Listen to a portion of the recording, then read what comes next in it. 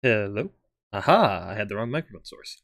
So, welcome. We are back with the Newbie tournaments. So, for our upper bracket final, we have Winter Wind versus Leech Lord. If we take a look at our little bracket real quick, we had a pretty good turnout today. We had a lot of new players show up, which is really nice to see. So, we've got Winter Wind versus Leech Lord. This is a best of 3 for the upper bracket finals. Winner will go on to face we'll go on to the grand finals, and the loser will go on to face whoever makes it out of the loser's bracket on top. So, let me just tell our players they're good to go whenever they're ready.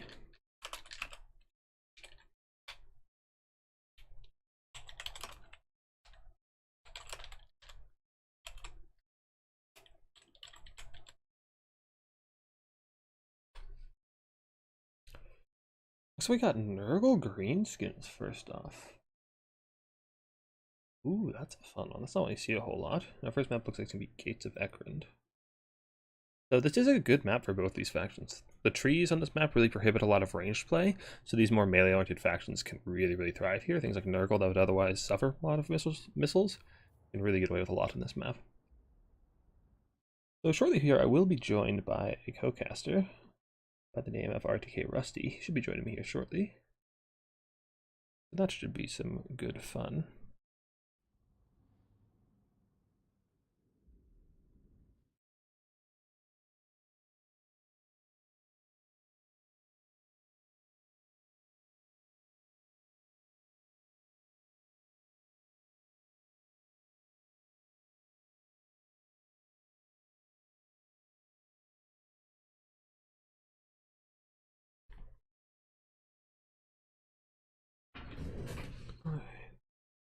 Oh, sorry, just getting something set up. Haven't streamed in a while. Gotta remember how to get into this whole thing.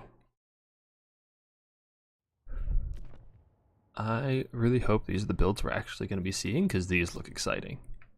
And they are. These are going to be some fun builds. Okay. I'm here for it.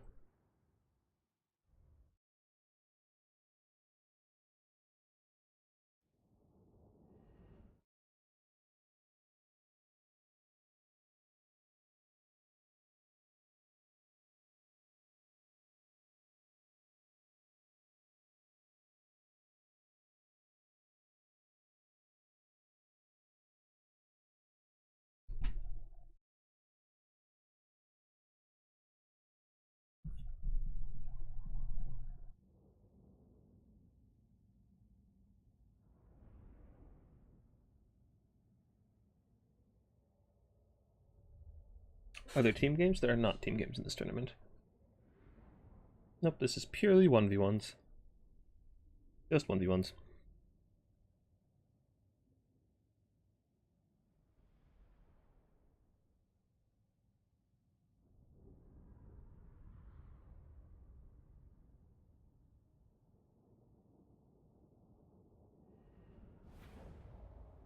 Alright, let's get right on into it.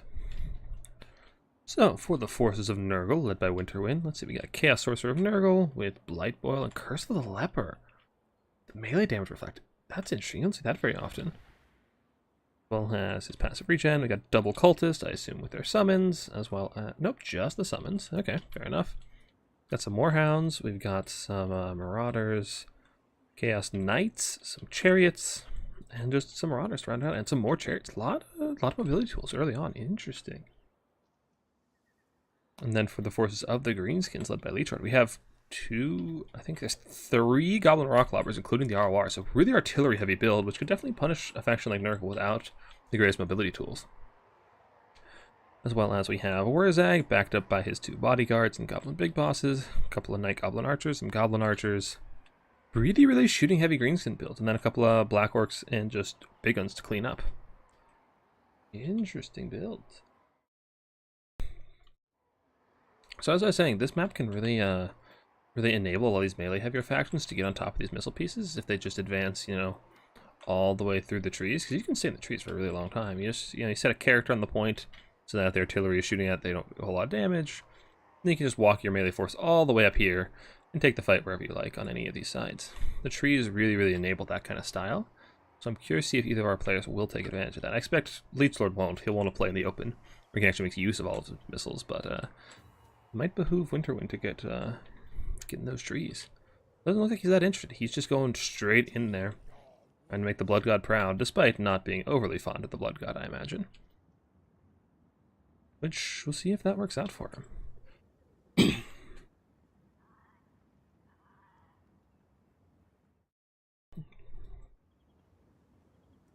Oh, you guys can see my cursor. That's super obnoxious.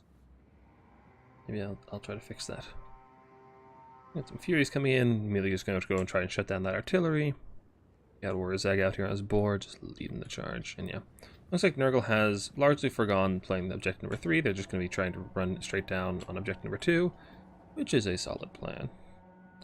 Here's what these chariots can do against all these, infantry, the archers, the black orcs. The chariots are really effective, but Boarboy Big Guns could tear them apart really quickly. They'd be very careful. You have a hard time finding their targets, as well as on a map like this with such heavy hilly terrain. They can really lose a lot of their damage if they're charging uphill, so they need to be very careful about where they engage. So they want to actually get their damage and their value. We do have some shots coming in from the catapults. Doesn't look like a whole lot of damage done just yet. Archers trying to punish those Furies before they're allowed to get in the backline, which is good. Just try to fend them off and protect your backline.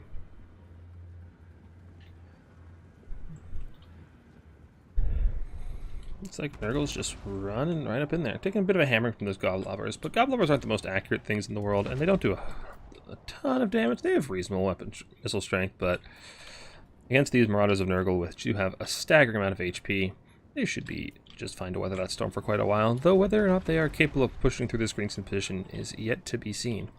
Some dogs charging in straight through. And we got the Chaos Knights of Nurgle coming through in the forest, trying to get on these Savage Orcs.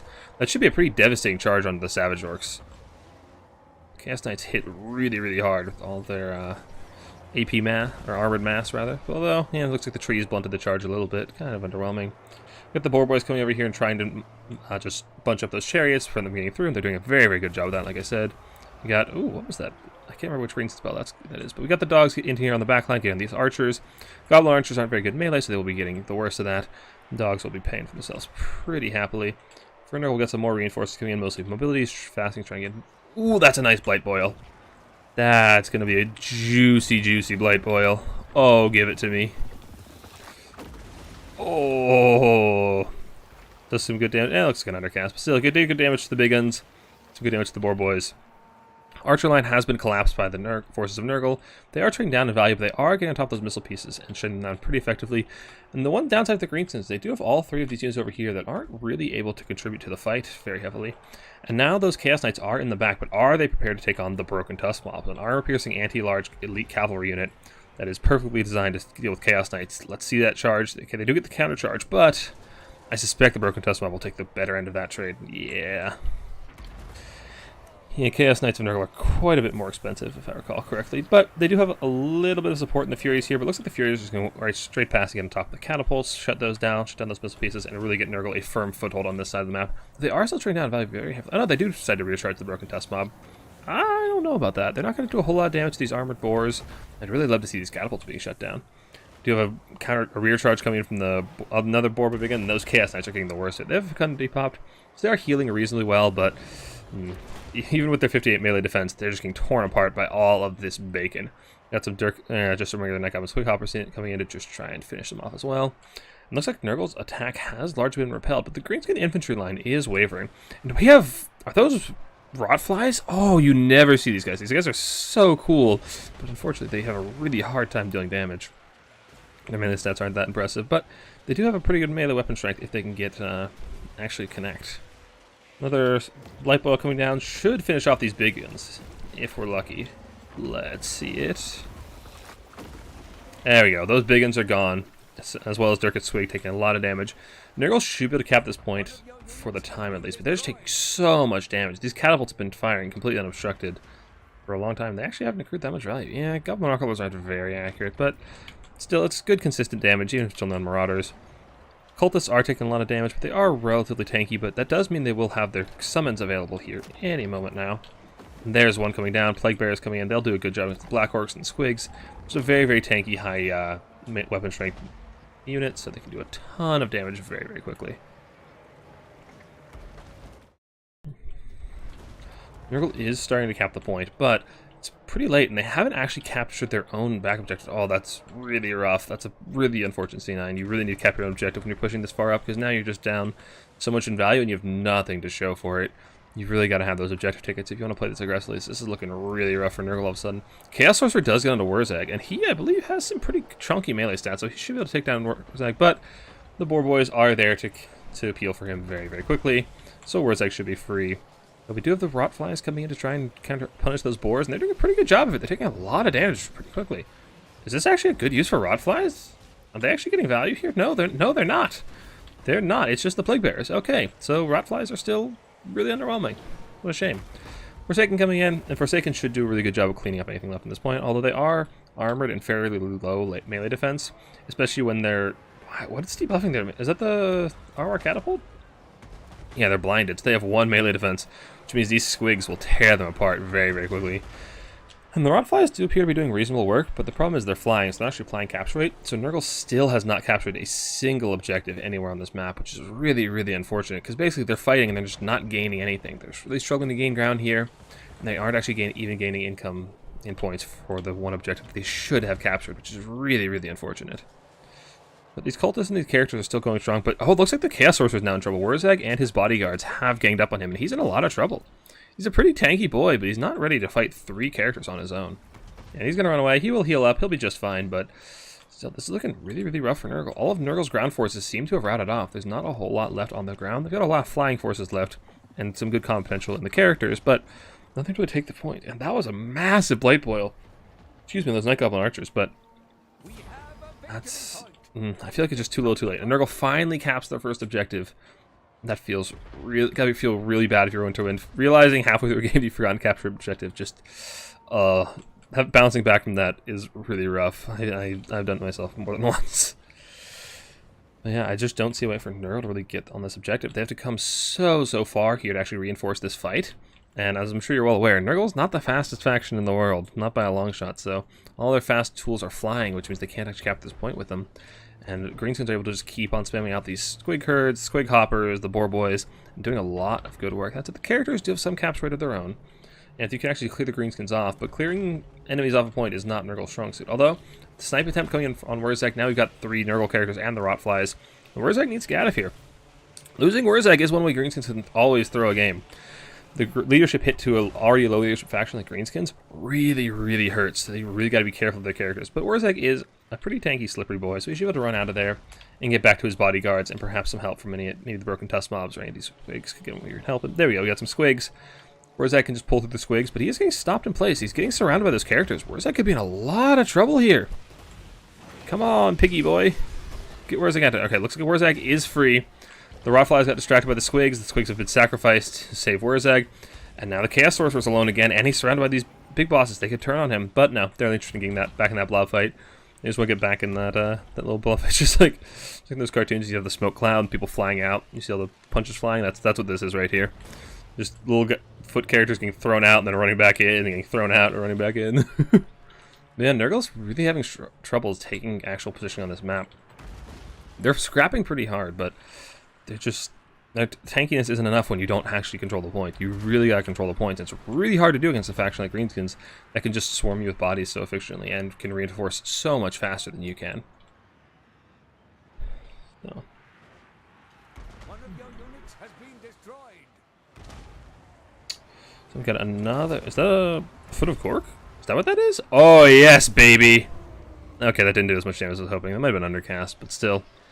You'll love to see it. Foot of Cork's such a cool spell. Unfortunately, it didn't do a whole lot of damage. I don't think it's the best AP values, but, you know, it's style points. Squig Hoppers are doing quite a good bit of good work against Chaos Knights of Nurgle. Chaos Knights of Nurgle, despite their impressive melee stats, oh, they're getting blinded by the Catapult.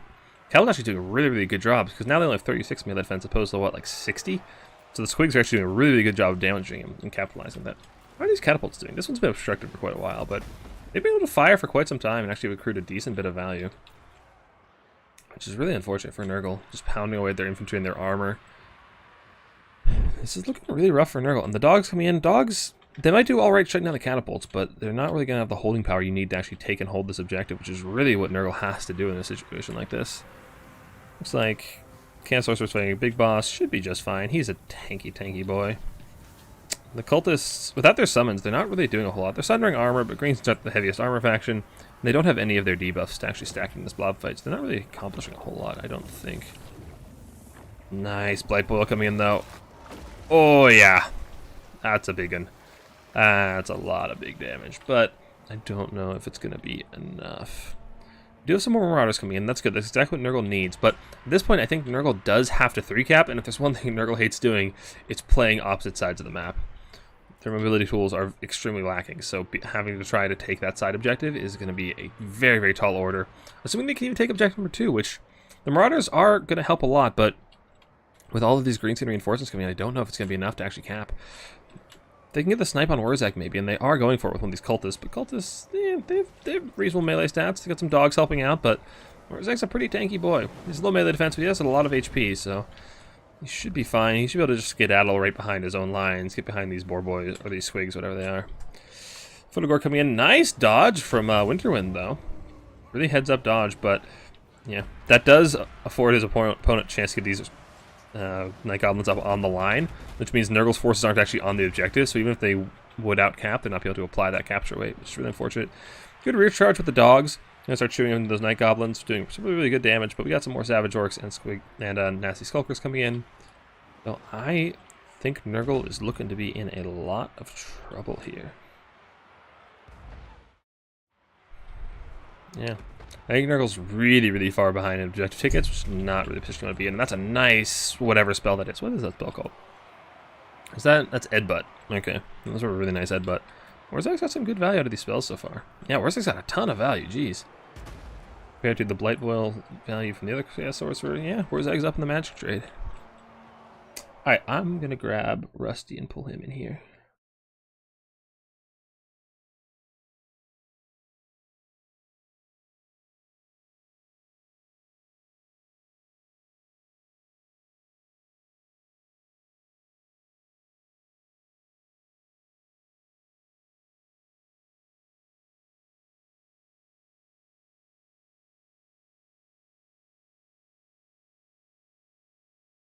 Alright. Hey, Rusty. How's it going? Hello, mate. How are you? Not too bad. Happy if you join us. We'll get you in a spec slot in the next game, but for now, I believe I'm streaming Discord if you want to check it out. Should be just finishing up this first game here in any moment. Oh, okay. No worries. But yeah. So Nurgle does manage to capture objective 2, but like I said, they need to take objective number 3, and what you really want to see from Leech in this situation, the Greenskins, is just whatever's here can keep fighting. Just fight and make Nurgle commit to this objective, fight as long as you can, and then just keep summoning over here, because Nurgle has to take this objective in the back. So you just summon things over there, and then when Nurgle finally has actually won this fight here, and they finally turn their attention to that objective, there's just too much of an army over there for them to actually take in a reasonable amount of time. Because at the moment, Nurgle would have to take and hold for quite a long time. And although Winterwind is scrapping pretty heavily and bringing back the value lead a little bit, it's still quite the uphill battle. And those catapults have been online this entire game, which really, really hurts. As well as some of these archers being brought back, there's not really the disruption tools available to stop them. It's really just a stream of Nurglings coming in, which is kind of what you need to hold the point, which you have to do in this situation. But if all you can do is hold the point, and you can't shut down the things that are killing your troops on the point, you're not going to be able to hold it very long, which is just a really, really rough situation to be in. And is one of the reasons, sorry, excuse me. One of the reasons Nurgle is just struggling in general right now. Because this is a very common problem for Nurgle, unfortunately.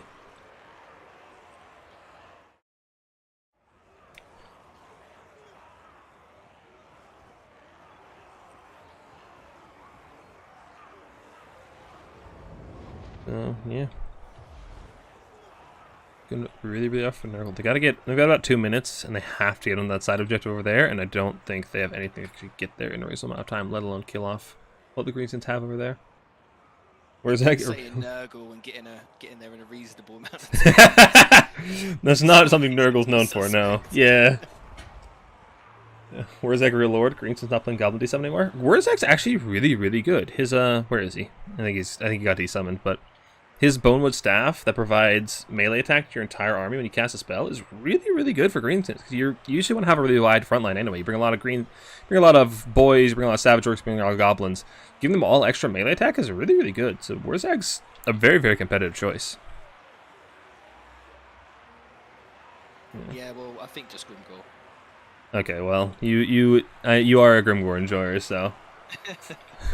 No, I think you're right. Yeah, Wurzag is just the go-to pick, right? That faction or that map-wide melee attack buff is just too strong to pass up, and you can keep it up for a really long amount of time as long as you rotate your spells well. Yeah. And he does have effigy at the gate to try and keep him a little bit safer. There's a single enemy that's going to come after them. He can just drop the effigy, net them place, and he can just skedaddle and be just fine with his life. Because it is very punishing for greenskins to lose their lord, as I was saying earlier, but Warzag's usually fairly safe. Yeah, as long as you got him on his board and he's a bit more nimble. But yeah, the amount of times I've played greenskins though, and it's been where you think you're going to win, all of a sudden your lord dies, and everything on the entire map just routes. Hey, Rusty, talking. But it doesn't look like it's going to happen here. Hey, chat. Can you hear Rusty now? Hello. Test. I just turned you up in Discord. I'll let you know. But for the time, yeah. And there are some Rotflies head over to Objective 3, but they don't have capture rate, unfortunately, so they won't be able to actually take that objective, unfortunately. Much better? Alright, perfect. They can hear you, Rusty. Your voice can be heard once more. So all my green skin slander has been missed. That's alright, we'll save it for the next time it's played. Yeah. It's okay. Might see some more greenskins throughout the day. Greenskins are a pretty popular faction. I think that's what I love about these newbie kind of faction wars that you do, is that, not faction wars, sorry, tournaments that you do, is that you see a lot of these factions get played, which is really enjoyable, because I love Nurgle, I love greenskins, so I'm in my element. A lot of those more off-meta factions that, meta doesn't matter as much in Newbie tournament. You kind of play what you're comfortable with, and that can usually get you pretty far. Well, it's normally better, isn't it, than really picking Slaanesh if you don't know how to play Slaanesh. Yeah. So, yeah, I agree. Comfort means a lot. Yeah. Valiant attempt from Winterwind, but at the end of the day, it's really hard to play that far objective when your reinforcements are all so slow. And very well done from Newbie. He managed to keep all his missiles online for a very long time. At least the catapults. Whew, that's a lot of value on Warzag. 24 to 45. Some good value, some good photo. Ooh, those Blackorks at 2100 value. Blackorks are cracked. Blackorks are really nasty. Especially with those melee attack buffs from Warzag, from his Bonewood Staff. Caleb or Celeb, sorry, if I've said your name wrong.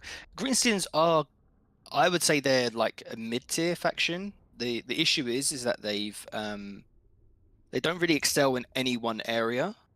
So, and they struggle a lot with morale when you've got something like a Be'lakor flying around. It's quite hard to kind of keep your leadership going. But I think they're okay. I've tried to play them a bit more, but they're definitely not top tier. But I'd say they're mid-tier faction.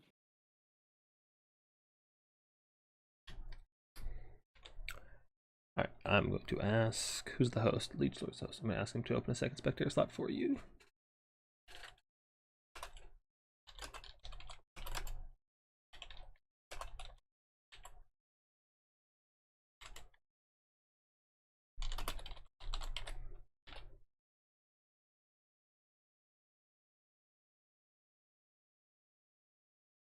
Yeah, I'll join in 2 seconds. I'll give you the code. 1 sec. Sorry, the add-on. The mod thing. Oh, the map mod, yeah. Yeah. Let's do it. And get the blocker back up. Okay, so our next map, I think it is Needle Mist Isle. Let me check. Map pool. So yeah, for the semifinals we have, Needle Mist Isle, and then the last game, if we go that far, will be on Proving Grounds.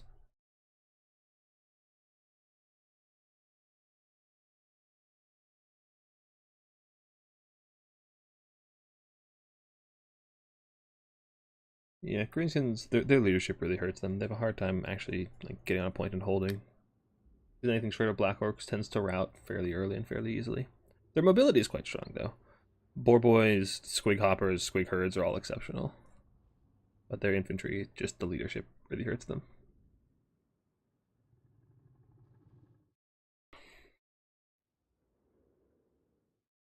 Oh, you fixed the water on this map? Nice. Wait, so now does it actually function as water, or does it, like, did you fix everything, or, like, because it was not showing the, like, movement previews as well in the water, and the, I don't know, I'm excited now, because the water was the only downside of this map. Alright, so they did tell me the global bans. The global bans are Slaanesh, Warriors of Chaos, Vampire Counts, Lizardmen, Wood Elves, and Dwarves. Okay.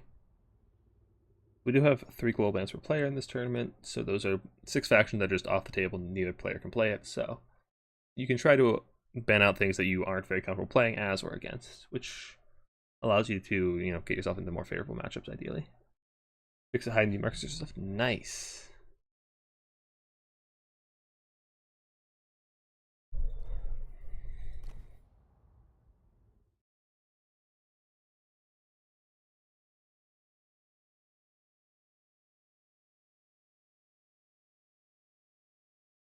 What's the pick ban format at the moment for the tourney, Plat? It is. Let me show it on screen. Oh, that's nope. Still the wrong button. There we go. So for the semifinals, which is what we're in, it is a best of 3. So the top of the bracket for the first game picks 3 factions, then bans one of his opponents. The second player then picks one and bans one of the player one's 3. Yeah. Yeah. Pretty standard pick ban format. So I believe who picked first? I believe Winterwind picked first in that game. So this game it will be Leech Lord picking 3 and banning 1.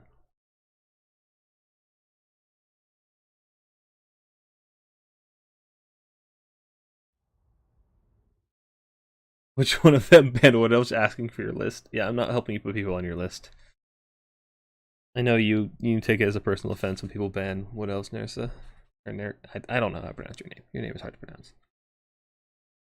You should be able to see the point now if you can't scream.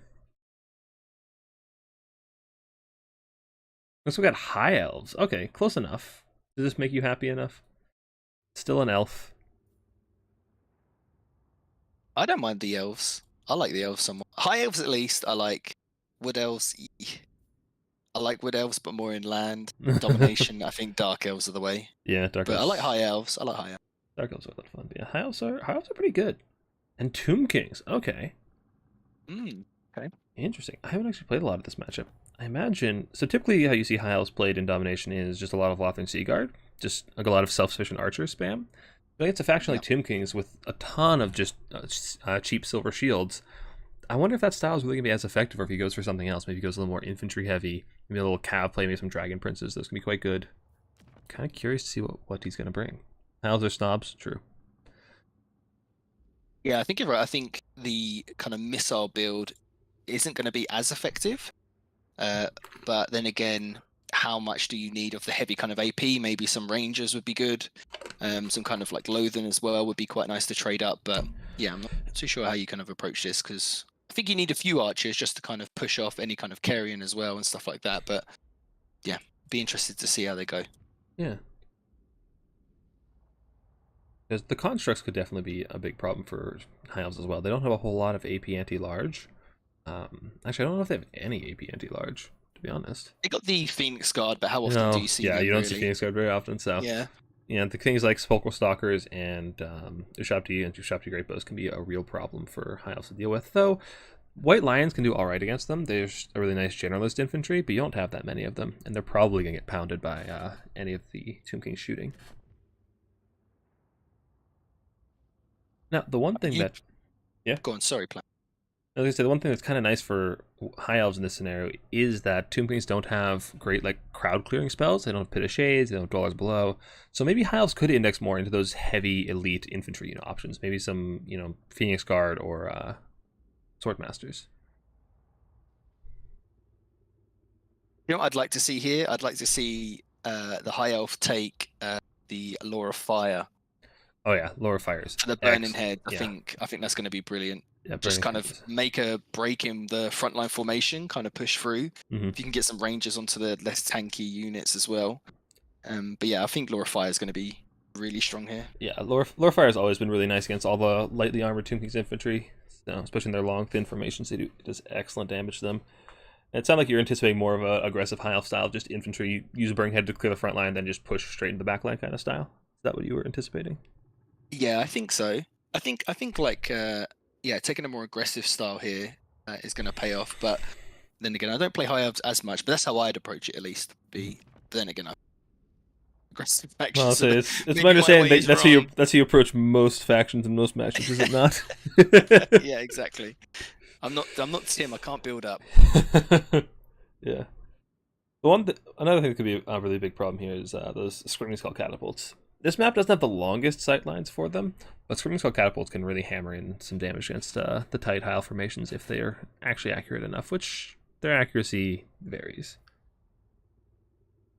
But the high elf infantry, if they are able to avoid that shooting, should vastly outclass the Tomb Kings. So Tomb Kings, I expect, will need to go index a little more heavily into their shooting. How do you feel about actually bringing 2 mage heroes with Burning Head? I am generally not a fan of bringing double mages. It's pretty expensive, especially for high elves. Their characters aren't that cheap, and you usually don't have time to actually generate enough WOM. Unless you're going like full build up where you just sit back and summon your entire army, you're usually not gonna have the WOM to cast 2 Burning Heads back to back. Hey, Breaks is in the chat. Hello, mate. Hey, Breaks, good. How's it going?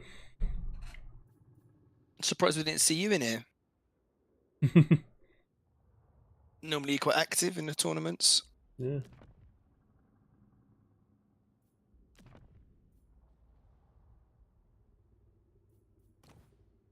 Okay, seen some interesting units. Yeah. Especially from the high elves. Who do you think has the advantage in the mobility game here? I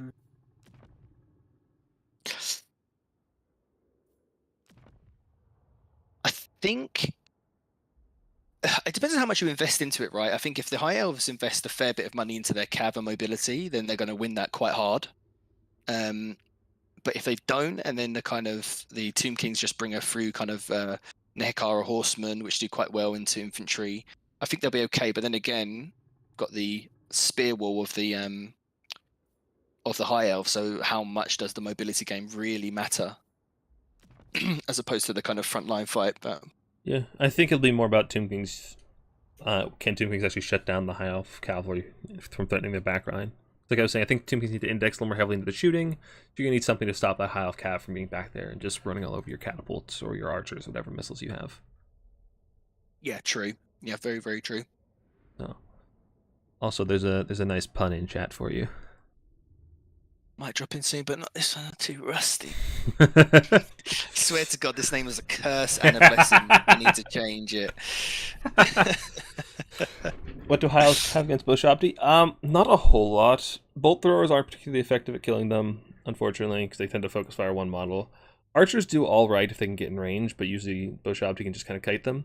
The thing that high elves really have is just a denial of good targets. Basic Boshopti really love to be shooting big things, monsters, infantry, some cavalry characters. If high elves are just walking at them with a ton of infantry, then the Boshopti don't tend to get a whole lot of value, except for the ROR, which can do a lot better against the infantry. So the ROR will be quite a pain to shut down, and that is why I brought the ROR today, which I saw over here. All right, you want to go over one of the builds? You want to go over one? Take your pick.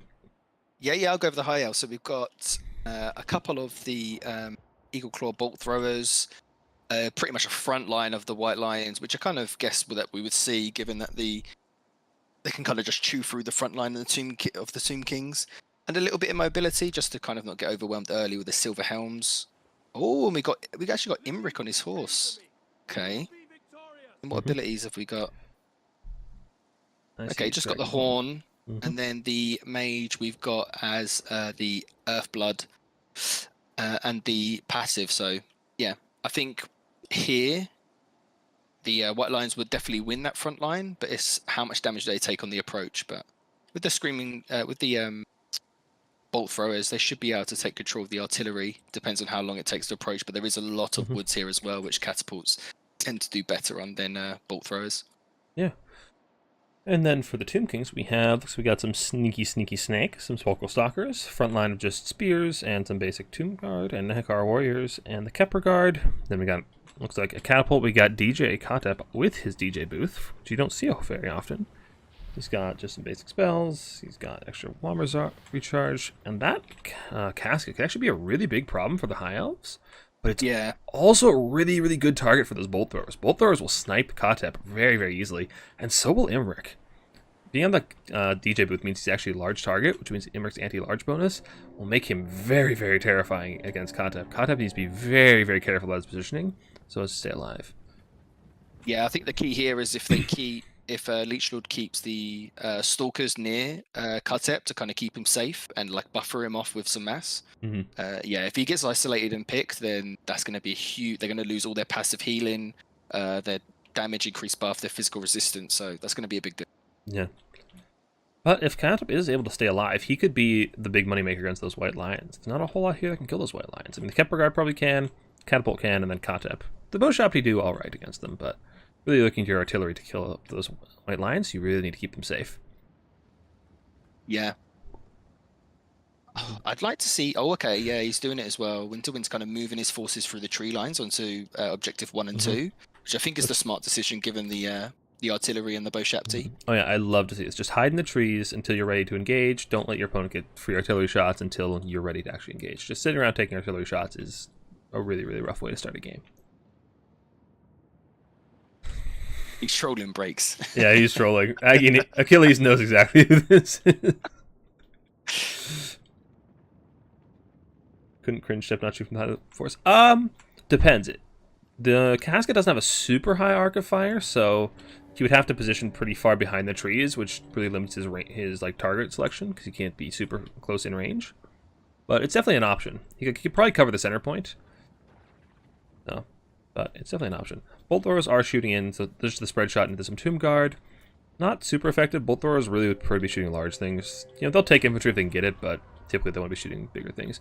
White Lions do emerge from the trees, and there's a nice volley from Kotep. Okay, that was a volley from Kotep. Maybe not a nice one, but we do have There's hardly any protection though for these bolt throwers. Yeah, the carrion coming in now, a big swarm of them. Carrion. But we do have some War Lions of Krace to protect them. This is not a unit you get to see very often.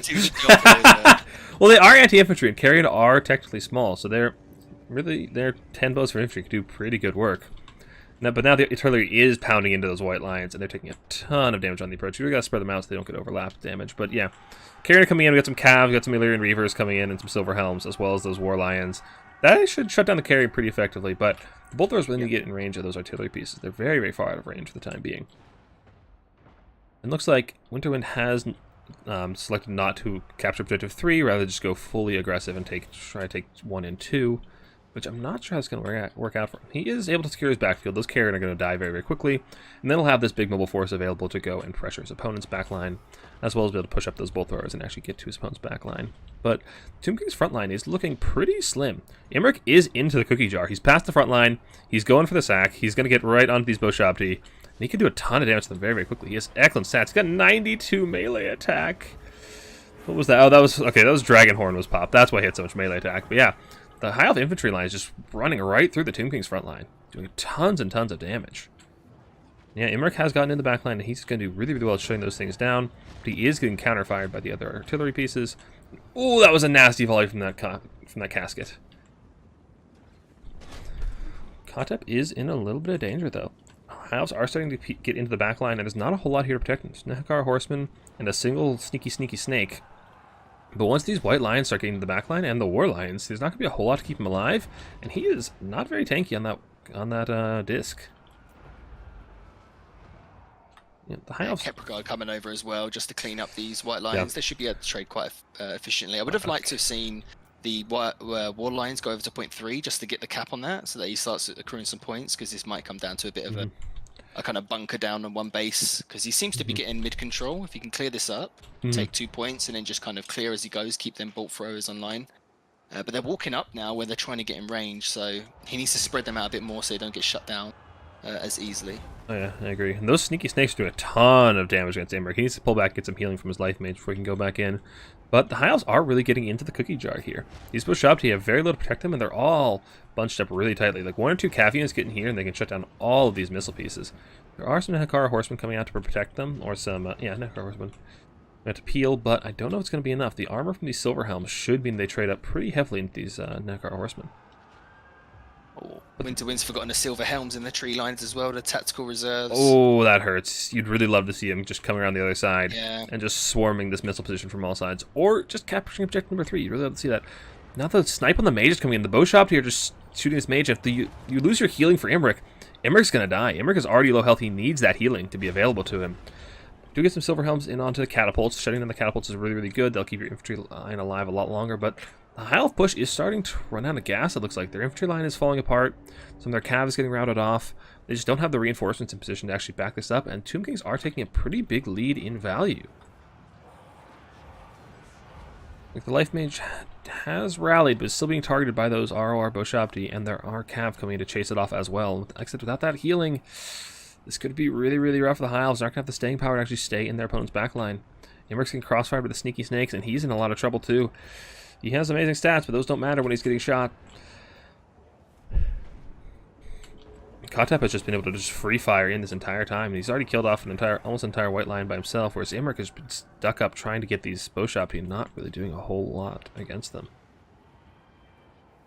And Leech Lord's doing a couple of really nice moves here as well, especially on like point 1. He's not taking the fight against the white lions. He's kind of just pushing it back. Very, very to cheeky. stop him from keep the cap. Don't take the fight if you're not going to win. I mean, they probably could win that. It's half HP, but what's the point? If you got cap power, just hold the point and just run around. If you got the spare APM to do so. Yeah, if you don't need to take the fight, absolutely don't. And this isn't a fight that you necessarily win either. So if you can avoid taking it as long as possible, that means you hold the objective, and that's just a win in your book. So you have a 300 gold spearman occupying an 800 gold white lion. That's just a value win. Now we do have the Lothric Seeker. The thing is, if he had this point 3, he would actually be even if not ahead on points, and he's pushing onto this point 1 now for the cap. So bit sad, but yeah, I think the High Elves are kind of running out of steam now. We've got the Kepra Guard coming in through the center. We've got the Chosen of the Gods. Ushapti is still online. The casket's still casting off, so it's looking a bit bleak for the High Elves, but perhaps they can bring something back. And Imric has fallen. Without the Life Mage to keep him up, the Life Mage was chased to the far side of the map where it couldn't heal him. He was just focused down by the crossfire of the missile pieces, which was beautifully done by Leech Lord. He just had all of his missile pieces peeling for each other and managed to fend off all the cav and single entities. It was just an excellent display of backline crossfire. And the High Elf lines do look very tired. He is going up to objective 3 now. He's taking a tired Silverhelm over the cap. That'll take some time to do. And that Silverhelm will be out of the fight for the time being. But there are some white lines threatening objective number 1, as well as some silver helms. So we should be able to take that cap, but can he hold it with all these artillery pieces still firing? The catapult was killed off, but there's still 2 Ushapti Great Bows, as well as Kotep on this casket. Just proving to be a nightmare for these High Elves. They're just tearing them apart. Summon coming in though, and he's got the screaming catapult. He just re-summoned him. Oh, and that's if that gonna gets hurt. onto the he's targeting straight onto the archers. If he clears off the archer line, that's it. Is literally I don't think there's anything. The higher it's looking bad as it is, but taking out this archer line now, I don't think. It's Ooh, that's some good damage, stop and the that's a beautiful Ushapti summon to shut down both of these archers, giving the Kepra Guard time to actually catch up and get into melee. Oof. That's gonna be a beautiful summon. Yeah, these 2 archers and the rangers now occupied, forced to move. That buys time for his infantry lines to advance and actually get on top of them. That was a beautiful summon from Leech Lord. And yeah, this is looking really rough for the High Elves. They don't have a whole lot of forces left on the battlefield. Most of what they have is in tatters, and they have lost their lords. Their leadership is going to be taking massive penalties. And without Imric, there's not a lot of great healing targets for your mage either. You don't have any other magic options other than Earthblood, so you're really just forced to heal Silverhelms, which aren't the greatest target. Oh, that volley onto the mage! Of course, if your mage just dies, it's kind of a moot point. Oh, the mage is gone. Silverhelms are trying to charge in the snakes, but these snakes are halberds. They have charge defense, they're anti-large. They're going to tear apart these Silverhelms very, very quickly. Shopty Great Bows are charging the melee because they've run out of ammo, which is a bit of a misplay, but it's completely understandable in a situation like this. And Tomb Kings have managed to push back and take over both objective 1 and 2, which is all they need to win. They never need to touch objective 3 as long as they can hold the 2 they've got, which they look to be in a pretty solid position to do. Chosen Gods going into melee now, just getting the crump in because they run out of ammo. I would actually like to see him unsummon now, get rid of him, get some more infantry on, control the points. Oh yeah, 'Cause absolutely. If I was the high off player, I'd probably. It's good to get some experience, keep up the APM, and just kind of get your micro. But I don't see them coming back into this game. Hold on a second. Why do Chosen the Gods have better melee stats than basically Shop T? By a lot. By a lot. I never realized that. Yeah, the Value Lead has pulled very heavily into the Tomb King's advantage, especially with all the healing they've been having from the lore passive, thanks to Kotep. So Saying that, the high elves are clearing off that front line now. The Skeleton Spearman's going to drop. The Kepra Guard are gone. I don't know if they can bring it back, but maybe if you can get this, the cavalry kind of come around, turn off that catapult, clear off. There's only Skeleton Spearmans in the center. Yeah, if that catapult is allowed to keep firing, though, that's going to be really, really rough. That's the issue, yeah. Yeah, that catapult needs to go down if the High Elves want to actually take the center objective. And, well, that's a bold commitment. They summoned some Phoenix Guard, which if they can get on the objective without being shot, they'll be an absolute terror, but you really got to shut down that catapult if you want to keep them alive. Oof, big summoning coming in from Leech Lord as well, pushing onto objective 3. Oh yeah, lots and lots of skeletons. Spears and Tomb Guard, a Tomb Guard in there as well. Oh, but I wouldn't give her a burning head right on that blob. Imagine. Oh.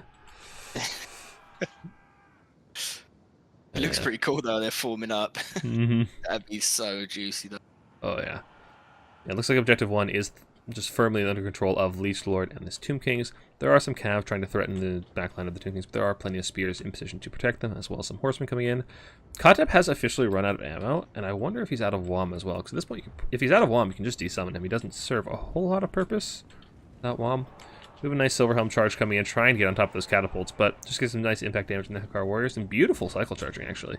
Just in and immediately out. Does some good damage, and then runs where you can get punished anyway. EJ's coming up through the center. Yeah, I'm really concerned about that, because, well, I guess Imbric's gone. There's not a whole lot that can actually punish him except those Lothern. If those Lothern turn on him, he could die very, very quickly. Silverhelm's going to try it. He does have enough HP that they shouldn't kill him just straight away, but he's taking a lot of damage. He doesn't have very good melee defense, only 20 melee defense. He does have some horsemen here to protect him, though. And yeah, as soon as the Phoenix Guard left the trees, the targeting the catapult's immediately on them, which is the correct move. Like, those Phoenix Guard are the prime target. There's nothing else that can kill them effectively at this point. Yeah, I'd really love to see just some more Silverhelms going to try to shut down that catapult. I really feel like you really got to shut down that catapult. Either get some cav on the sides or push your archers far enough up to shoot it, but that's going to be... Both those are hard to do in this situation. Looks like Winterwind... That push coming onto objective 3, I think that's going to be... It's going to be hard to react to this push here, especially with a Tomb Guard in there and kind of table the mid. Winterwind is wise to the push onto objective 3, but I just don't know if he has the resources he can spare to go take it. Honestly, I wouldn't have mind seeing the Phoenix Guard come over to objective 3 to hold that, because they could probably fend off all 3 of these units by themselves. They could beat them all, as long as they can take the fight. And then to commit the more expendable resources to where the catapult is firing. Because if Phoenix Guard's over here, then it can't be shot with the catapult, and it can do a good job of holding that objective for you. Bolt Thrower resummoned to try and punish these Sepulchral Stalkers. Not sure how I feel about that. I feel like you really need to be getting aggressive at this point with the High Elves. I feel like you can't really afford to sit back and shoot for much longer. You really gotta be getting up there and taking space. And those Phoenix Guards are just getting hammered. They're already half health. They've only gotten 100 value. What's the value in these catapults? It's gotta be... Okay, 1,600 value in the catapults already. Jeez, that unit is so good. Oh, you see this? As soon as the Bolt Thrower comes in from Winterwind, Leech summons a carrion straight away. Oh yeah, no time. Just Bolt Thrower? No thank you. Gotta get rid of that. Yeah. Yeah, and this one Spearman is not going to be enough to stop all these skeletons. This is really good from Leech. He's separating his skeletons so that they can make sure they get on the point, even if the Spearmen try to intercept, which they are doing, which is a good move from Winterwind. Unfortunately, he's just outnumbered, so Leech will be able to get on the objective and get the flank charge, and that'll be the High Elves tapping out. Good game, though. Very, very good game. I think if the High Elf player, Winter, just showed a little bit more patience, wait for the objectives, because you can let the objectives go for a little while, just give up some points, push on when when the units have come a bit more forward, and didn't forget that Silverhelm and kind of shut down the artillery. I think it would have had a really good chance. Yeah, that Silverhelm really would have had a compounding effect, because like when you're storming a backline like that, having two, you have Imric and a cav unit. Well, they shoot the cav unit, and then they turn and shoot Imric. If you have a third cav unit, that really compounds, because now you have one that's disrupting, so that's one less unit shooting, so that's slower that they kill the other cav unit, so that's slower that they kill Imric, so that everything actually does more and it really compounds that effectiveness in a backline. So we really want to have them all coming at the same time. But still, it was a very impressive display from both of our players. Just a couple little things really decided that. And I really would love to see Winterwind actually cap that side objective before he even goes to the push, because like you were saying, he's perfectly safe to sit in the trees for as long as he likes. Yeah, as long as you've got one base, you're not getting 3 caps. It eases you up on so much more time. Mm-hmm. And then it's high elves, if they don't have much to deal with, and you kind of just table their front line, it's like, well, you know, how do they really get back into the game? But it was good play by Leech Lord to kind of keep catapults alive, shut down Imric when he came up to kind of try and get rid of Shapti. So yeah, it was good play overall. Mm-hmm. Alright, so that is, if I'm not mistaken, that's Leech Lord advancing to our grand finals. Yes. Means now I need to find another game for us to spectate. So, who is currently playing? Prepare for the bear and Saurus blood, I believe. Just gonna grab a drink, Platt. Be 2 seconds, mate. Go for it.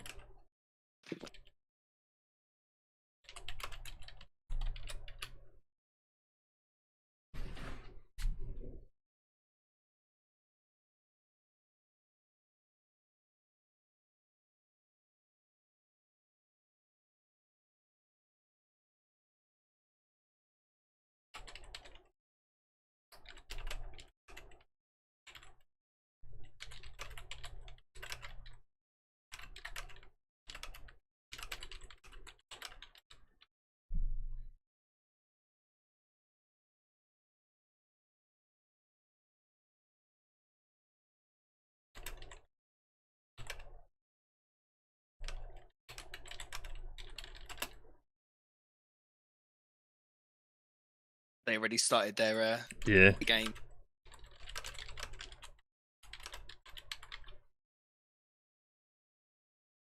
Alright, so we've got a little bit of time to kill, and you know what that means, Rusty. It means it's time to catch these hands. Alright, that's good. Fuck it.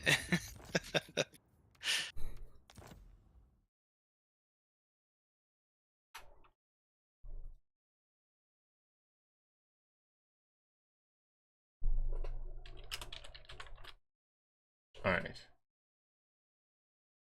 Now, I have a proposition for you. Oh, here we That go. is that I am going to play a random faction. I have this faction randomizer, and I'm going to play whatever it gives me with whatever lord it gives me. Yeah, I'm down for that as well. Alright. Let me get it on stream. That's the wrong button. There we go. So, on stream is a bit of delay. I'll screen share it to you so you can see it in real time. This was the whole point of this stream. It wasn't for the tournament. It was so Platypus can get me and beat me on stream. Alright, do you want to go first or second? I'll go first. God. Alright. Oh, I better get a terrible lord.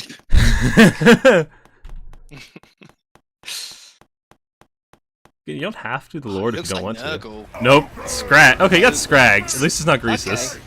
Okay, I'm happy. Oh All right, gosh, let's do that's so loud. Alright, enough for me.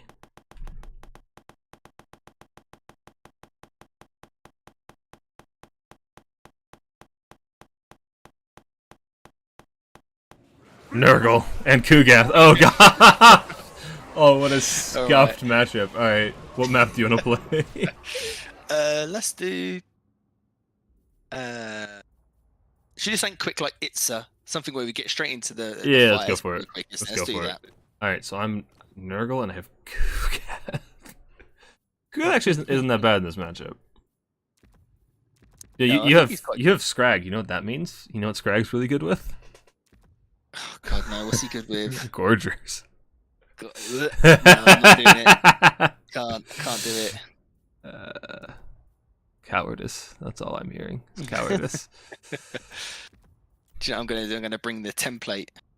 Oh, the template. Oh, what's the? I can't bring the Nurgle one. I have Kugath. Because I just swap it out for Scrag and that's it. Mm-hmm. Yeah, for everybody who doesn't know, the template he's talking about is, I posted a video of it yesterday. RTK made a list of just beginner-friendly builds, one for each faction. So those are on my YouTube channel if you want to check those out. It's a great way to get started in multiplayer. And Rusty with the pro plug, because he was totally intending for. Yay, that's why I did it. Right, let's see here. Oh, So let's turn on unit caps real quick. I don't need 12 Gorgers in my life. Oh gosh, Nurgle is so rough. Nurgle is so bad. Just looking at this roster, I'm like, what units do I want? None of them. None of these.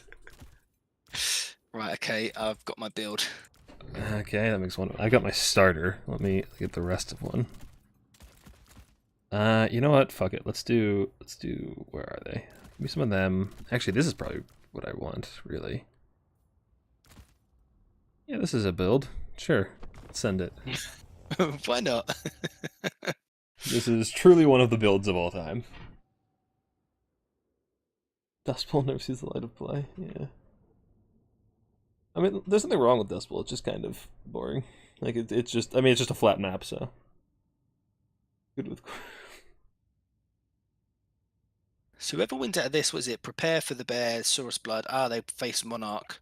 Mm-hmm. And then it is Winterwind vs the winner of that, isn't it? That's it, yeah. I believe so. Which So Winterwind can get a run back, can't he? Yeah, you can. It's the beauty of Double Elam. Also, you and I were talking earlier before the tournament started about who our favorites for this tournament was, and Monarch was one of my favorites. Yes. I think I said it was gonna be Monarch or Ghoul Baby. And I said Ian and Leechlord. oh, you called Leechlord. Okay, so we're both still in this. Yeah. We both still got a horse in the race. Okay. Resting everything on Leechlord. He's got this, I believe. Yeah. Got my boy Monarch. Oh no, I forgot about the small deployment zone. What did I say? This fucking map. How many units? Completely forgot. How many units do you have? It's the build. It's the template. Oh, I don't remember what the template is. Oh, I do remember what the template is. Bollocks, this isn't what I wanted. I was banking on you not bringing mud belchers. You have to. Just has to be done. I know, I just didn't think you would. Alright, We've got come on. so we're gonna put him work in. Yeah, you should shoot Kugath. I promise it's very effective. Lead belchers are really, really good at killing single entities, I promise. Stop lying to me.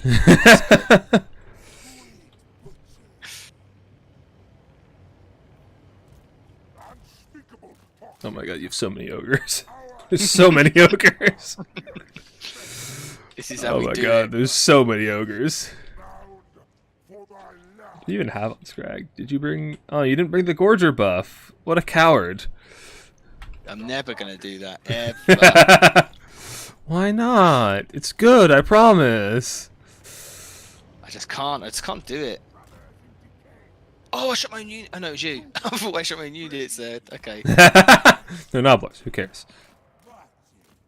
Yes, shoot the champion. I promise it'll go well.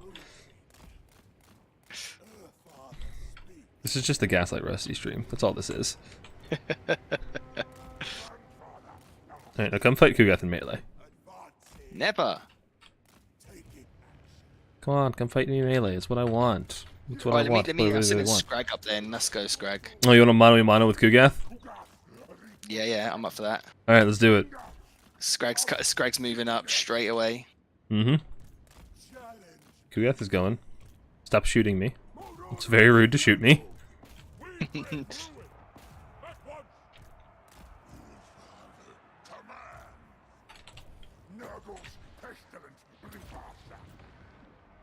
That's some nice melee defense you got there, my friend.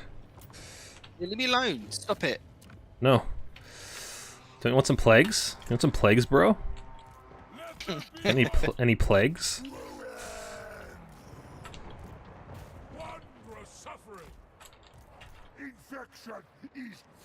Okay. The elite unit's coming in. You better be prepped for this. What elite units would that be?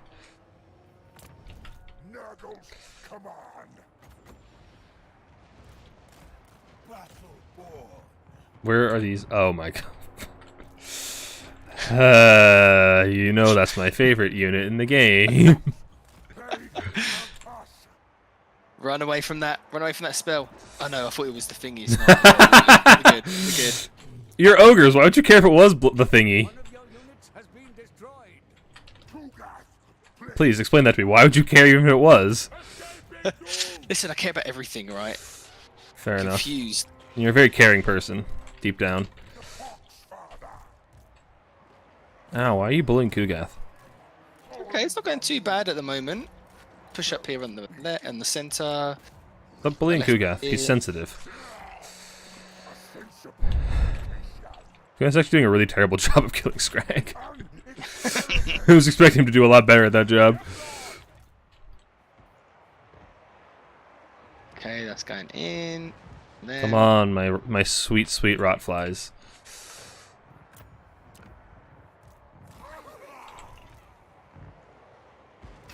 Oh, they're actually doing really good work against the Sky Striders. Or is that friendly they fire? are. Actually, it's friendly fire from the Lead Belchers. Oh yeah, of course, because they're there, aren't they? Yeah, they're there. There is a place that they are. I'm pushing too far forward. I need to pull these back. Stop bullying Kugath. Just beating him up. It's very, Anyway, very rude. I just don't like him.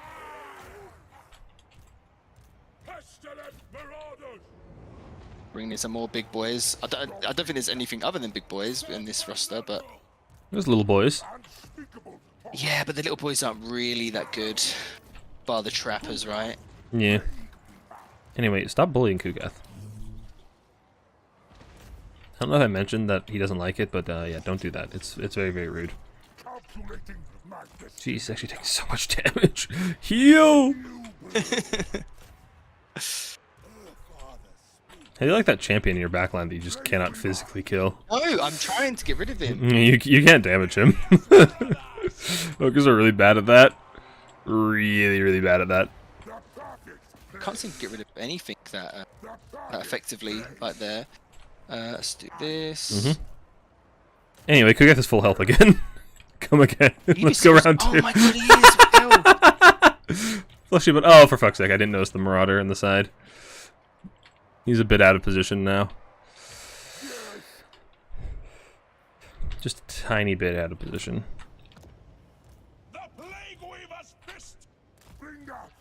They got terror routed. They should be ITP. There are a lot of things in this game that should be ITP that are not. Chosen. There we go. Yeah. That's the biggest killer ever. Yeah. I feel like Silver and Guard should be too.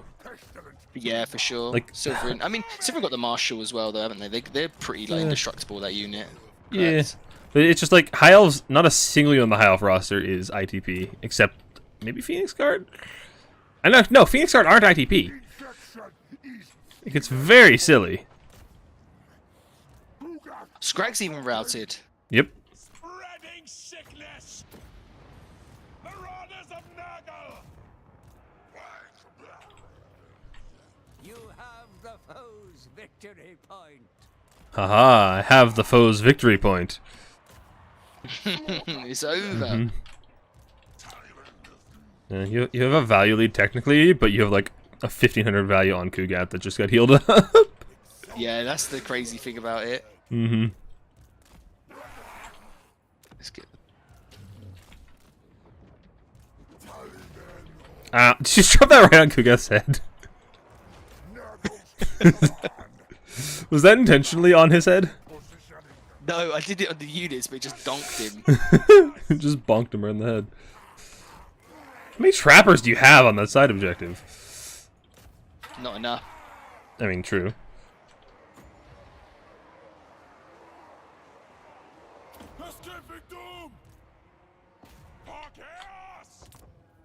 More Nurglings! More Nurglings! Okay, Scrag's coming back in. He's also just healed up. Let's go. Alright, round two, bitch boy. Move these iron guts out of the way so I can round two you. Okay, they're getting this in here. Let's push this up. Get these onto them. Has been destroyed. Marauders of Nurgle. Unspeakable toxins. You know the really ironic thing where how ogres are just terrible against killing monster infantry? Yeah, the only It's full monster super. roster. It's super ironic. I know they have like. I mean, trappers really good at it. Like great weapons are good at it, but just like the basic bulls don't do anything to monsters infantry. Oh look, my hero's still alive. I know, it's just literally been running rampant the whole entire time. I know. That's why I brought it, because you are physically incapable of killing it. Let's get this here. And there's the 3-cat baby.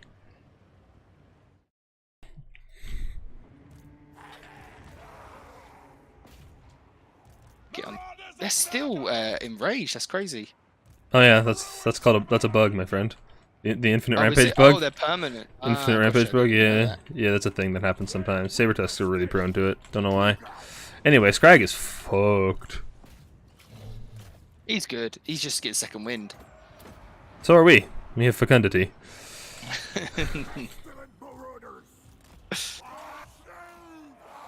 Okay. Oh, they don't. I always forget with the ogres as well. They have like a terrible cat power. Ogre bulls don't. Ogre bulls have the same as regular infantry. They fixed that a while ago.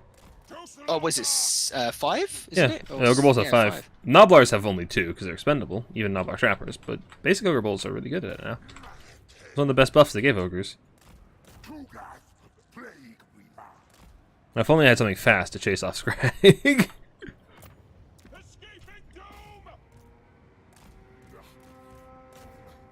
That champion is still going in the back. I know. The hero. I'm trying to get rid of him. I think I'm going to get rid of him soon. Wouldn't it be a shame if somebody healed him up to full? Got to do it quickly. There's the Okay, heal. that was quick enough. Wouldn't it be a shame if he just had full health all of a sudden? Glorious! You have killed an enemy lord. Glorious! Listen, Scrag was a means to an end. A memes to an end. I'm sorry. That was dumb.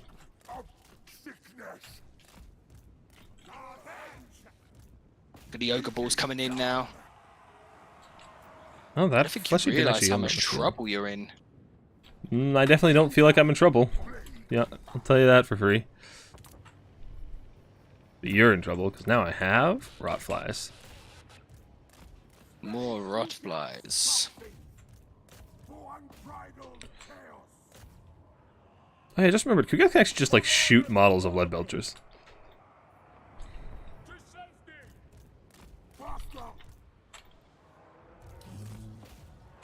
Oh, he hit the thingy.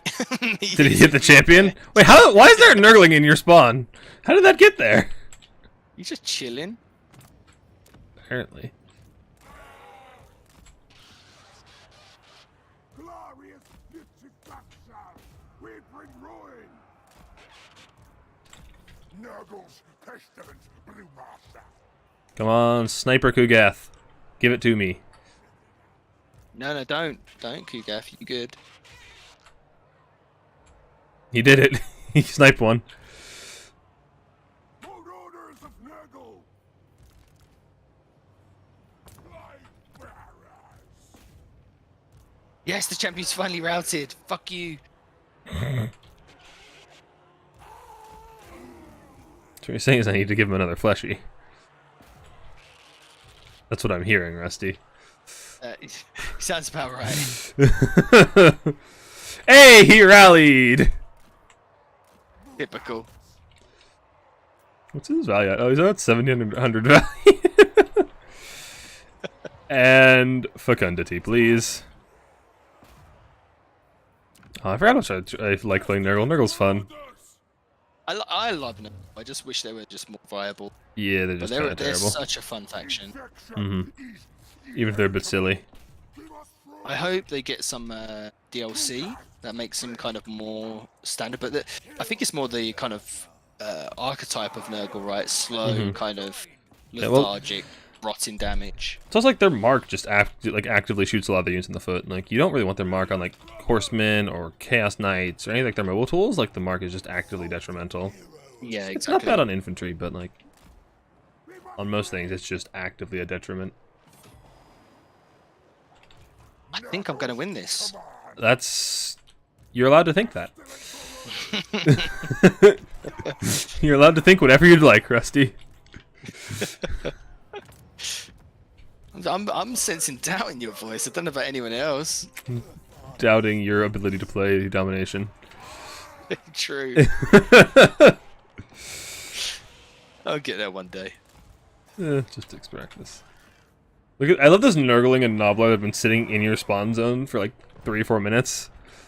Taken out 3 Noblars as well this week. I'm gonna Oh, send has that it? one just for fun. Has Yeah, it taken out really? 3 of them. Yeah, 3 of them. Jeez, I didn't even notice. I thought it was the same Nobbler this whole time. Drag us to the source. Taking action. Come on, Sniper Kugath. Hit him with it. Come on, give it to me, big boy.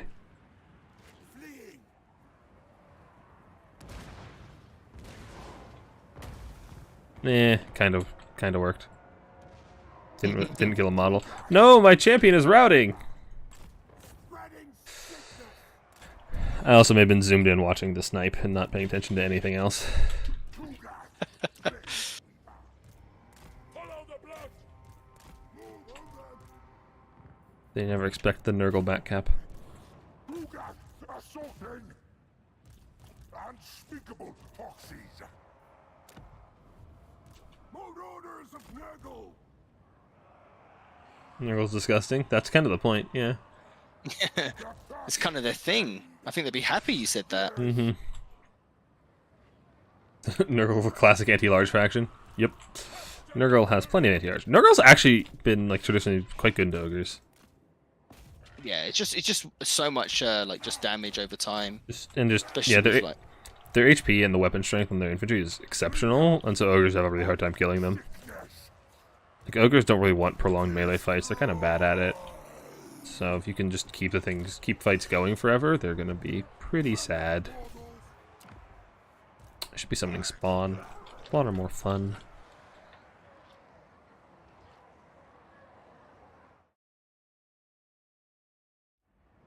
I love it when Kugath's it like in melee, but still just launches grenades at people. Mm-hmm. It's great. He gets so much ammo. Oh, my champion's back. Again, motherfucker.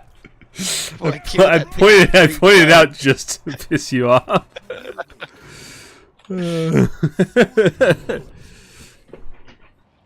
It's the plague bearers beating balls that makes us. Yeah, I mean, I would expect plague bearers to beat balls. To be honest, 700 cost, like high weapon damage unit against what's the armor on these? 30 armor ogre balls. Yeah, they're not going to do well. More fecundity for my exalted hero. Yeah, no, plague bearers just destroy ogres. Yeah. If you keep them alive, if you keep them away from the shooting, they're excellent.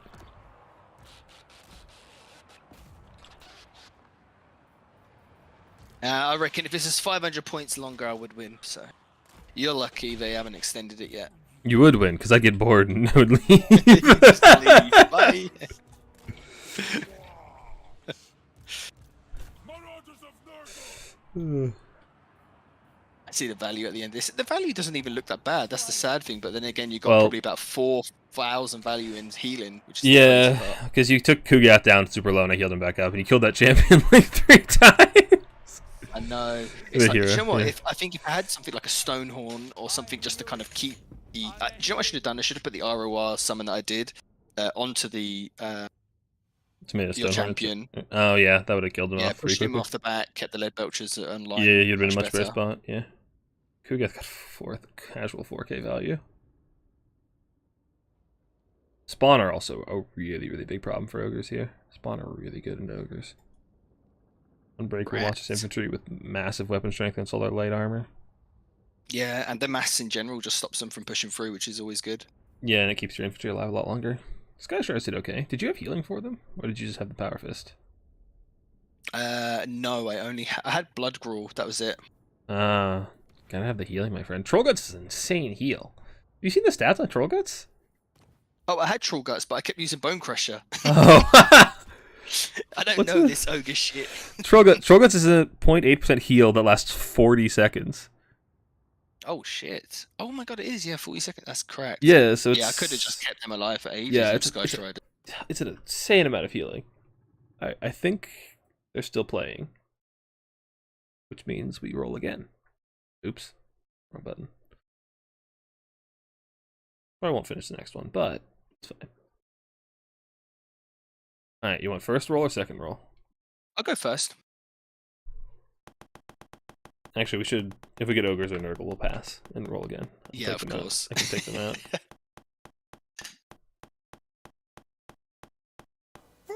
You got Bretonia and King Lewin. Britannia, King Loot. Okay, I don't mind that. This is very much in your wheelhouse, I'm sure. I know you play tons and tons of Bretonia. Yes, so much. But I don't mind King Lewin. Lewin's fun. What have I got? Chaos! Here we go. It just makes sense. It just makes sense. Oh, I didn't show that on stream. Sorry, stream. Oh well. Alright, walk. You know what? I'll take the default build or the template build. Where is it?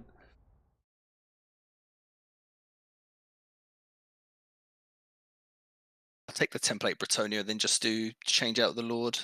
Oh, I Just didn't do even see that. what Lord I got. What Lord did I get? Archaon.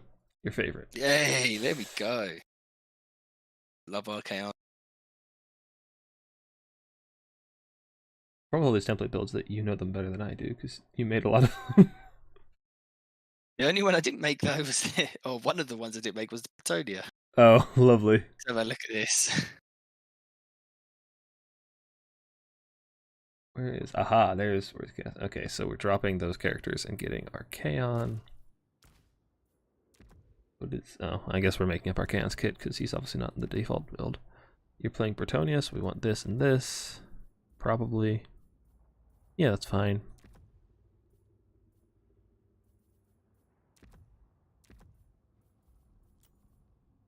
And then what do we have? We have 1, 2, 3, 4, 5. 2. We don't have actually enough money for this because Archaon is expensive. How do we fix that? I guess we take Archaon's out. so expensive. Take out. I want all of these things. Like I really want all of these things. Guess we'll take off that. Yeah, it's still not enough. I guess we'll live without it.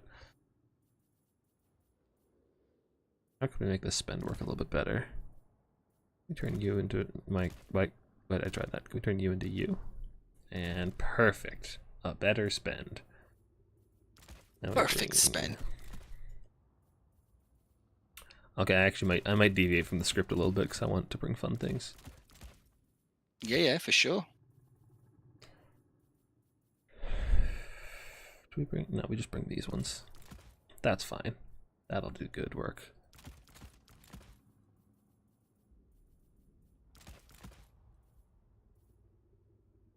Oh my god, what the hell? You got kicked. What'd you do? Your game crashed? Why did she just press? I just press enter. Fucking, that's weird. Let me join back. Just get back in. Oh, I'm getting DMs. Aha, Oh, we we're got good the to go. lobby? Yeah, we have to get Ah, lobby. okay, wicked. You're spared from That's my what I Chaos Knight see. spam. You're spared from my Chaos Knight spam. Chaos Knights. Oh, sick, I love it. Doing it just for you. Of course, Riders of Slanesh. I know. It's Soul. I actually think that way to balance Hellstriders is to remove them from the WOC roster, and then I don't think they would be as oppressive, because then you wouldn't have to worry about them with WOC. You only have to worry about them with Slanesh, but And the maybe a Slanesh, 50 gold increase. Slanesh having their cab be good is fine. You just need to nerf their infantry. Yeah, that's the issue, right? It's the ITP across all the base infantry as well, which is a massive issue. And the Fizz resist. Yeah. And So I just think the- remove them off the WOC roster. I actually think that would be a decent fix for the for Slanesh Hellstriders. Yeah. It's also one of those things like Walk never had that before. It's like they're a good unit, yes, but they also just filled a massive hole in Walk's roster. Which makes them just so good for Walk. Why you always see them. How do we size these names? So do we know the score so far? This is a best of 1. So we do know the score. This is, I don't think this, unless I'm wrong, is this semis? This is not, no, this is, okay, this is lower bracket semis. Let me just pull up the bracket real quick so you all can see. So we are here, which means that this is a best of 1. This will be a best of 3, and then I think the finals are also best of 3. This is a best of 1, so yes, we do know the score. It's... The pick system is a little bit different for best of 1s. I believe it's just a blind pick, where players get the same global bans, and then they get to blind pick. So they just both do their picks at the same time where neither of them can see, and then they just get matched up against whatever their opponent picked. Chaos in its purest form. Chaos Knights vs. Quest Knights sound like a bad idea. I don't know what you're talking about. That would have been a great idea, right, Rusty? Yeah, Anyone because I else probably should- wouldn't have noticed and taken the fight anyway with Bretonia. Because I get confused with the cav. Fair enough. Bretonia's I sent cav. the anti-large Yeah. into infantry, and I sent the anti-infantry into large. All of Brett's cav has the same icons, and it's so confusing. All right, let's look at Tomb King's High Elves again. Okay. Yeah. This map could be a little better for High Elves. It is pretty tight. There's a lot of trees to obstruct missile fire. Yeah, there's a couple of pockets where you can sit kind of sit a few catapults, but yeah, I probably wouldn't go for much artillery. Maybe one just to kind of control the point 3. Mhm. But other than that, I think you just yeah. I don't know, I feel like you really, really need it as Tomb Kings. I feel like the High Elf Infantry just outclasses you so heavily that you really have to rely on your shooting. I like this map though. Actually, it's one of my favorite maps, especially. But I play more melee focused Really? factions, so I enjoy these kind of maps. I don't like this map because it just feels so tight. It is very tight. I think if you just move this like kind of The beam. temple a bit further to the left and have this more open on that When, objective, when I you think say it would when be you okay. say left, you mean towards the white line? Towards the white line. Yeah, nobody can see what orient you have your camera at, my guy. Oh yeah, it's not me. Whoops. Yep. All right. So you want High Elves or Tomb Kings? I will go with the Tomb Kings, I believe. Let's see. As soon as I Okay. load him. Yeah. Still waiting on one of the players. As for Dragon Ogres Coleg exist, that's because they're bad.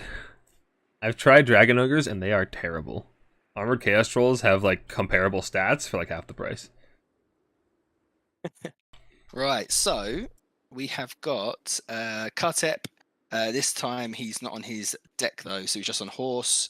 We've got 2 screaming skull catapults. So I think if they position this on the right, just kind of control the objective 3, get rid of some of the infantry, they'll be quite good. And 2 Great Bow Ushapti. We've got the Chosen of the God and the basic Ushapti, which will do quite well into the infantry as well. Arowar, Tomb Guard, Kepra Guard, couple of Nehekara infantry, and then just a bunch of skeleton spears and swords. Pretty straightforward build. Just set up your artillery, play around it, profit. Mm-hmm. Perhaps, we got Imric on a dragon this time. Imric on a dragon is terrifying Nice. for that, and he's fully kitted. He's got Lord of Dragons, he's got Dragonhorn and Starlands, so he's going for Kotep. And if he can kill Kotep, Yeah, that's a sure. big win, and he can do it very easily. Just drops Kotep's melee stats to 0, gets insane weapon strength on that dragon, and can just delete him. But Kotep is on a horse, so hopefully he can be a little slippery. And then we have a life caster to heal him up, I believe. Yep. This time we do also have Dwellers Below, which I think is a worthwhile inclusion. And then we have Lothran Sea Guard, Silvern Guard, Talons of Torquelda, which is a really high damage output archer. Just the imbuing fire weakness as well as dealing fire damage. It also synergizes quite well with Imric and his fire damage himself, as well as things like the Fireborn. To just stack on that fire damage, it's really, really effective. Then we just have some more Lothran and a couple of White Lions. Not bad. So I suspect... Yeah, I think the only issue here is with the dragon going too far forward and getting picked off by them 2 Boshapti, because they will do a lot of damage on approach. But as long as you kind of duke it on your approach, you can get a lot of damage off. Yeah, absolutely. Honestly, this is a map where I would kind of like to see the bolt throwers and the high elves, because it's a much shorter map, so it's a lot easier to get in range of those catapults. And once again, I think those catapults are really the big threat, unless we are a little bit laggy. Let's see, if he continues, then I'll drop and then just watch your stream instead on maybe the Discord or something. Yeah, I can just stream to Discord, that'll work. Oh, looks like Source Blood got dropped. Okay, that's no big deal. We start again with the same builds. If we have continuing problems, then yeah, we'll try without Rusty. So let me just screenshot these builds real quick.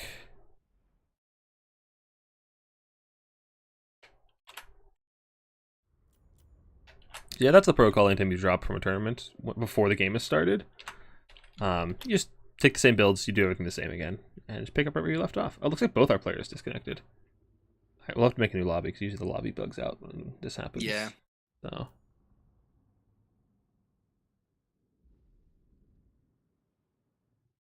Give us a dedicated server, CA. Just do it. It's not gonna happen. I'd love it if it did, but it's not gonna happen. Maybe what we'll do is we'll reach out to Henry Cavill, invite him to RTK, and we'll give him membership as long as he sponsors CA and Dedicated pays for server. a dedicated server. And then we'll give him membership and act as if it's like a really premium thing. Yeah, that's the play. You get right on that. Let me know how it goes. Imagine matching up against him in the ladder. Like, say he plays, but he just comes up Henry Cavill. It'd be pretty funny. Although I doubt he goes by that name. Although it'd be pretty funny. No, of course not. RTK Cavill, yeah. Imagine, it'd be pretty cool, wouldn't it? No, it'd be pretty Listen, cool. I'll reach out to him on Twitter, see what he says. Alright, we've not heard from our players. I assume they're making a new lobby?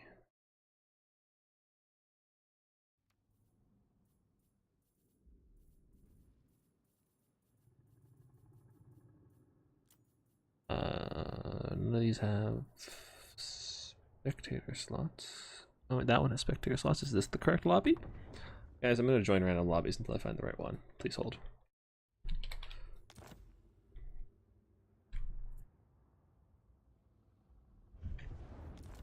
I lost connection to that lobby. Interesting. Oh, okay, they sent me a code. Nice.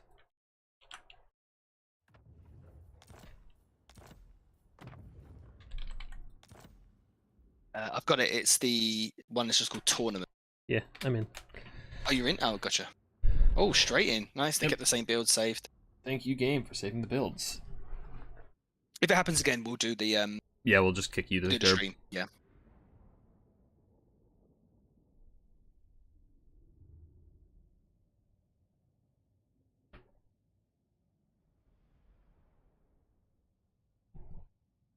Looking at the builds, which one do you reckon's gonna have the advantage? I think it's gonna be really hard to shut down the catapults on this map for the high elves. It's not as good as flank routes. So I think it's gonna be really, really hard to get on top of them. So I think the Tomb Kings have a pretty good edge on this map. As for the builds, there's not a lot of. I didn't see the reinforcements. There's not a lot of like aggressive swarming tools for the high elves. There's not a whole. I didn't think there was a whole lot of cav. Immercana Dragon, while powerful, is only one, can only be in one place at a time. So he's susceptible to that kind of crossfire we saw last time, where you have, you know, two Ushab, two great bows. If he goes on one, the other one just turns and shoots him. He's gonna take a lot of damage, which could be really unfortunate for the high elves. Play 40k? I do not play 40k. Rusty, you play, I don't think you play 40k either, do you? When you say do you play 40k, do you mean the tabletop? Which I don't. I want to get into, but I play 40k games like Dawn of War and such. Same builds. Yeah, I wouldn't mind getting the tabletop. Tabletop seems cool. Yeah, I tried that tabletop simulator, and yeah, it wasn't for me. I think having your own pieces and you can kind of move them with your hand, feel them, look at everything it looks a lot better. So I said like, in the new year that as my New Year's resolution was to get into 40k and get my own army. So I'm going to be building a Grey Knights army. Oh, that's right. When you're talking about Grey Knights, Grey Knights are pretty cool. Grey Knights are the ones that are like all about the psychic phase, right? Yeah, they're the psychic order. Yeah. And they're like an elite order, really. They only have like a few models. Okay. In their army, so that's what I'm going to go for. Yeah, Simple, and it's cheaper to do like a shorter model. And it's easier, especially when you're probably learning to paint. Because the painting seems really cool. That's the one part that's like really attracted to me, is just sitting down and like actually building them and painting them. That seems like a lot of fun, and personalizing them seems really cool. Yeah, I like that as well. And I think if I played 40k, I'd probably do Adeptus Sororitas. They seem pretty cool. I like their aesthetic. Yeah, they're really cool. I've There's so many. I've watched a bit of 40k on like YouTube and shit. They're pretty cool. Oh, wow, we're underway. Ooh, So on the point 1, got a heavy kind of Kepra guard. And Nehekara warriors kind of combo here with the catapults. It's summoning in some early carrion. Yeah, this looks like a nice position for the catapult to just sit over on objective 1. There's a tree line that's close to it, but it can probably shoot over those trees and hit the other two objectives. That's a really nice defensive location for it to just set up. But that does mean you need to commit a hefty amount of infantry to protecting it. But I do quite like that positioning. The catapult should be coming into range any moment and starting to open fire. I'd love to see them focus down the talons of Torqualda, because that archer unit just has so much damage. Painted 90 orcs plus vehicles? Yeah, that's a lot. It's a lot of orcs. Yeah, one of my mates told me not to go with the orcs because there's just so much to paint and build an army. So I got something elite, see how I get on, and I'll, when Old World comes back out, then I'll switch over to orcs probably then or something. Ooh, those are some nasty volleys. Oh, that's a nasty volley. The archer's going to try and push up, but you're not going to be able to punish those catapults. And this is when you were talking about Burning Head last game. I'd love to see a Burning Head right here, all these straight lines. Karen are diving in to try and shut down these archers. Oh, one moment.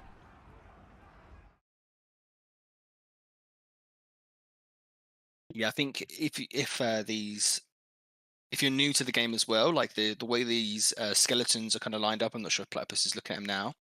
Try and scatter them a bit because you're very vulnerable to things any like kind of wind spells, burning heads, pendulums. So just try and kind of separate. Even you just stagger them slightly, it really helps.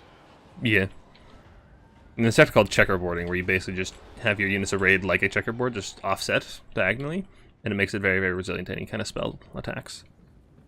Very, very effective. But yeah, this just leaves you open to wind spells. But fortunately, I mean, there's no wind spells on his opponent's roster, so he's perfectly happy to get away with that. And yeah, Talons of Torqualda are getting focused down, which is perfect. Like I said, they do so much damage. You really gotta shut them down early. But yeah, the Hiles are really taking a beating from Wallace artillery, and they're not really pushing up aggressively to try and shut it down. And a couple of archer shots onto the Shop Great Bows, but they are armored, so they're pretty resilient against the archer fire. Those catapults just pounding in shots. They've already got tons and tons of value. 500 value on that one already. 300 on that one. They're already doing really, really good work. I like as well that Saurus is actually switching targets once he gets a bit of damage off in each one to maximize his actual DPS output. Yeah, because but yeah, he's pushing up forward now. He's got some nice damage on the range units. Yeah, because good so far. When you've got a missile attack that does splash damage, like a catapult, it hits a bunch of models and knocks them around, so it actually spreads out the formation. So it's nice to switch targets to ones that are clumped up. And then while that unit you originally shot gets back together, then you can turn back onto it and shoot it again to keep your damage high. So we do have a Tomb Scorpion coming out on the far side. And like I was saying earlier, High Elves don't have any ITP, so having this Terror Source is going to be really, really nice for them, especially combined with the Discourage effect from these catapults. We have the Pure Main Company coming in. Ooh, that's a bit of a spicy pick. It's a really, really elite White Lion. They've got Guardian, they've got really nice melee stats, and they've got Armor Sundering. Armor Sundering is probably a little bit wasted here, but maybe against Kepler Guard, it'll actually bring them down pretty low armor. The Guardian, I don't know, I feel like Imric's probably not going to hang around them, but Kotep could be in danger here. Imric is getting aggressive, trying to push past the lines, get into something. Love to see him try to get the snipe on Kotep, but he's going for the Shop to Great Bows, perfect target as well. Shut them down, get the shooting down. Does some pretty good damage on that charge, but now, like I said, the crossfire coming in. Imric lands, the other Shop to Great Bow immediately turns and shoots at them, and these guys are given a buff to just to proc the passive healing to heal up his entire army and try to keep these guys safe.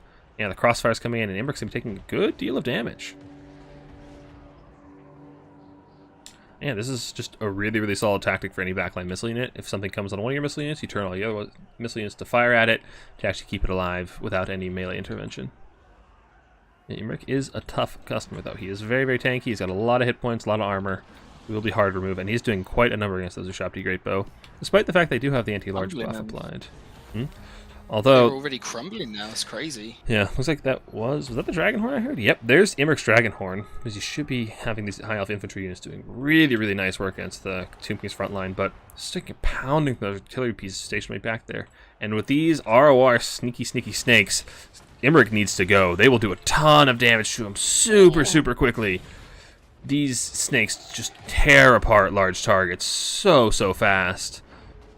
They're really, really good. Just oof. They don't miss either. Jeez, that's like a third of Imric's accurate. Yeah, they fire what, 2 volleys and they've got 700 value. Jeez, this unit is so good at killing large targets. Now Imric's got to go. You can get intercepted by a flock of carrion, but he should be able to push right through that. Carrion can't really hold things in place that well, but pulling back to his caster, who should be able to heal him up a little bit, but Heil front line is wavering. Without Imric to just really put them on his back and carry them, Heil's are in tatters. Yeah. Looking really, really rough. The Tomb Scorpion is just grinding away, trying to get through those white lines, as well as the new Shoppy summon.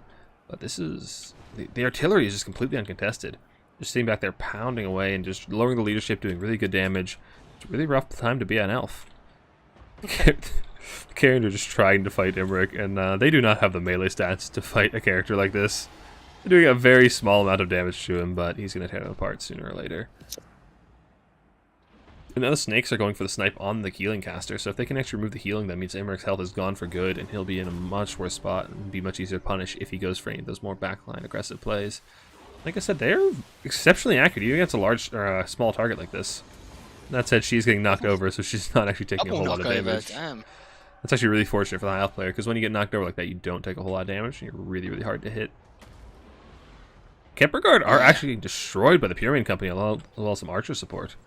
A lot of damage. Pyramid Company is doing really, really well in that engagement. Not something I would have expected, to be honest. Kemper Guard tend to be a real nightmare to deal with. Oh, those are some nice catapult shots. That hurts. That's... Yeah. You gotta shut down those catapults. Ooh. And then straight away here, you see on... Oh, nice. He unsummons the catapults, noticing that they're going to be under threat from the Illyrian Reavers. Yeah, he has nothing... I think he could have kept it, though, and actually just dismounted them, pulled them back until these Nehekaras and Spears pushed up. But I think it's okay to unsummon him here. I mean, you've destroyed the majority of the infantry. Maybe just clean up now with mobility and take control.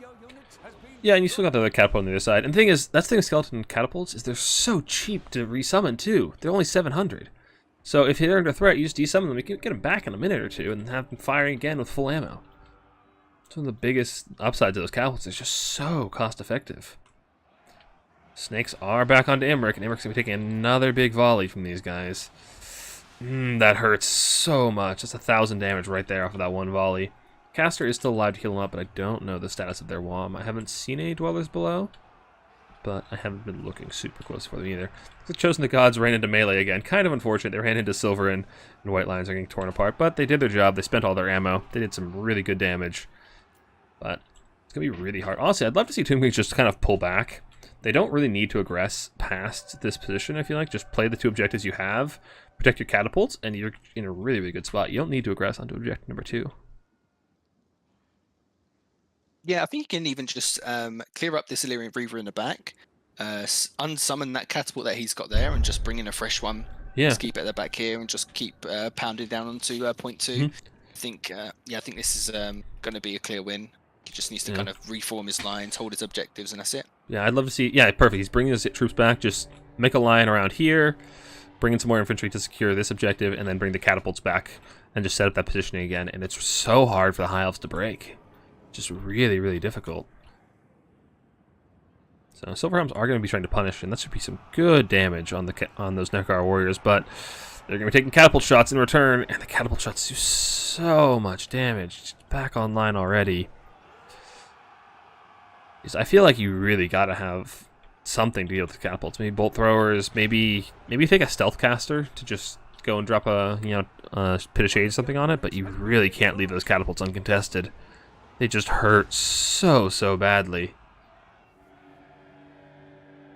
Breaks. You can do both. I think at the moment the meta is Earthblood, because you can spam it a lot more with the passive and get like map-wide healing as well as on specific locations. So yeah. But I think if you had something good like I don't know, the ROR Dragon Princes, you could warrant bringing regrowth. But I personally prefer Earthblood with passive spam for healing. Yeah, typically there's not a lot of great targets for regrowth. Even a character like Imric, he has the HP to deal with it, but usually he's not going to be taking enough damage. Like even Imric's been punished pretty heavily, but he still have HP. Like he's so tanky. It's unrealistic for him to die most of the time, so you just don't need that much healing. And then usually also Dwellers Below is just a much more attractive spell to take alongside Earthblood. You take a cheap spell and an expensive spell. You don't want to take two expensive spells, then you're not going to cast them. You just don't have the wand for it. So you take a cheap one and an expensive one, and then you cast Dwellers when you need to kill an infantry blob, and you cast Earthblood when your Imric is taking damage, or you want to keep your cav up or something like that. So... because like having regrowth to deal with all these infantry blobs is very, very valuable. But Imric is just taking so much Tomei shots from those sneaky snicks. Don't even need a stealth cast in this one up. You kind of do, because the Ushabti Great Bows will punish you pretty hard if your caster just flies at them. You could probably juke pretty hard, but it's a lot easier to just pop Armor of the Stars and go for it. The other thing is, having Armor of the Stars makes it a lot harder to dodge. Because if your opponent sees your casters making a beeline for their catapults, they're just going to dismount and run away. And then they just pull you way in their back line, and then they summon Carrion or Pulchral Stalkers to punish your caster. But yeah, look at these High Elf Cavalry charges just break against this bastion of spears. It's just not getting through here. Oh, we summon that catapult as well now. Oh, that's so brutal. This catapult already has 3 chevrons, 1200 value. So you're picking apart what tattered remains there are of the High Elf infantry lines. I'd love to see these other Reavers try and make a break for that catapult, because you are not taking this point if you don't take out that catapult, I don't think. You just aren't going to be able to have the infantry stay alive to do it. And Embrace Spearmen as well. It's definitely not the target you want to go for. Yeah, it's really, really rough. Yeah, and at this point, I do believe that the High Elves would have to 3-cap to actually come back into this, but it's looking for sure. really, really rough. Aside from, they're at a massive value deficit, as well as the fact that Tomb Kings get so much healing from their lore passive as well as their faction passive. One of your units has been So destroyed. this is looking like quite the uphill battle for the High Elves from here. But the crazy thing is, you look at Kotep and it's 57 value. Yeah. But that's just damage. But you look at the healing, that character's probably got, I don't know, maybe 2k, 2 and a bit in easily. terms of value for healing easily. Yeah, 2, 3k, something like that, easily. Yeah, that's the thing. This lore passive is so strong for Tomb Kings. Like, it's really tempting to take a character like Arkan as Tomb Kings, but like giving up on that healing, you're giving up on like 3,000. Oh, that's a nice. Oh wait, that was a nice breath attack. If you were trying to kill the Silver Helms, that was really unfortunate. He just nuked his own cav. I was thinking, I was like, wow, that's so much damage. And Yeah, the Helm just like looked up, like, what the fuck is this guy so doing? unfortunate. But no, back to my point about the Restless Dead passive. It's basically an extra third onto your tacked on, extra third of funds tacked onto your army. It's so strong. Yeah. Carrion one's gonna try and just keep Imric tied down while the infantry does their thing. Just working pretty well. Imric has had a really rough go of it. Just everywhere he goes, he's just trying to shut down by missile units or by Carrion. Yeah, I wonder if going wider, like we saw in our previous series, would have been better. Just going with Imric on horse, bring some more cav units to actually get on top of all the missile units. Because the thing, when there's multiple missile units in the backline, you really need to disrupt them all at once, or they'll crossfire you and take you out, which is something that Saurus and Leech Lord have both been very, very good at. Damage is damage. Khorne approves. Would you agree with that, Rusty? I think Khorne approves of this battle. Khorne does, but also the skulls disintegrate from the Tomb King, so he doesn't get maximum value. So he's half happy. He's not full happy, but he'll get there. We need a Greenskins vs Khorne, then that will be true. Greenskin Skaven. True approval. Yeah, Greenskin Skaven, something like There we that. go. Just Goblin. Just as many models as possible. Britonia, something like that. Britonia Skaven, there we go. Yeah. Yeah, this But I is. like that this that Saurus isn't getting too aggressive with Kartep either. Like sometimes my mistake that I do with heroes like this is that I just run them in, doing damage, kind of forget about them because their range on their spells are so long. All of a sudden I look back and my hero's just gone. Oh, okay, pushed him way too far forward. Yeah, and you really can't afford to do that with Katep. He's doing that quite well with his entire army. He's played very reserved, played around his catapults, and now he's slowly pushing forward now that he has a pretty hefty advantage. Ricky's coming in, but those sneaky snakes, they do well shooting him at range, and they do well stabbing in melee, because they are anti-large, and they're really, really good. Pulchral Stalkers are one of just the core units for Tomb Kings. They're so good at punishing these big characters like this. Imric is See that catapult, No, I didn't. 2.4k value so far on one of them. It's more than Imric has. Yeah. Jeez, yeah. Stalkers do eventually go down, but not before accruing 2.4k value of their own. Though a lot of that is Imric, who is still alive and has been getting healed. But yeah, and with that, We move on to, I believe, the lower bracket finals. So that is going to be, oh god, Saurus going on to face Winter? Yeah, Winterwind. I know what's going on, I swear. I'm following. I swear I'm paying attention. So yeah, Catapult's got a ton of value. Great Bow's did alright. Catapult's got a ton of value. Katep, yeah, like Russ was saying, it doesn't get any value, but the healing is just insane. It's just your entire army and it reses models. Stalkers did really, really well. Yeah. Saurus did a really, really good job keeping his shooting online. Still a valiant attempt from Monarch. Good, got 2k valiance on Monarch, that's not bad. 1500 on White Lions. Caster must have just been healing the entire game, which is probably how Imric was able to shrug off so many of those hits, but means you didn't have any dwellers to actually clear out infantry blobs, which feels a little bad. Silverin got a ton of value. I'm not sure if they were resummoned. They probably were, but still, it's pretty good value on Silverin. Puring Company, I think I only saw those once. They got nearly enough to pay for themselves, which is more than I expected. Yeah, they took on the Kepler Guard, didn't they, as well, I think. Yeah, they did really well there, too. Yeah, Ross. They did quite well into that matchup. Yeah, I would have expected the Kepler Guard to kind of just destroy them, but they did really, really well.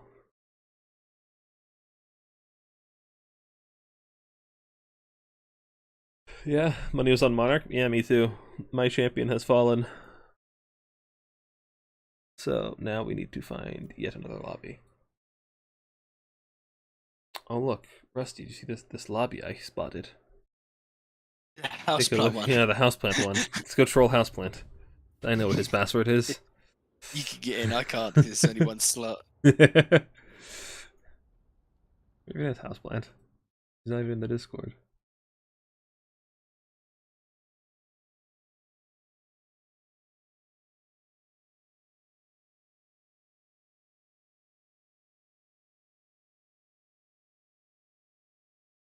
I think houseplant's just AFK. How disappointing. Alright, anyway, which lobby am I supposed to actually be in? Is it 20, maybe, still? Tourney They've was the one joined that we're instead. just in. Well, there's two lobbies called Tourney, and they're both on Lost Temple of Soten. Need some Rangers? Yeah, Rangers are not bad. I think you really need some kind of tool to shut down those catapults. I was saying earlier, I think bolt throwers are probably pretty good. I'm not sure actually how the trade goes, but I assume bolt throwers are really good at killing the models. Bolt throwers tend to be really, really good at sniping artillery models. Houseplant left. Gosh darn it, Houseplant. You're not around for me to troll you.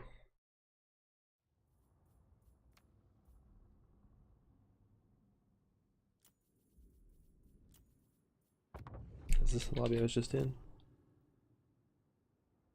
Oh, I'm being DM'd. I am being sent a code. I joined as a player instead of a spectator. Oops. I am silly.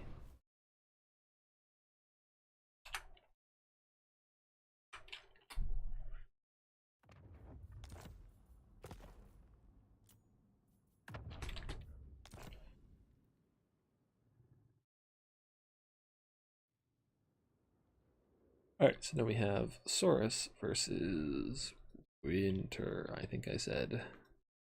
Oh, let me push every wrong button real quick.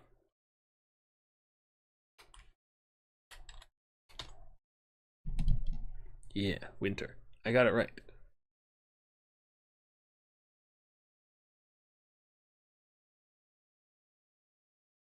One of the few times Tyrion works? I don't know about that. I think you either take Imric on a horse, or probably more likely you just take a fire mage. Just an archmage of fire on probably just a horse or on foot is fine. Yeah, I think fire is just so essential there, just to clear off some infantry. Mm-hmm. Like if you get a good burning head off on like a skeleton spear or skeleton swordsman, you can pretty much get rid of him in one cast. Like even two units potentially. Nehekar warriors, which are a really big threat, or Tomb Guard, really any of the infantry. Yeah. Nothing's immune to burning head. And then Fireball can also be really nice as well. The opponent has shoot it down the pipe. Well, if you just take a cast on a bird with a Fireball, you can actually put a lot of pressure onto Katep or any caskets. Just Fireball between Fireball and the Great Eagle, you can actually be pretty threatening to their squishy single entities, because Tomb Kings don't tend to bring very scary single entities. As long as you can avoid getting shot, you'll be in a pretty good spot, but still, yeah. I don't know. It wasn't a bad plan. I think you were that was a rough map for what you're trying to do. You went pretty infantry heavy, which is hard on a map that narrow. If you had more space to actually get around him, you would have been in a much better position.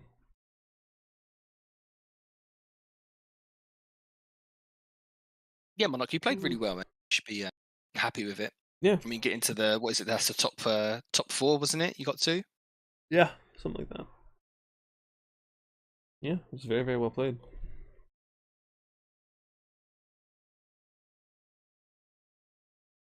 Let me check Discord real quick, make sure everything's going fine. I see nothing is exploding. Perfect.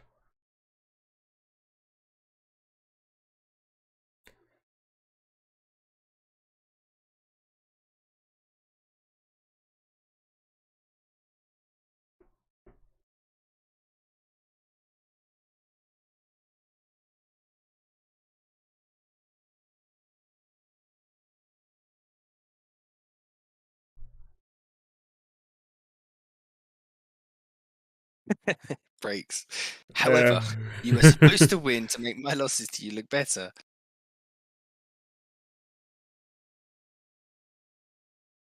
Did Breaks play in this one? I don't think he did. I think he's talking about a previous tournament. Previous ones.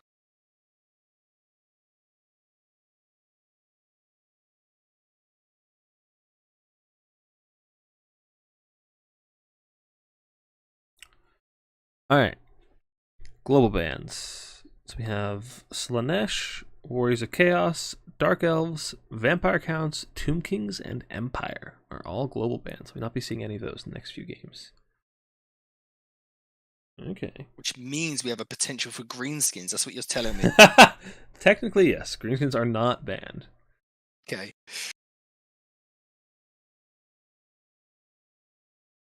Though I will be a bit surprised if we see a lot of greenskins.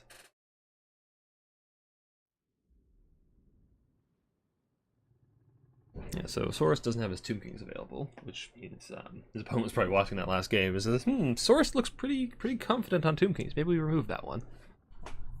Which is, I think Tomb King's the way you can play it now with the infantry kind of like spam and stuff. It's actually quite a nice faction for new players. Just sit back, rotate your spells to get the AoE healing, a couple of catapults, and just like a load of infantry. It's quite a nice way to play, to learn the game. Yeah, Tomb Kings are pretty straightforward. And they're kind of versatile. You know, you can play that, artillery style. You can play just take a bunch of infantry, some Mushabti, and just run at them. Yeah, they're a nice generalist faction. And they have a little bit of everything. They have magic, they have cav, they have shooting.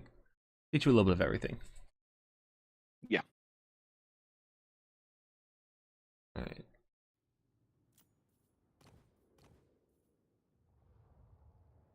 So, let's see. Winterwind has his pick 3 was Nurgle, Corn, Greenskins, ban Lizards. Okay. So far, Rusty's happy. Greenskins are happening. Okay. Sora's Blood answers with pick Ogres, ban Corn. So it's either going to be Nurgle or Greenskins into Ogres. Yeah, I think you probably go Nurgle here, right? I mean, if the game we played is any indication, then yeah. Yeah, true. You're watching that as well. Take the same build, done. That easy.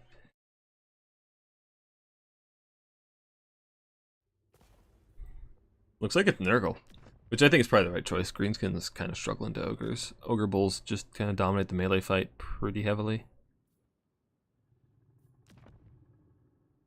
Are we back in Gates Veteran? I think we are. Yeah. Yeah, because the semifinals, we have the same maps as the previous semifinal. Which means Winterwind gets to run through it all again. So, what are your thoughts on this matchup after your recent experiences? I think it needs some kind of single entity threat to kind of deter the Chaos Warriors like heroes from just pushing into your backline. But The Exalted Heroes? yeah, the Exalted Heroes could have done a better job with the ROR though, the Sky Striders. But yeah, I don't think Sky Striders are going to be that good in this matchup outside of stopping that. So Fair enough. I know back in the day there was a strategy where you just took double Stonehorn and you'd use them to just run interference while your Lead Belchers kited. So basically, enemy infantry line would just be rampaging through stone horse rampaging through the infantry line while they tried to push towards your lead belchers. Just slow them down, let your lead belchers fire and fire and fire. It's pretty tricky, but it was actually really, really annoying to play against. I think as well, double giant is going to be good here. Ogre giant? I had to think for a second, like, which faction here has giant? Yeah, the ogres, double ogre giants. That's the way to play this. I think double giant into ogres probably isn't bad. Not as ogres. Turn was saying earlier IE that 2K is the best faction for new people. But that was when 2K were completely broken. Like, 2K were so overpowered at that point. It's a weird one, right? Because if you want to learn every aspect of the game in terms of cav control, gun lines, front line, micro, casting spells, heroes, then actually a faction something like Empire is good, but it's not good for new players, in my opinion, because it's very punishing if you misplay. Yeah. Whereas I feel like Tomb Kings have that bit of like cushion. Yeah, the passive healing they get means that all of their units hold a little while longer, which gives you a little more time to actually correct your mistakes and like a little more time to make those plays. Yeah. Oh, it's quite nice. Let's get rid of ye old blocker. Alright, which build do you want to look at? You look at your ogres? Yeah, let's go to the I'll do the ogres, see if there's anything I could learn from it.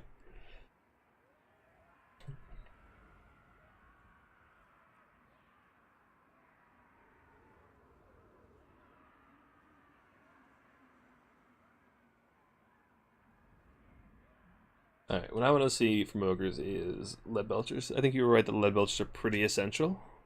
They're the only real thing that ogres have to kill chaos warriors. Iron guts can do a little bit, but lead belchers are much, much better at it, so I want to see some ogre shooting backed up probably by, you know, just Noblars and ogre bulls. Yeah. And some kind of solution for those single entities. Yeah. I think the lead belchers here though are gonna have to get up onto the point fairly early to try and get some control because of the hills, and then try and keep control of the woods. I think if the ogres can keep control of like woods, not have too much of the Nurgle forces go in there and push onto the point, this should be good. Oh yeah, so there was something I didn't tell you when we were playing. Oh, I said ogre bulls are really, really bad at killing single entities and like monstrous things. But you know what unit on ogre's roster is actually really good at killing single entities? Go ahead. Saber tusks. Saber tusks are, yeah? They have really, really good damage output. If they can surround a single entity, they'll do excellent damage to them. I've seen them like bring down dragons by themselves. Jesus. Yeah, they're really, really good at that. Of course, I didn't tell you that when we were playing each other, but you know, now you're allowed to know. Yeah, well, that makes sense. Okay, what have we got? We've got... Oh, I brought a Stonehorn here as well. So they've got a Hunter and a Stonehorn. Slaughtermaster Great Maw. The typical thing with Troll Guts as well. Ogre Balls. Pretty much what you said. Ogre Balls, Noblars, Frontline, a couple of Trappers, and 2 Lead Belchers. So yeah, I think push onto that point 1 with this. Get control, get the Lead Belchers online. And yeah, you'd be happy. You just kind of set up in this sort of position with your gun line and just try to keep away from the trees. The trees are the big threat. Yeah. I wonder if when watched the last game saw how we talked about the trees, because the trees are your safety from the missiles, and it seems he's learned that. He's got his plague bears in the trees. He's got these double cultists. He has plague drones with death heads. What is he sniping with these? These things are actually really, really good at killing single entities if they can hit their shots. They're not super accurate. They're pretty good, but if your opponent's juking, you can miss your shots, and their ammo is so expensive that you really can't afford to waste it. The hero. Look at the Lord of me. Yeah, the Demon Prince of Nurgle.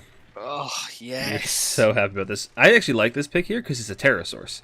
And Terra against Ogres, who are a fairly low leadership faction, is really, really good.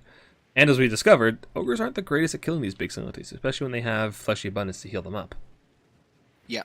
He's also got Stream of Corruption, which he's going to do already against the Noblars, as well as proc the lore passive that he didn't... Oh, no, yeah, the lore passive just give map-wide healing to his entire army, which is also quite good. He has some Furies and some more Plague Bears off to the side. So yeah, perfect. This is what we want to see. Just push up through the trees, and then now, instead of approaching through this open, being shot the entire approach, now you only have to go this far to get to your enemy, which is really, really strong on this map. Yeah. Oh, we get the Stonehorn. The Stonehorn stock? No, it's a visible Stonehorn. It's no invisible Stonehorn shenanigans, which makes me sad. I love invisible Stonehorns. They're very silly. Yeah. Double of them just ran at you as soon as you saw them. That was before like I don't know, like March or April when you went on ladder. It was just double invisible Stonehorns everywhere, and it was the silliest thing. Okay, so what I really don't want to see is I don't want to see these grenades be wasted on the hunter, because the hunter can tank all of them and just get healed up from troll guts. Like you don't have enough damage to actually kill it, I don't think, just with this missile resist. So I'd really love to see it used to try and snipe the Lord, who's a lot squishier, especially not if the hunter's in the trees. No, Winter, please, Winter, please. Okay, he doesn't actually have an attack order, so he should be fine. We got some Mournfang Cav coming in, just the basic ones, not the anti-large variant. Interesting. Okay, some of the shots are being fired, but the ogres are pushing up pretty aggressively. This is actually a really good position for Nurgle to be in. Get your plague bears around the side, and then you can get a nice envelop on your opponent. You can push in from the forest with your main force, and then reinforce on the flank, basically, which is really, really devastating sometimes. And I assume these cultists just have... Oh, they don't even have the summons. They're just there to be single entity nuisances, which is fair enough. We saw how annoying healing single this could be in our previous game of this matchup.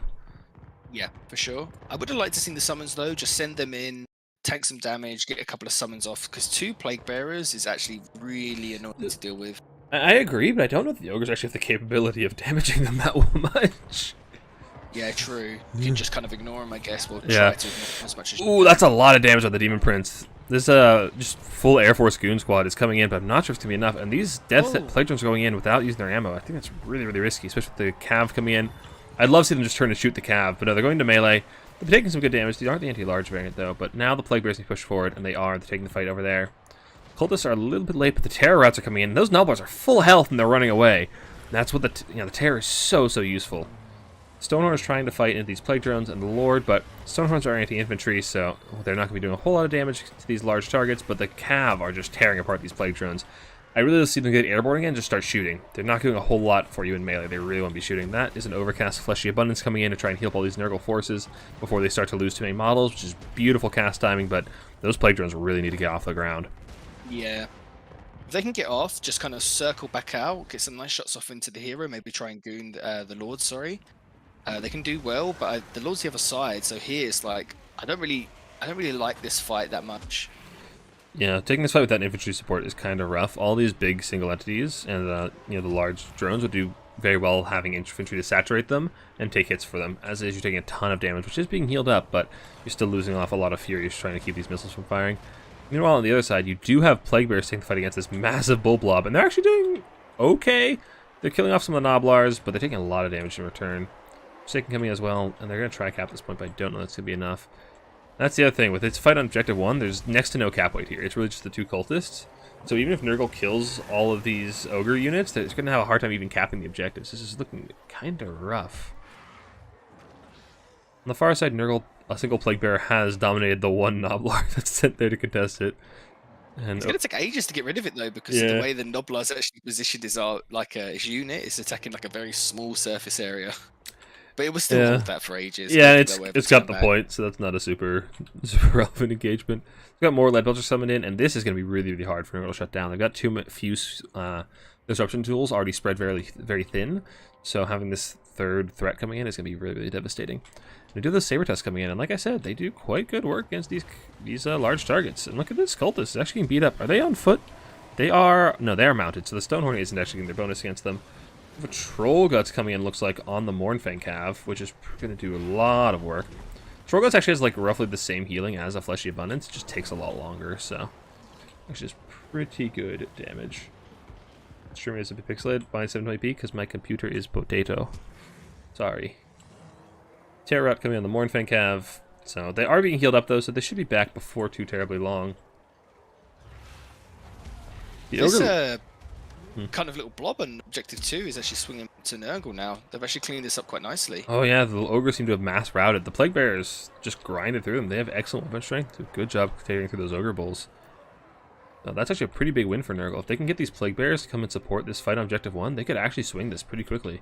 They add a pretty hefty amount of value, but a lot of that has been healed up on all these expensive targets. But this Demon Prince needs to get out of here. This isn't a fight he wants to fight on his own. And these trappers actually really need to be addressed. Trappers have incredible DPS for their price point. So if they are allowed to just sit here and shoot their little, whatever the heck they throw, their little scraps, they're going to do a ton of damage. It's like little knives. Like little scrappy knives. Yeah, they throw little knives, I think.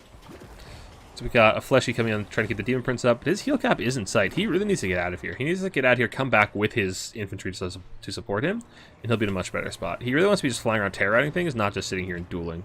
He's taking a lot of damage, and I think he realizes it, and he's like, yeah, time to go. Peace out. Yeah, that's good. Demon Prince out. See you next week.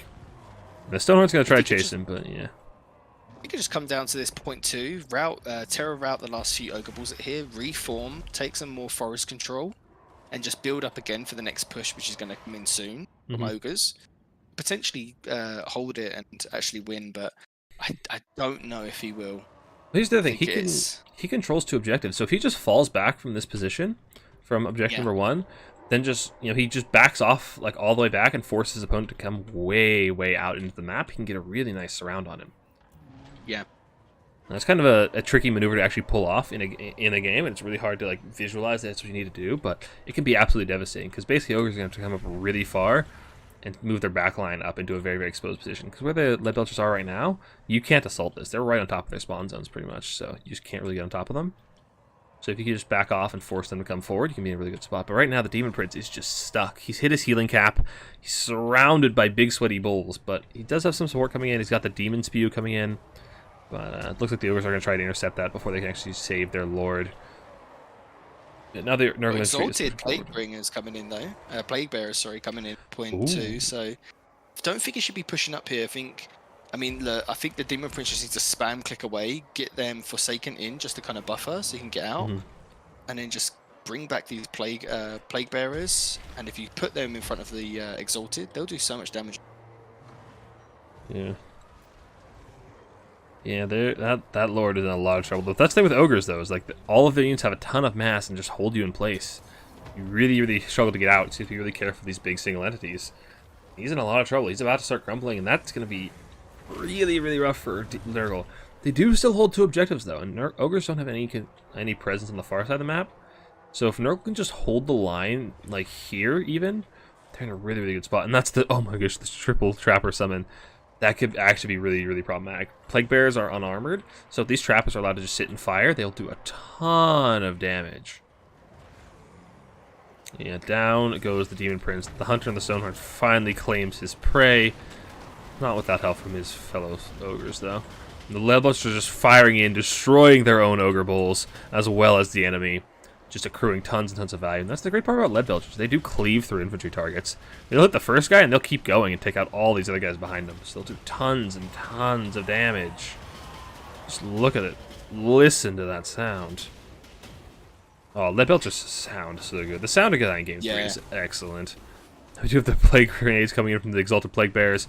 I'd love to see these focus fire, maybe the Lord, because they do a ton of damage, can easily snipe a character, but good disruption coming in from Sora's Blood, not letting them fire more than he has to, and they will probably win this melee fight, but not letting them fire is definitely the right choice.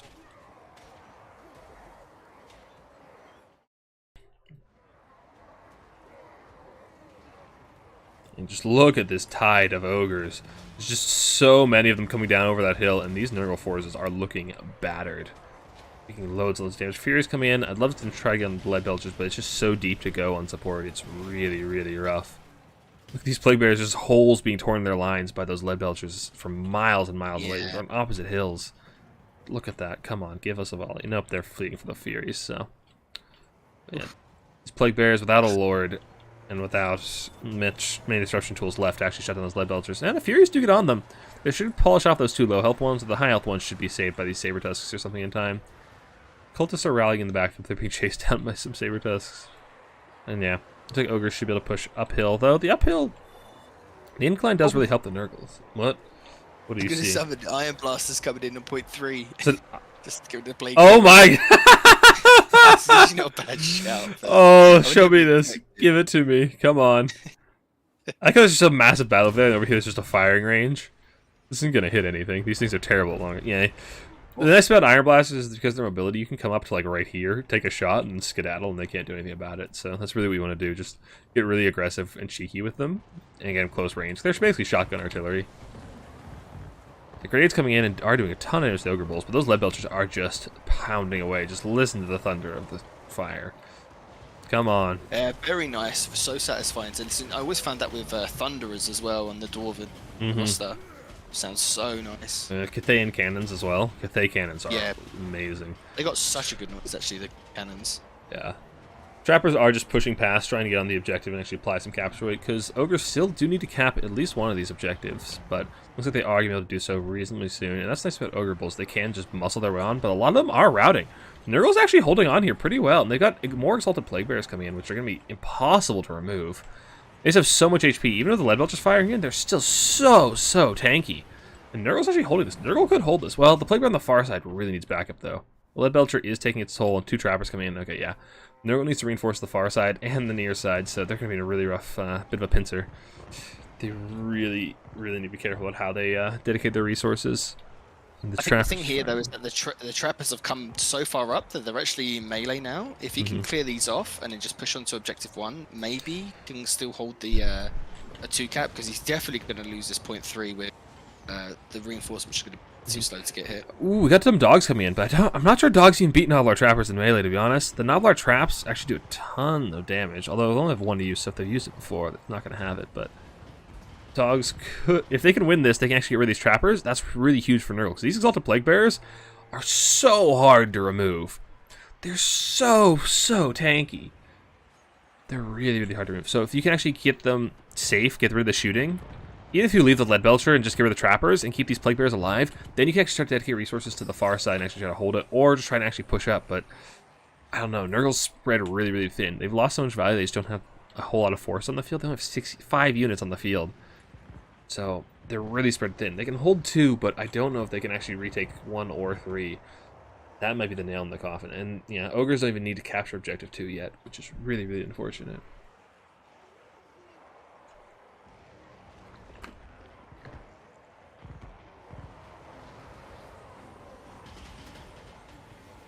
You have the first victory point. These That- Stonehorns look cracked. Stonehorns are dope. I They're love Stonehorns. such a cool unit. They're kind of derpy with their charges. Like sometimes they'll just walk up, bonk the first guy in the head, and stop. But when they actually get a nice charge to the units, it's so satisfying. Their charge animation is very silly. I love it. Looks like Ogres are starting to get the capture rate advantage on objective. Yeah, it's pretty close, but they don't even need to take this. And these lead belts are just completely uncontested at this point. Just firing on those Exalted Plague Bears, who are starting to crumble away. And it's looking like that's game for Nurgle. Ogres are approaching a 3 cap. And Nurgle is all but removed from the Gates of Ekrond. Yeah, just kind of got tabled here. I mean, he's trying to summon up some more units on the point 3, which you'll probably take actually with a Plague Bear and 2 Nurglings, but I think he's just going to lose this point 2 now, so yeah, it looks like a win for the Ogres. Yeah. Still a valiant attempt from what is clearly a Nurgle lover, which I like to see. Yeah, I mean, if you have a natural affinity, I think when you start off with Warhammer, anything you have a natural affinity towards and you want to play, just play them. Oh, absolutely. Don't worry about metas or tier lists, just play what you think looks cool. Oh, yeah. You'll get way more enjoyment out of that and you'll probably be better at the game because of it. Absolutely. It's way more fun to play a faction you like than a faction that's meta. Always is. Yeah, that is the 3 cap coming in, and I don't suspect... Well, actually, the big old summoning of Nurglings over here. They might be able to take this. I don't know if they'll be able to hold it. So this is going to be kind of a flash in the pan. They might just run on, cap the point, but with the Ogre reinforcements coming in, there's not going to be a whole lot they can do to keep it. And that Iron Blaster is firing from so far out of effective range. Yeah, it's done okay. It's done a little bit of damage, but yeah. These Nurglings might take it, but they're not going to hold, and they need to take back another objective, so I don't suspect that's going to really result in actually saving the game for Nurgle.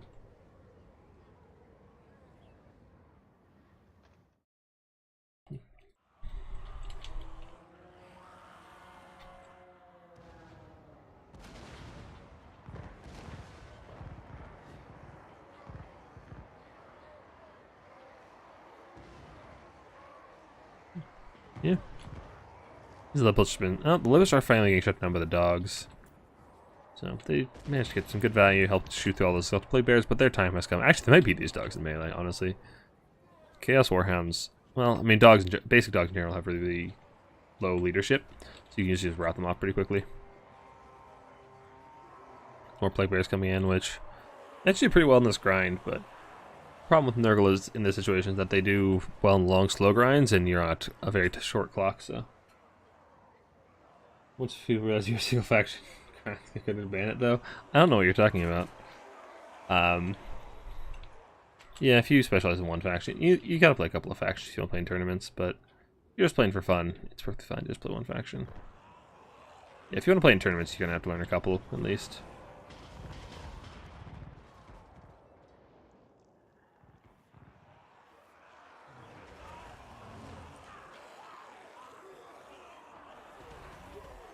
I love how when you zoom out too much, the Nurglings just turn into... They start stretching all over the place. You know what I'm talking about? Like their models just get lower quality. Have you just seen stuff like the Blackhawks? They look like they're ice hockey players. You zoom out. I haven't seen Blackhawks, but I've seen Sepulchral Stalkers turn into triangles. Oh yeah, they just waddle, don't they? Left Yeah, to they right. just wobble. It's great. Anyway, that is game one going to Saurus Blood's Ogres. Oh, look at that Stonehorn value. 3,500 value on the Stonehorn. Jeez, that's... He got so much damage on that Prince. The Mornfang Cav as on. well. They were tested really well. The Ogre Bulls actually grinded really effectively. Kind of surprising. Although they might have been summoned multiple times. And yeah, a lot of the Nurgle tools got shut down pretty hard, which feels bad.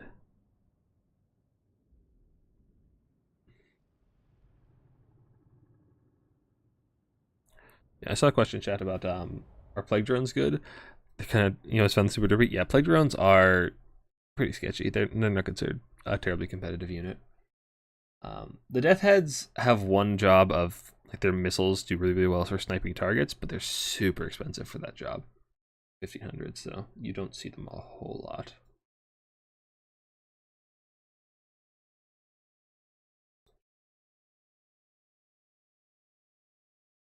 Alright, so our next map is Needle Mist Isle, I believe. And now it is Saurus Blood's turn to pick.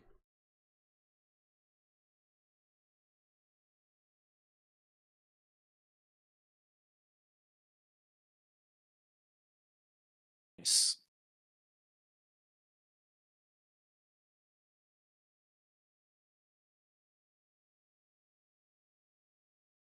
Oh, I need to update the scorecards. Yep, so Saurus is up. What?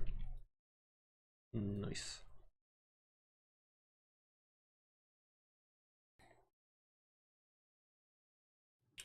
Oh, yep, Needle Mist Isle. And now... So it seems Winterwind is definitely fond of playing more aggressive factions. He likes the Khorne, the Greenskins. Maybe you'll get your Greenskins game.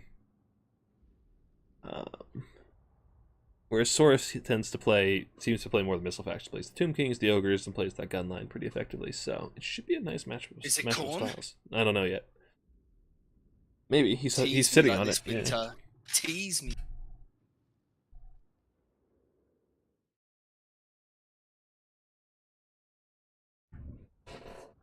If we see a Khorne, has to be a Scarbrand. I'm walking up. You're cutting out. I missed that. Something about Scarbrand. It was enough to trigger me. If they pick Khorne and don't bring Scarbrand, I'm walking off. Mm. If they pick Khorne and bring Scarbrand, I'm walking off. You and I have very different opinions on Scarbrand. I just like these kind of units. Do you know what it is when you come to these kind of units like Scarbrand? He's one of these characters where when he pops off. Like he does so much damage, but it just takes someone who doesn't really pay attention to the single entities for that to happen. Hey, Rusty. We got a Khorne mirror. Are you being serious? Yeah. Holy shit. Picks were so Saurus Blood picked Khorne, Tzeentch, Greenskins, banned Cathay. Winterwind responded with pick Khorne, ban Tzeentch. Yes. So we got a Khorne mirror. Let's go. I'm actually excited for this one. Alright, while they're building armies, I need to run to the restroom, so be entertaining or something. I'll try. Let's have a look at the chat. What we got going on there? Plague drones, good for instant good disease. Fortunately, true target bans can be annoying. Thank you. Yeah, I think that's the thing. When it comes to playing certain factions, people will pick up on it. Like, for example, if I was to play against Anticity, I would definitely ban Vampire Coast. If I was to play against Platypus, I would ban Slanesh. Obviously, you got the benefits of having globals as well now. I think the safest way to go about it, though, is to always ban what is meta for your globals, and even for your picks. Target bans are good, and they're good occasionally, but I think they're much better when it comes to like somewhere near the top end of competitive play. I think it's always better to kind of ban what your faction doesn't do well into, especially if you feel confident on your faction. But target bans are not a bad thing, especially if you know someone likes elf factions, for example, and you just global all 3 elves and put them onto something they're not comfortable with. That'd probably be better, but yeah, you have to have a fair understanding of who you're playing.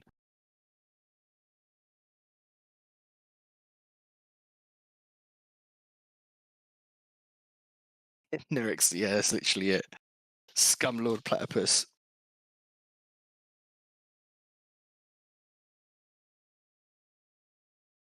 Let's have a look at these builds. I won't say anything. Okay.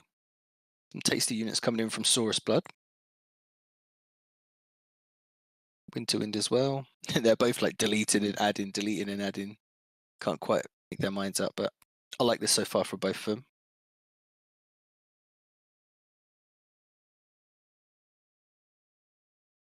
Yeah, exactly, Drakens. Scumlord Platypus plays Grand Cathay boxes in land battles. It tells you everything about his personality, really.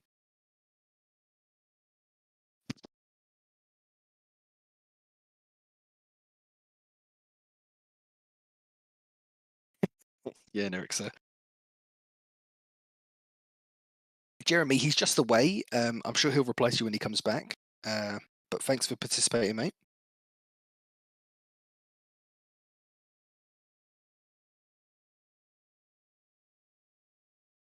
But yeah, I think it's hard to pass up on Valk as Khorne into pretty much any matchup, because it's the only magic they have, right? The spear, and it does so much damage. So yeah, it's hard to pass up.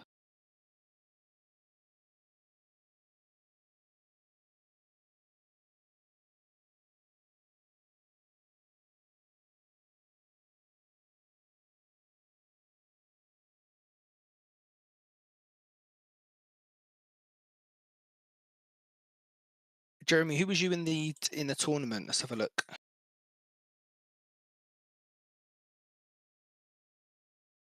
Don't know. I can't see exactly. Jeremy is in the bracket.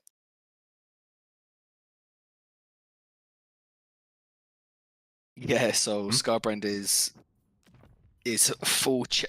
Like I said, the thing is if you get like a really nasty charge with Scarbrand, and then another auto attack, and you pop the rampage, you can get something disgusting value off. But normally it just works out better to have Valkyrie because it's just a bit faster, flying, got the spear. Scarbrand's a little bitch. There we go. Tipsy, let's have a look. Where's Tipsy? Tipsy went. Oh, okay, so you got up to Monarch. And Monarch made it to the top 4, so Monarch's in the top 4, and that's the person that you lost to in the loser. So that's a good play for sure. What's in the more selection process? Jeremy, each clan's different when it comes to joining a clan. Some clans have open recruitment where you just apply and they put you on like a squire, and then you prove yourself after playing a lot. Some will wait to invite you. Some will be you hang around and then they'll offer you an application, or you may ask and they may say hang around for a bit longer, like what it would be with RTK. The best way to do is to just join. My recommendation would be to join the clans that you see through like the resources on Discords, and hang around with people, get a feel, because you don't want to commit to a clan before you've got a bit of a feel for if you like it there. Yeah, these clans at the end of the day are largely social things. So if you're joining a clan and you don't know the people, or if you do know the people and you don't like them, then it's not going to be very helpful or fun for anybody. Yeah, exactly. And yet somehow I'm stuck here with Rusty. Exactly. See, that's why you need to check it out. Don't join RTK. You end up with me. Yeah. Alright, Rusty, which build do you want to go over? Do you want to go over corn, or do you want to go over corn? I'll go over the latter. I'm going over the latter. Which would be the secondary corn. Hmm. So red corn, as opposed to blue corn. Yeah, I'll go for winter wind. Hmm. I will be referring to them as red and blue this entire game. I'm not sorry. Because mirrors are hard to cast. At least they had the decency to have somewhat different what's it called, army portraits. Mm-hmm. Yeah, they did do us the favor of picking different banners. Okay, where's this? So let's have a look. We've got okay. So Saurus Blood has gone a bit more. Winter Wind has gone a bit more heavy on the skirmish cav, and gone for a bloodletter kind of front line. So going more towards the armor piercing. But I don't know. I guess I would take a couple of the bloodletters, but that's not too bad. And then we got Valkyr, as predicted, with one of the Exalted Heroes of Con. Skirmish cav, you hate to see it. Yeah.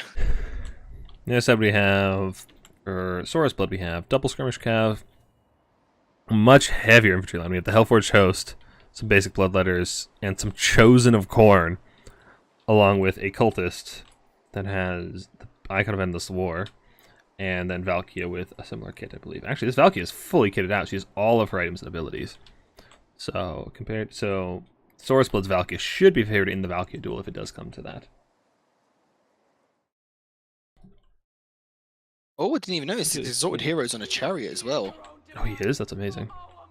Get that chariot with one of these bloodletters on that Chosen. That would do some really nice damage. It's actually a kind of overlooked dynamic of mirrors is having those extra items on Valkyria. Like I said, does give the advantage in the Valkyria duel, which actually gives you a lot of power because you can play really aggressively with your character when they're fully kitted out compared to your opponent's character that isn't. This gives you a lot of power to bully your way through that single entity duel. Yeah, there's a Swiss tourney hosted by Yamais in like 2 hours, hour and a half, something like that. Yeah, I think it's about that hour and a half. I like this from Saurus. He's pushing the Chosen over onto point 3. And just going to probably just sit there and anchor on that and then focus on this fight in the center. Not a bad idea. I feel like these horsemen are going to do really, really well against the bloodletters, and not just shooting. Their melee stats against the unarmored bloodletters are going to be devastating. They have excellent melee strength, melee weapon strength, as well as charge bonus, and a bonus to his infantry. So they can just charge these bloodletters and probably get a ton of damage, and then just back off and do it again before they take much in return. Looks like the demon shields are popped, and the Valkyrias are beginning to go at it. The Valkyria duel commences. Although, oh no, Saurus Blood is getting onto the skirmish cav, just avoiding the Valkyria that has the demon shield plopped. And now his own demon shield is popped. That sound effect's so good. That sound effect was quite good there. so Did you good. see that the Saurus kind of avoided fighting against Winter's Valk with the shield? When it ran out, he then popped his and then went on to... Winter's in trouble. These bloodletters are anti-infantry. They're actually tearing apart the Valkyria. Her demon shield is popped, but now she's just getting torn apart with the bloodletters. The countercharge does come in, and his own bloodletters should bail him out pretty heavily, but the skirmish cav are just sitting around firing in, so this is still a lot of damage, and Valkyria has no healing. This be a lot of... Ooh, nice spear. Nice sloppy spear coming in. A lot of damage to the Hellforged Host. The Chariot's just running through fine. The Hellforged Host is getting focus fired excellently, and it's getting just destroyed, and that's a lot of value for Winterwind. But his Valkyria is down below half HP, which means she has to play very, very passively for the rest of the game. Like, she won't be able to get back into this anytime soon. A bit of a mismicro Yeah, I on the think flesh. Saurus should just commit to that, you know. I think just commit to try and get rid of that Valk, get the advantage there, because the front lines have been crumbled so far, so he really needs to get that elsewhere. Yeah, this frontline fight looks like it's going in the favor of Winterwind. Saurus Blood's frontline is almost entirely gone already. And I feel like committing that much money in a Chosen to a side objective, I mean, it does guarantee the side objective, but you just lose so much in the center in the meantime. You've got, what, 1,600 value of resources that are just sitting over there not doing anything? Which feels really, really rough in the center engagement, because, yeah, Blue's frontline is entirely gone already. They have just a couple of bloodletters left crumbling away, and then the characters, and that's it. Their entire battle line is just gone. you know, the skirmish cav getting just hunted down by fleshhounds on the far side of the map, and this is looking really good for Winterwind. Yeah, very Really much good. so. I think the mistake here is that you see with a lot of new players as well is that they try and commit to all 3 objectives instead of just committing to like 2 or 1, winning the fight there and then going for the other objectives. Like there's so much time to get objectives that people feel kind of rushed, but you can take your time. Oh yeah, absolutely. Yeah, you have a lot of time in this game. I mean, Domination is a very, very long game, so you have all the time in the world to do things like that. Just play side objectives, take the fight, win the fight, and then, you know, if an objective is unclaimed, sure, send a fleshhound or a skirmish guy over there to cap it, but you don't need to commit heavily to pushing your opponent off of an side objective right away, necessarily. The Valkyria duel is continuing with Saurus Valkyria very heavily in the lead, but it's at the cost of the rest of his army.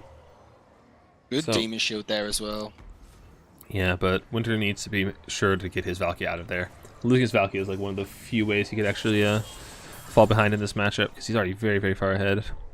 If he loses his Lord, that'll be really, really rough, and his Lord is very low. He's only got 700 HP left.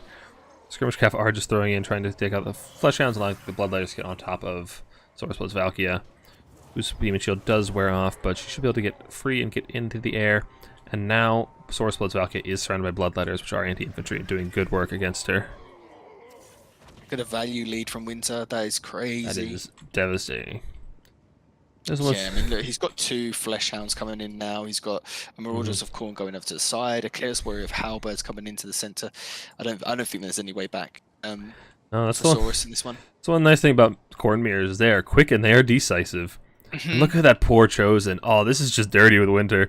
He's just got 2 skirmish cav on either side, kiting it. It's like, well, they can only shield one of them, so the other ones can get free shots in the back, and they're doing tons and tons of damage to it. But yeah, at this point, Saurus only has 6 units left in the battlefield. This is just looking completely dominant from Winter. Winter's really bouncing back after that Nurgle game. He's coming out with a vengeance. He ain't about to go down quietly. I said he needs to get that Valkyrie to safety. Just hide her in the Fleshhounds. She'll be perfectly safe there.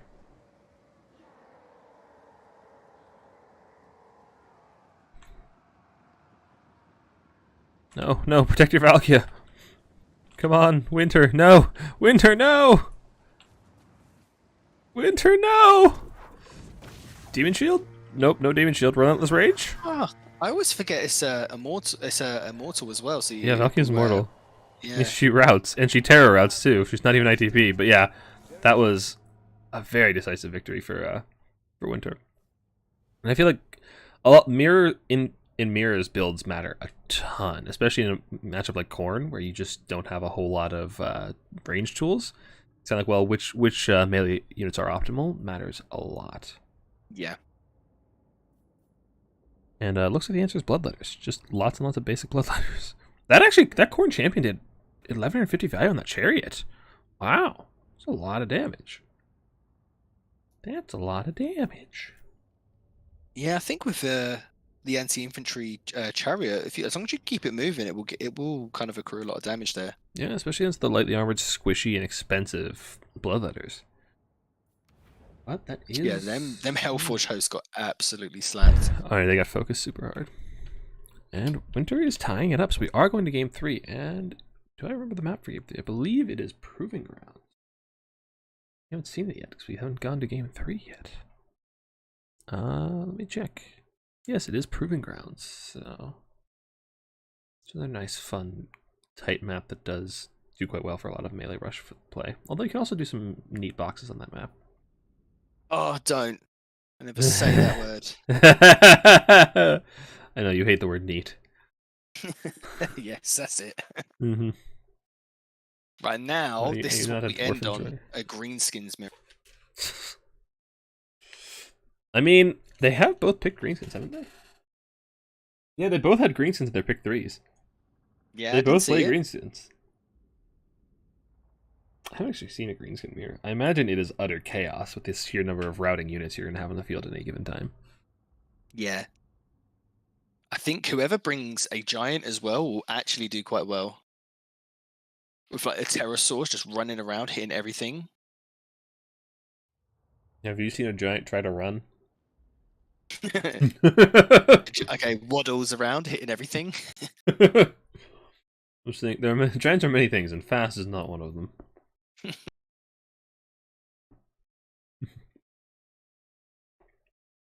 Right, that'd be a banger to hand it on. I don't know, I kind of like see Sora stick to that gunline style that he seems to be much more proficient with. The Tomb King, well, Tomb Kings are banned, but like the Ogre style we saw was very, very effective. So maybe something like Yeah, for sure. your favorite faction, the Dwarves. Actually, those may be banned as well. What were the bans again? Let's see. Well, the bans were Slaanesh, Warriors of Chaos, Dark Elves, Vampire Counts, Tomb Kings, Empire. So yeah, Dwarves are an option. What are the other factions? I don't mind dwarves. I don't actually dislike dwarves in terms of domination. Forces their hand a bit more than in land battles, which I kind of like. So you can actually get some like melee kind of fights going. But I think they're just like dwarf warriors now are just so effective at like 80 armor. Was it? Yes, 80 armor, isn't it? Just on the basic dwarf warriors. All right, so you're getting half of your wish. So who's pick? I think it's okay. So Winter picked Beastman, Wood Elf, Zinch, ban Cathay. Saurus picks Greenskins, ban Zinch. So it's either Greenskins, Wood Elves or Greenskins, Beastman. I actually don't mind their matchups for greenskins. I actually think think that's a decent matchup for I think both. Greenskins, Beastman is really bad for Beastman. I've played that matchup and I've had a lot of trouble as Beastman. Yeah. Because like when Greenskin infantry just massively outperforms the Beastman infantry and leaves their Minotaurs and stuff completely unsupported. So just a green tide with Orc Boys and Big Guns can do a lot of work against Beastmen. Yeah, and then even then, greenskins are quite decent into Wood Elves, Spider Riders, the ROR Boar Boy Biggins, and then you got the Orc Infantry that win pretty much most. The only thing they don't beat is the Dryads. Yeah, I You think can actually do a few things with that as long as you get the buff from Wurzag. They actually do really well into Dryads. yeah, I think just basic Boar Boy Big Guns probably dominate the cavalry game because Wood Elves Cav really underperform and they're not armor piercing, so they really struggle against any kind of armored Cav. Oh, we've got Beastmen. Okay. Ooh, Beastmen. Okay. Not surprised in pick Wood Elves. Wood Elves are not the greatest faction in domination at the moment. In fact, they are the exact opposite. They are probably the worst. So I'm not surprised we see Beastmen. But I do think this is still a rough matchup. That said, Beastmen do have some nice terror sources, and they can really abuse Greenskin's low leadership if you play it right, but it's kind of tricky to do. Oh, you seen the picks on the greenskin? What do you... Oh, you're very happy, aren't you? I'm happy. Of course you're happy. Some units here I actually really like that. I think I know what Sora's you're talking... bringing. Yeah. I'm sure I know what you're talking about. Look at what Winter has. You'll like that too, I suspect. Yes, I do. Both of them picks actually I really like. Actually, those are very similar units. I want to see them go head to head. Oh wait, no, never mind. That's not how that works, is it? Nope. I always forget that. I always get confused about that unit because I never actually see that unit.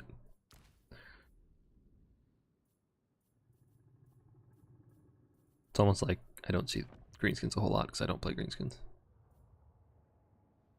Missing out on No. losses. Yeah, on massed routes and just losing your entire army once they summon a Pterosaurus. Literally so sad.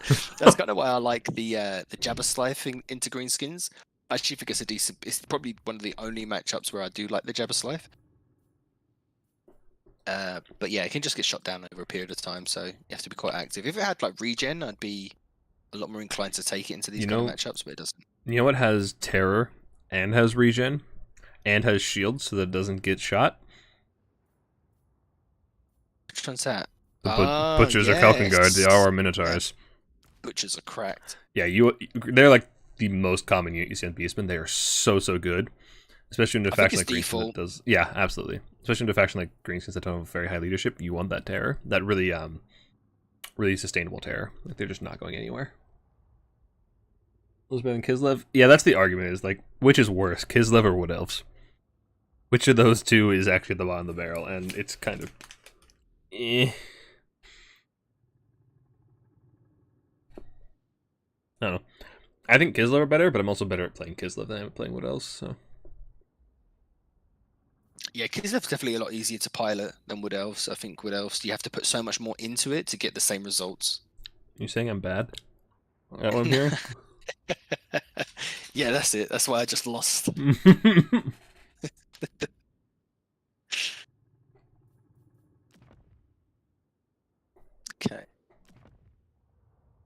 I've actually been playing a bit of Wood Elves lately, and yeah, you put a lot into actually get anything out of them.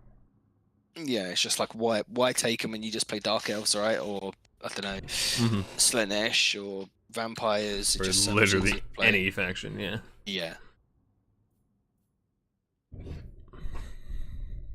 Alright, looks like our players are ready.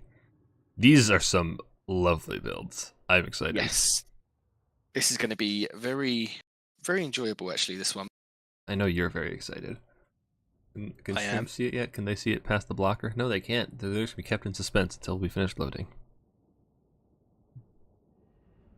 And I folks, despised Wood Elves. What so do you I'm think? Happy. You know, what do you think makes Rusty happy?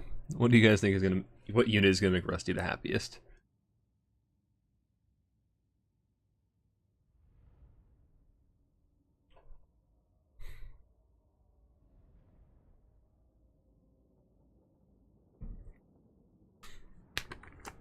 Stop talking.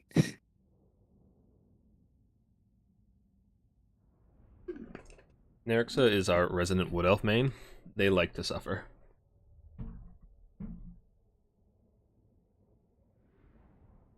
Oh, I think Nerexa's got it. Yeah, there may not be a rogue idol behind that blocker.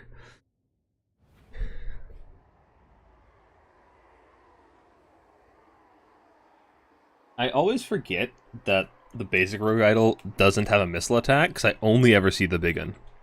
Yeah. All right, so do you want greenskins then? Yeah, I'll definitely do greenskins. I figured you would. I'm happy with both of these, but yeah, I'll do greenskins. Yeah, you do greenskins. I don't play bees. I don't play greenskins.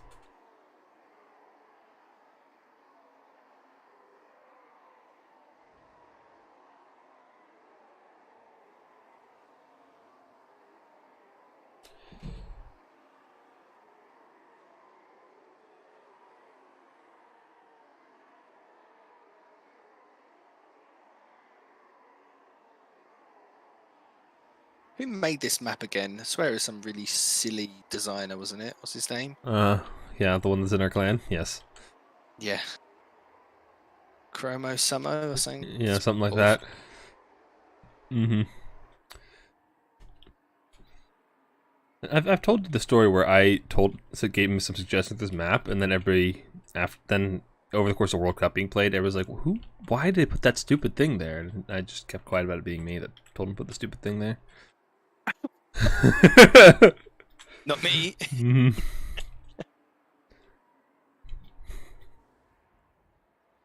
Yeah, Dragon. Mm-hmm.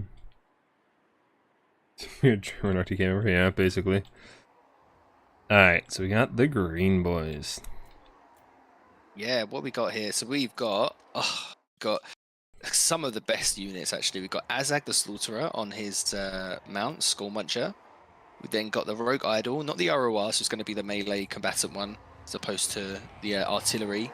The Rusty Arrows, which is going to give some nice armor sundering. I'm not sure it would be that necessary here against Beastmen, but it's okay if they take best scores.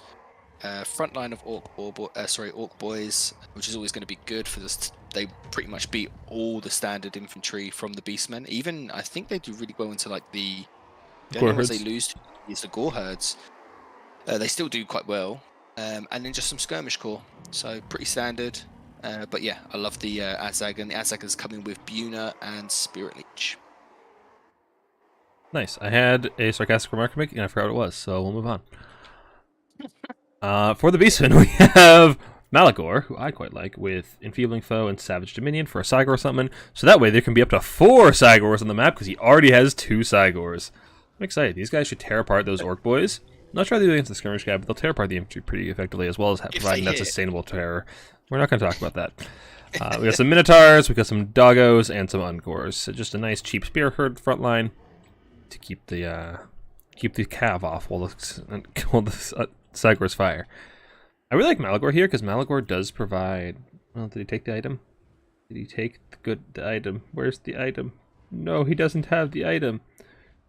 Maybe he does. Like, maybe I'm just not seeing it. But he has the icons of vilification, which give like plus 12 leadership and an aura, which is huge for Beastmen because they're another low leadership faction. So I really, really like that. Oh, the first rock's coming in. Is it going to land? Oh, actually, I think it is. Oh, I mean, just over. Unlucky. It landed just in the wrong place. There's some damage. Oh, it's so sad. Dogs are trying to screw out the skirmish cap. They will be taking damage in return. They do have a bit of missile resists, and they're pretty quick, so they should be just fine. Come on. There's a nice rock. Oh, come on. There's a nice blob right here. Come on. Ooh. Come on. Right here. Come on, there's a bullseye for you. Come on, Cygors. No, they're dispersing. Ooh, there's some nice rocks. Okay. Hoping that Azag kind of keeps his wins and actually no, he's used a Spirit Leech, but I would have liked to see Nibuna on the Minotaurs because that's going to be one of the biggest threats for him. Buna actually doesn't do a whole ton of damage to Minotaurs. It really wants to be hitting units with at least 45 models, so it does really underwhelming damage against Minotaurs. So you'd rather see Spirit Leech against Minotaurs, to be honest. Just Spirit Leech spam on him. I guess it'd be better against these Centaurs and stuff then instead. Mm-hmm. Yeah, it'll destroy a Centaur, like it'll just one-shot a Centaur or a dog, but it's not that effective against Minotaurs, which, you know, I found out the fun way. Now we have the triple Cygor just sitting back and shoot. One of these is a summon, but it'll still get some good damage down. But Doggos and some Centaurs are trying to get rid of these Orc boys. Just trying to secure the objective number 3, trying to punish his opponent for just sending one unit over here without much support. Just going reasonably well, but as that coming in, yeah, the Dogs don't have a whole ton of leadership. They don't really want to stick around in melee with a terror source like Azag. And I just cannot wait for one of these stones to just come and bonk the Rogue Idol on the nose. That's all I want out of this game. Oh, they're all targeting! Yes! Give it to me! Number 1. Oh, number 1 hits. Number 2 incoming and 3. Oh, 3 hit. None of them hit? Yeah. And do like hardly any. They don't do any damage because I mean it's all it's better against multiple models, but that's still very, very funny. Yeah, Beastmen look like they're pretty content to just sit back and shoot and then fight for objective number 3. While the Greens are just sitting on the other side and more hits. They're actually doing pretty well against this big target. But yeah, they're not doing a whole ton. Well, they're starting to chunk them down. They've done a couple of thousand damage. It's not terrible. Ooh, got the big boy Bestigors coming in now as well onto point 3, which will just tear apart these Orc boys. And they'll also do really well into Orc Ball Boy Biggins. Yeah, especially with the Centaur Grey Opens coming in to back them up. They'll do excellently. And that Rogue Idol is actually getting torn down pretty quickly. There is a Buna coming down on the Bestigor herds, and that's going to be just value city for Azag. Yeah. Tons and tons of damage. But we do have the Moon Howlers and the 8-peak Loonies coming in, but the Fanatics and the 8-peak Loonies should be able to clean up the Bestigors, but the Beastmen have so much of a mobility advantage over here. They've got so many more units, so I'd love to see Greensons just kind of withdraw from this side and just play the 2 objectives so they have all their infantry committed, as well as that Rogue Idol. The Rogue Idol is waddling his way over, though, but he's still getting pounded by those Cygors. Really nice 8-peak cast there. Clears off 2 dogs. Oh, that was beautiful, yeah. Now.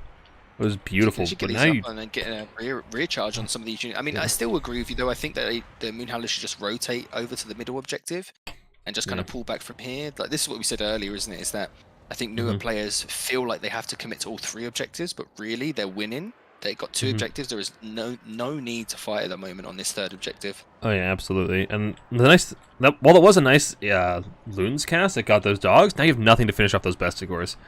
They're just still being here and just being an absolute menace, and there's nothing to deal with them. You don't have any real AP left over here. You got some Swig Hoppers coming in, but the Centaurs should deal with those pretty effectively. Due to Rusty Arrows coming in for a side shot, but they are completely exposed, and the Gore Herds will disrupt them very, very shortly. Ooh, Skirmish going to get caught in the trees. Oh yeah, they don't see the spears. They don't see the spears. Oh no, they're going straight into them. They'll be fine. They'll be fine. They have Strider. They like fighting in the trees. They like fighting spears, right? You know, that's actually a really big catch for Winterwind. That's huge value. Those spears were perfectly positioned. Like, he expected his opponent to be doing that and got right on top of it. We do, however, have the Broken Tusk Mob is on both Cygors, and they're tearing it apart. Jeez. That Cygor's already down to half HP, and the Rogue Idol is just clearing out all of the Ungors. I actually kind of like this pick. It clears out the infantry very, very quickly, and it's just that constant source of terror that's really, really useful against a low leadership faction like Beastmen. These Bestigors, I don't think these Bestigors want to fight that Rogue Idol. I think they need to be getting going. Another Cygor summon is coming in, and it's just on the Rogue Idol's ass, trying to beat it. but it's not going to do that well that quickly. And the Wa is coming in and making these Broken Tusk Mobs absolute god killers. Oh, And that yeah. Cygor is gone. How much value have they got already? Not a whole lot. 1K, About 1,000. Yeah, 1,000. They've already paid for That's themselves. good. They've already paid for themselves more than half HP left. Back on the right flank, we do still have the Beast and pushed up pretty aggressively, but only the Minotaurs remain standing. There's a lot of just tattered Greenstone units here they could actually do pretty well against. The Greenstones are starting to break through. The Dogs have rallied. You'd like to see them get over and start trying to actually help win this fight. But it looks like Greenstones are going to be pushing through on the right flank and actually pushing the Beastmen back pretty heavily. The Broken Tusk Mob taking out those Cygors is a pretty big loss, especially when they still have so much ammo remaining. That last volley coming in as well. Yeah, I don't think that's going to be coming back now that Cygor that's low. I think it might just be too low, 500 HP. I'd love for one of these, like, Wolf Riders or Spider Riders that's just hanging about, just to go to chase it off to make sure it doesn't come back, but... Yeah, for sure. I also, I don't like how much is being committed to killing this Rogue Idol. It's still got 9,000 HP. Like, that Rogue Idol is going nowhere. I'd love to see you just kind of ignore it and try to kill the infantry and take the objectives, because it's going to take so much to kill it. I just don't think it's worth it. No, I agree. It's one of them things which is like a bit more of a distraction than anything, right? Yeah, I think committing to it Hydra. yeah. You see Hydra as people just put, yeah, the Hydra got 500 value, sure, but actually the majority of this value was in the damage soaked as opposed to damage given. Yeah, absolutely. Now we do have a bit of the reversal of the scripts. Both players committed to the opposite sides and have just swapped objectives. So Greenskins have taken objective number 3, and Beastmen are slowly capturing objective number 1 because all of their infantry is expendable and takes forever to cap anything. But Beastmen have taken the center, so I'd love to see, again, I'd love to see them just withdraw from the side. I'd love to see Beastmen withdraw from 3 and just go back and hold 1 and 2. But doesn't look like Winter agrees with me. Winter is pretty confident in his ability to hold this objective, which isn't unreasonable. There's not a whole lot of Greenskins actually over here. And most of what they have is cheap mobility that their Centaurs should do quite well against. The Rogue Idol is actually taking quite a beating from this Cygor, as well as, what's his name, Malagor. But, yeah. I think the bigger value is just that this terror source is not in the middle of the blob fight, so neither side is really suffering the terror, which, you know, it's kind of a handshake. Like, your Terrorsaurus fights my Terrorsaurus, nothing terror routes, we actually have an army instead of just routing mobs. Saying that, you got Azak now coming into this blob in the middle. Probably going to, if we can get a nice hit on those Bestigors, it would definitely tear out them. Oh, yeah, that's right. Bestigors aren't ITP, because Beastmen suck. We got another Buna coming down as well. Yeah. Did you get it on the right target? I'm not sure about the Buna, to be honest, there on that Bestigor. Who's going to tear out It's not on the Bestigor, it's on the Gore Herd. Ouch. That hurts. It's hard to get it on the right unit when they're overlapping like that, but that still really, really hurts. I would love to see it on like some of these Centaurs instead, but I know. You know, Gore Herds are still fairly expensive, so it's not an unreasonable thing. And if Azak can clear off this point, then those Black Orcs that are coming in can just waltz on the center objective and say, this is ours now. Yeah, exactly. I think the issue here, though, is that the Beastmen have just got so many more units just on the field. In terms of, like, the units on point 3 is only one more Archer that's going to get cleared off. They rotate into middle. The Black Orcs, yeah, they're good at holding, but they're just going to get outcapped and then eventually just drag down. So I really love to see that Rogue Idol Pterosaurus coming around and actually getting rid of some of this infantry, but it's only got 300 hit points left. The Cygor, though it did die, did a really big number on it, and so did Malagor. So it's only got a few hundred HP, and those Bestigors with the Centaurs can probably kill it. 21 HP, and down goes the big boy. Well, not the big one, just a big boy. A big boy, a big chunkers.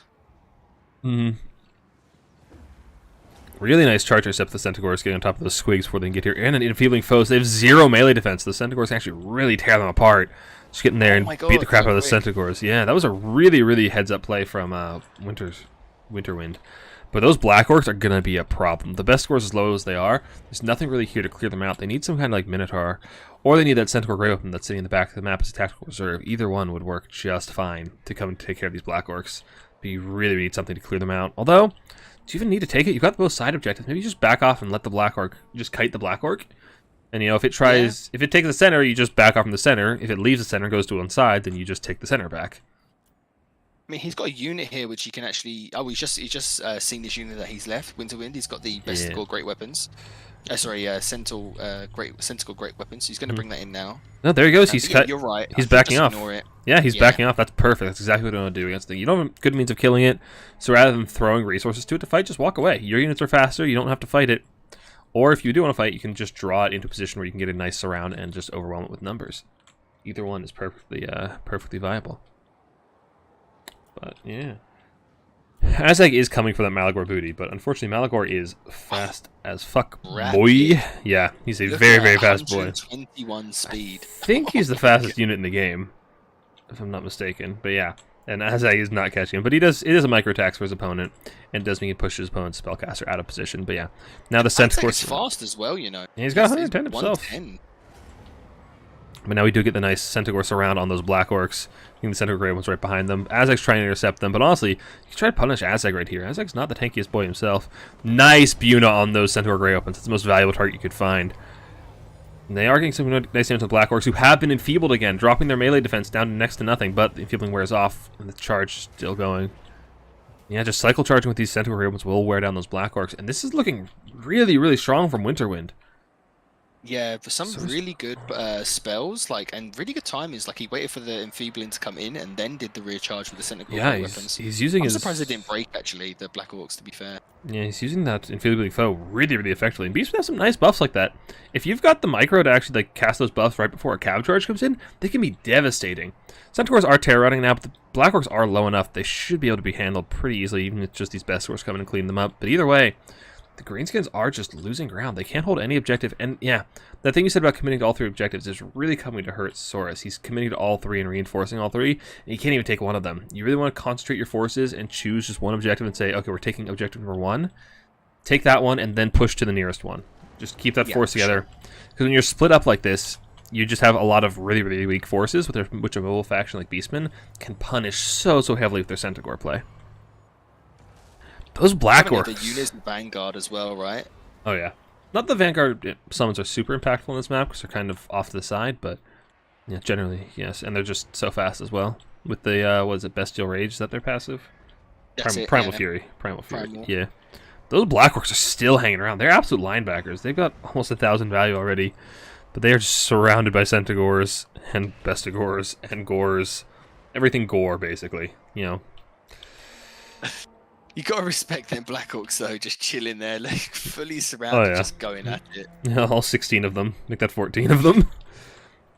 Yeah, the Beastmen and the Lions are actually starting to run really thin. Their infantry has almost run out. They've just been summoning Centaurs, which are doing good work, but they're not holding ground for you. And so I feel like you need to just back off a little bit, maybe seed one of the side objectives, and then just, you know, regroup your forces. Because at this point, I think Winterwind wins off of one objective, so just back off, regroup, and just get a strong force into one position on the map. Just try to consolidate your army. So you really don't want to do is just be fighting in tatters when you don't have to be. That said, his opponent doesn't have a ton of forces to actually punish that, so he might be able to get away with it anyway.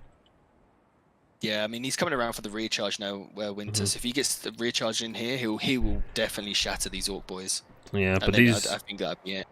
Oh, he gets the side charge on the Dirkit Swig. Dirkit Swigs are trying to get in the center objective to actually take it, but if they get side charge with those Cav... Oh, that's a beautiful surround, too. Just getting a perfect surround on those Dirkit Swigs in the center. Oh, he needed that to come and win the infantry fight for him. Oh, that feels so bad. He just cast a Spirit Leech on a Gore Herd. That feels so bad, man. It's a Minotaur. Especially with the Minos coming in. Yeah, the Minos coming in, and that is going to be it. Beastmen take that. That was a really impressive Beastmen display from Winterwind. Yeah. The spells were in particular very impressive. Yeah, the enfeebling foe usage was really, really well done. Like I said, that's a matchup I've had trouble with. Beastmen I've had a lot of hard time with Beastmen into Greenskins, so it's very, very impressive. Yeah, his Centaur play was really on point. He was getting a lot of good charges and comboing with that enfeebling foe so well.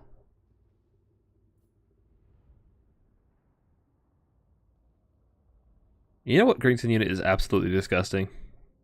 What? Morgoth's Mangy Marauders, the Arwar Wolf Archers. Yeah, they're so good. I have never seen these guys not get twice their value. Yeah, they're just a must-take pretty much in most matchups. It's just such a good unit. Squig Hoppers did some good value. Black Orcs were Chads in the center. But yeah, that was a very, very impressive display by both players. So now that is Winterwind coming back for Leechlord, coming for round 2. Yes, he does. What's this best of 3 as well, isn't it? This one? I think so. Let me double check. Yes, best of 3. And the maps will be Battle for Itza, Glinty Toof's Crag, and Road to Val's Anvil. So yeah, we just had a Winter Wind win this game, and now it's going to be facing off against Leech Lord in the finals. Get our blocker back up, and let's update our name cards. So we have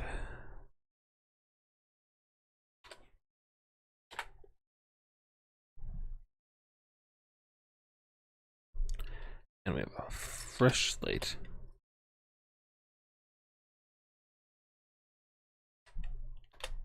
What you should do for these newbie tournaments, there should be a title that they get when they win What do you mean? in the Discord Oh, domination tournaments, like a a, little a graduate title. yeah, something cool so that Mhm. they know that they've kind of passed it. I think that'd be quite a good like little promotion That's from not it. a bad. That's not a bad idea.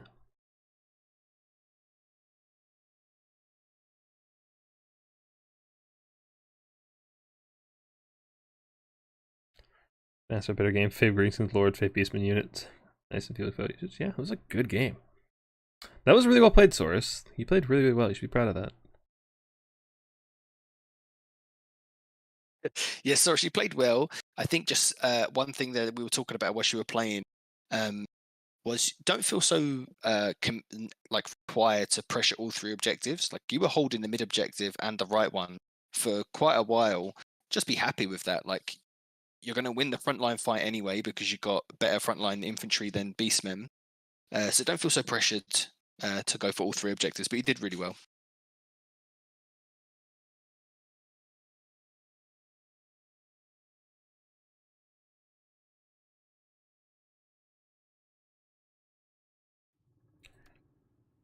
Let's see what Leech Lord is up to.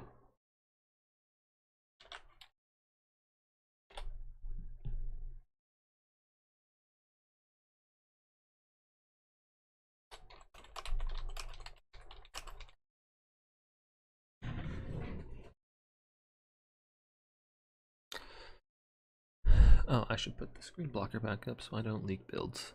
Oh wait, it is. Oh wait, why am I still streaming in Discord? When did I start streaming in Discord? Oh, I think it was earlier when it went all. We thought that I was lagging the game. It is usually Rusty's fault. Potato internet. Yeah, well, it doesn't help that you're in the UK, so True. there's that pesky ocean that makes you lag.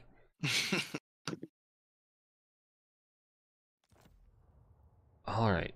So what did we see Leech Lord play early? He played Tomb Kings and something else.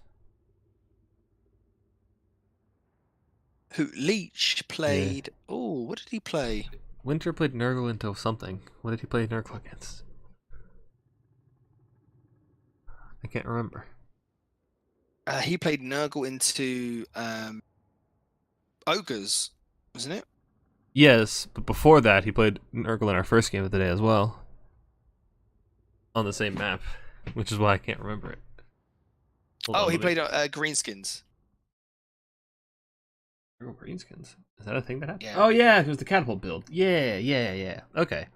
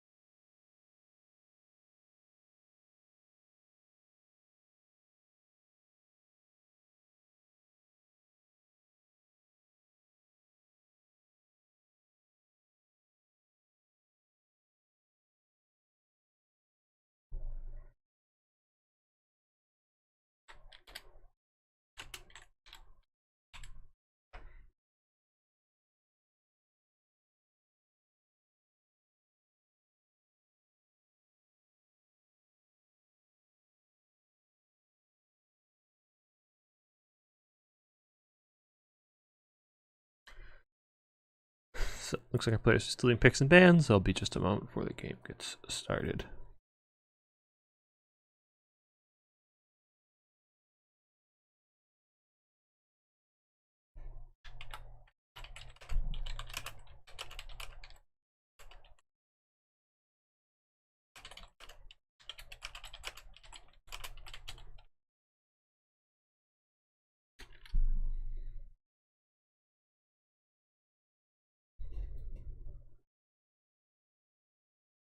And they're so weird, Lustria. Yeah.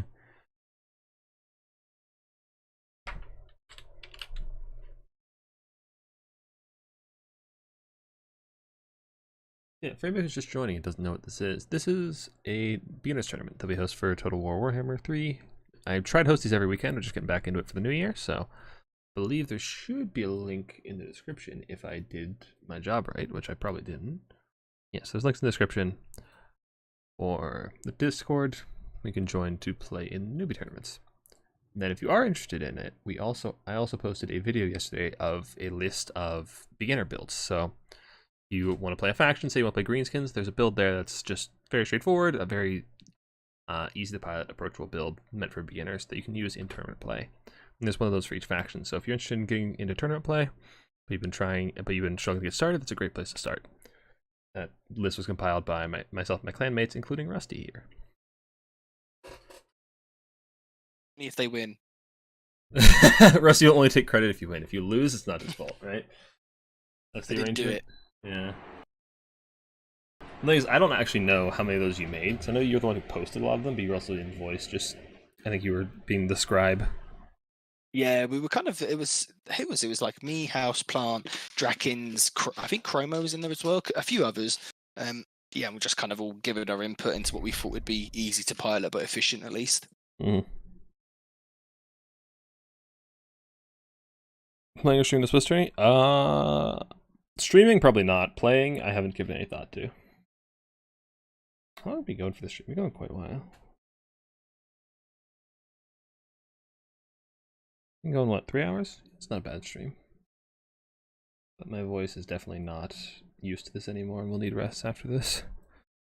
Alright, so global bands are Slanesh, Vampire Counts, Warriors of Chaos, Dwarves, Dark Elves, Ogres. These bands are starting to feel very familiar. Except for the Ogres. The Ogres one's a bit spicy. Chevron strats. Okay.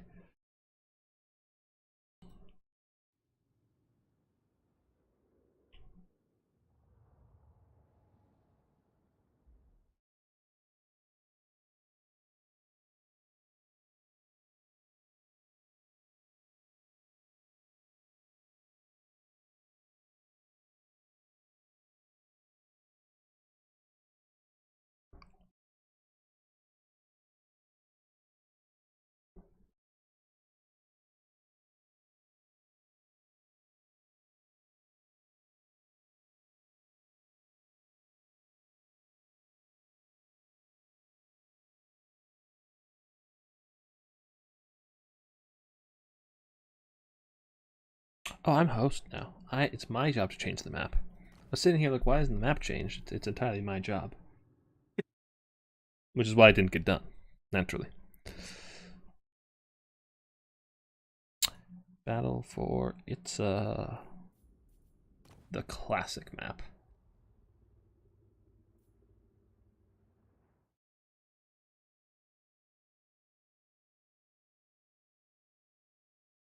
So we had the Chieftain strat in there, and then we took it out because we thought it was not very intuitive or that fun. What's the Chieftain strat? The power grab, just for Skaven. No, we did put that in there. Yeah, and then we took it out because fuck you. Oh, did we? We took it out afterwards. Yeah. What did we put in? Ikit instead or something? I think it was just a Grace you. We wanted a simple, straightforward build, and the Chieftain strat was not those things. Yeah, true.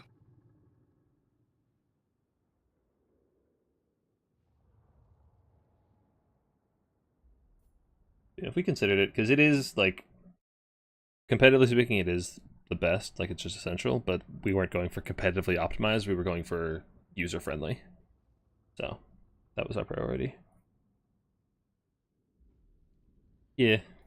Yeah, like I said, if you're playing it in, like, if you're trying to play it at a high competitive level, then yeah, you'll need to do it, but these builds are meant to be like, if you've never played a tournament before, and you don't know what to bring, it's a starting place. It's just meant to help people get their feet wet, not meant to carry you to the top of a tournament.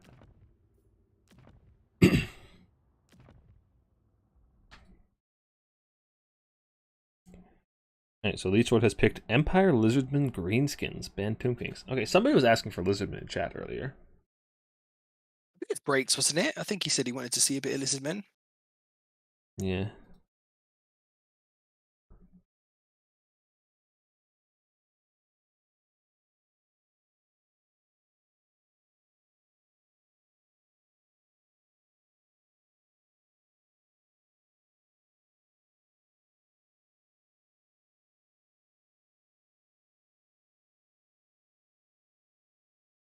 What's the chieftain strat? So the Skaven chieftain has an ability. I can take off the screen blocker for a second and show you probably.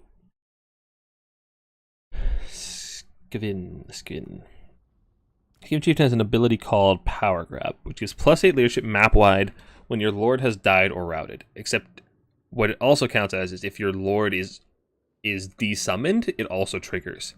So the chieftain strat is to take a Skaven slave as your lord, desummon it immediately, and then you have +8 leadership for your entire army for the entire game. It is exceptionally strong. Any top tier Skaven player will do that every single game, without exception. I think it's like really negotiable, is it? If you No. actually want to play Skaven at a It's decent level, really it's not. pretty much.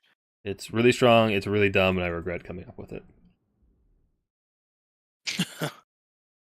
Technically, it was Houseplant. I can blame Houseplant. But I did help, and I regret that. What have we got? Norska Norska Empire. Norska banned Lizardman. Norska Empire. Okay. Interesting. I've seen Empire actually do pretty well in this matchup. Grenade launchers can be really, really difficult for Norska to shut down. Yeah. But it also requires pretty on point micro from the Empire player, because like the Norscan infantry just wins if they walk at you. So you need actually a kite effect with the skirmish with the grenade cav, and then keep your missile line alive. But your infantry, Norscan infantry, will dominate if they're allowed to. Yeah, I actually like the champions with just the basic shielded marauders, a couple of great weapons just to kind of get on the great swords if they bring them. And then I also like the Norscan Ice Wolves for chasing down the grenade launchers. They kind of keep them a bit more honest. Norscan Ice Wolves are really, really good. The problem is that Empire Cav, just Empire Knights, can do really, really well against most of Norse's mobility tools. Yeah. Like, even if they don't... I don't know who wins between Skinwolves and Empire Knights, but even if Skinwolves win, it'll take them a long time to do it. So it can be... Yeah. It just gives the grenade launchers that space to do what they need to do, or even just, you know, huntsmen or handguns or crossbows, whatever missile piece they have. The Sunmaker, probably the Sunmaker. But yeah, this is definitely a build that... a matchup. I'm not sure who's favored in this matchup. I just know that's really tricky to play from both sides. I would say this probably Norska favored. Only reason being is that it's the infantry, but the infantry line pretty much just wins for Norska. But the only issue I see is that grenade launchers and Sunmaker, if the Sunmaker's kept online for a long period of time, and accrue a lot of value, especially on something like Itza, it will do a lot of value. And if he's got good micro with the grenade launchers, it would be really hard for Norska. Rusty, you're gonna love Winterwind's build. Let's have a He's a genius. Yeah, it's probably a little more straightforward for Norska. You just it's kind of just keep your infantry walking forward whilst protecting them from the kite elements, the grenade launchers, the shooting, whatever it is. So your infantry is, you're just pretty straightforward. Just keep your infantry alive, although that can be a little tricky at times, depending on how proficient the Empire player is. But one thing I really, really like from the Norska side here is actually Fate of Buna, because just point and click, get rid of grenade launcher, and the grenade launchers are such a menace. Yeah, and I think as well here, you definitely, and Tim will be very happy, but you definitely want to do a build up. You just kind of want to walk back a bit and not be in range of that, not be in range of any kind of artillery, and then go for like a bit of more of a build up. But yeah. So back to the Skaven slave thing. So yeah, you have a basic Skaven slave as your lord slot. You desummon it, and it's the only Skaven slave in your army, because if you don't want to resummon it, because otherwise it'll still be your lord. Then you can have a character like usually Ikit Claw as your technical lord in your reserves, and you can summon on the battlefield, but he doesn't count as your lord, despite being a legendary lord character. What is a Swiss tournament? A Swiss tournament is a tournament where, instead of having a traditional bracket like this tournament has, which I can show you. So we have a bracket where, you know, you play one round, and the winner goes on, and the winner goes on, so forth and so forth, until you only have 2 players left. That's how a traditional tournament works. A Swiss tournament, you just have rounds. You have a round where everybody gets an opponent, you play that game, and then at a certain time period, another round starts. So it basically means that everybody gets to play 4 or 5 games, however many rounds they have, and then the people with the best record, whoever is usually undefeated, then they play a final afterwards, which I think I can show you if we have any of last week's tournaments. Yeah. Yeah, there was one recently. Yeah. So instead of having a bracket, you have this over here on the left is round 1. Everybody played a game. Then round 2, where everybody played a game. It basically means that you get to play more games, and it's not an elimination style tournament. You still get to play even if you lose early. And that there is one happening in like less than an hour. It's happening in 45 minutes. So it's on Total Tavern for anybody who's interested in that.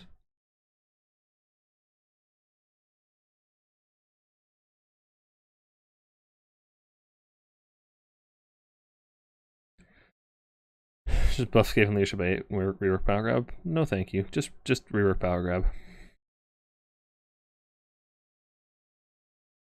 Yeah, I think having a flat 8 leadership buff is pretty crazy for Skaven. Mm-hmm. I think, yeah, just rework Power Grab. Maybe it's an aura that's around him, 30 what is it, meters, isn't it? They do it by in the game.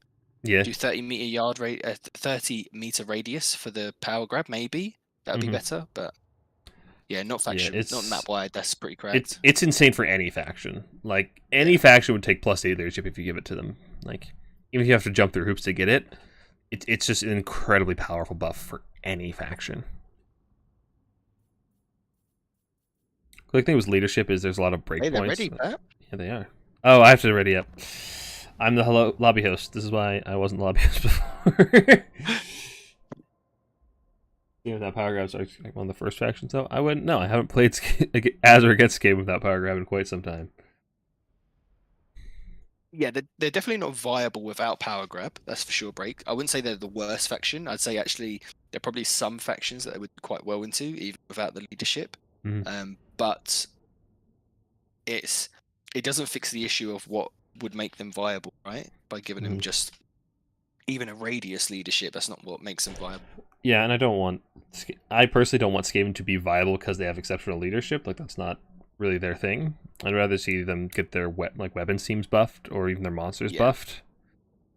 Like Skaven's thing is they have like tons and tons of cheap infantry that rout at the first sign of trouble.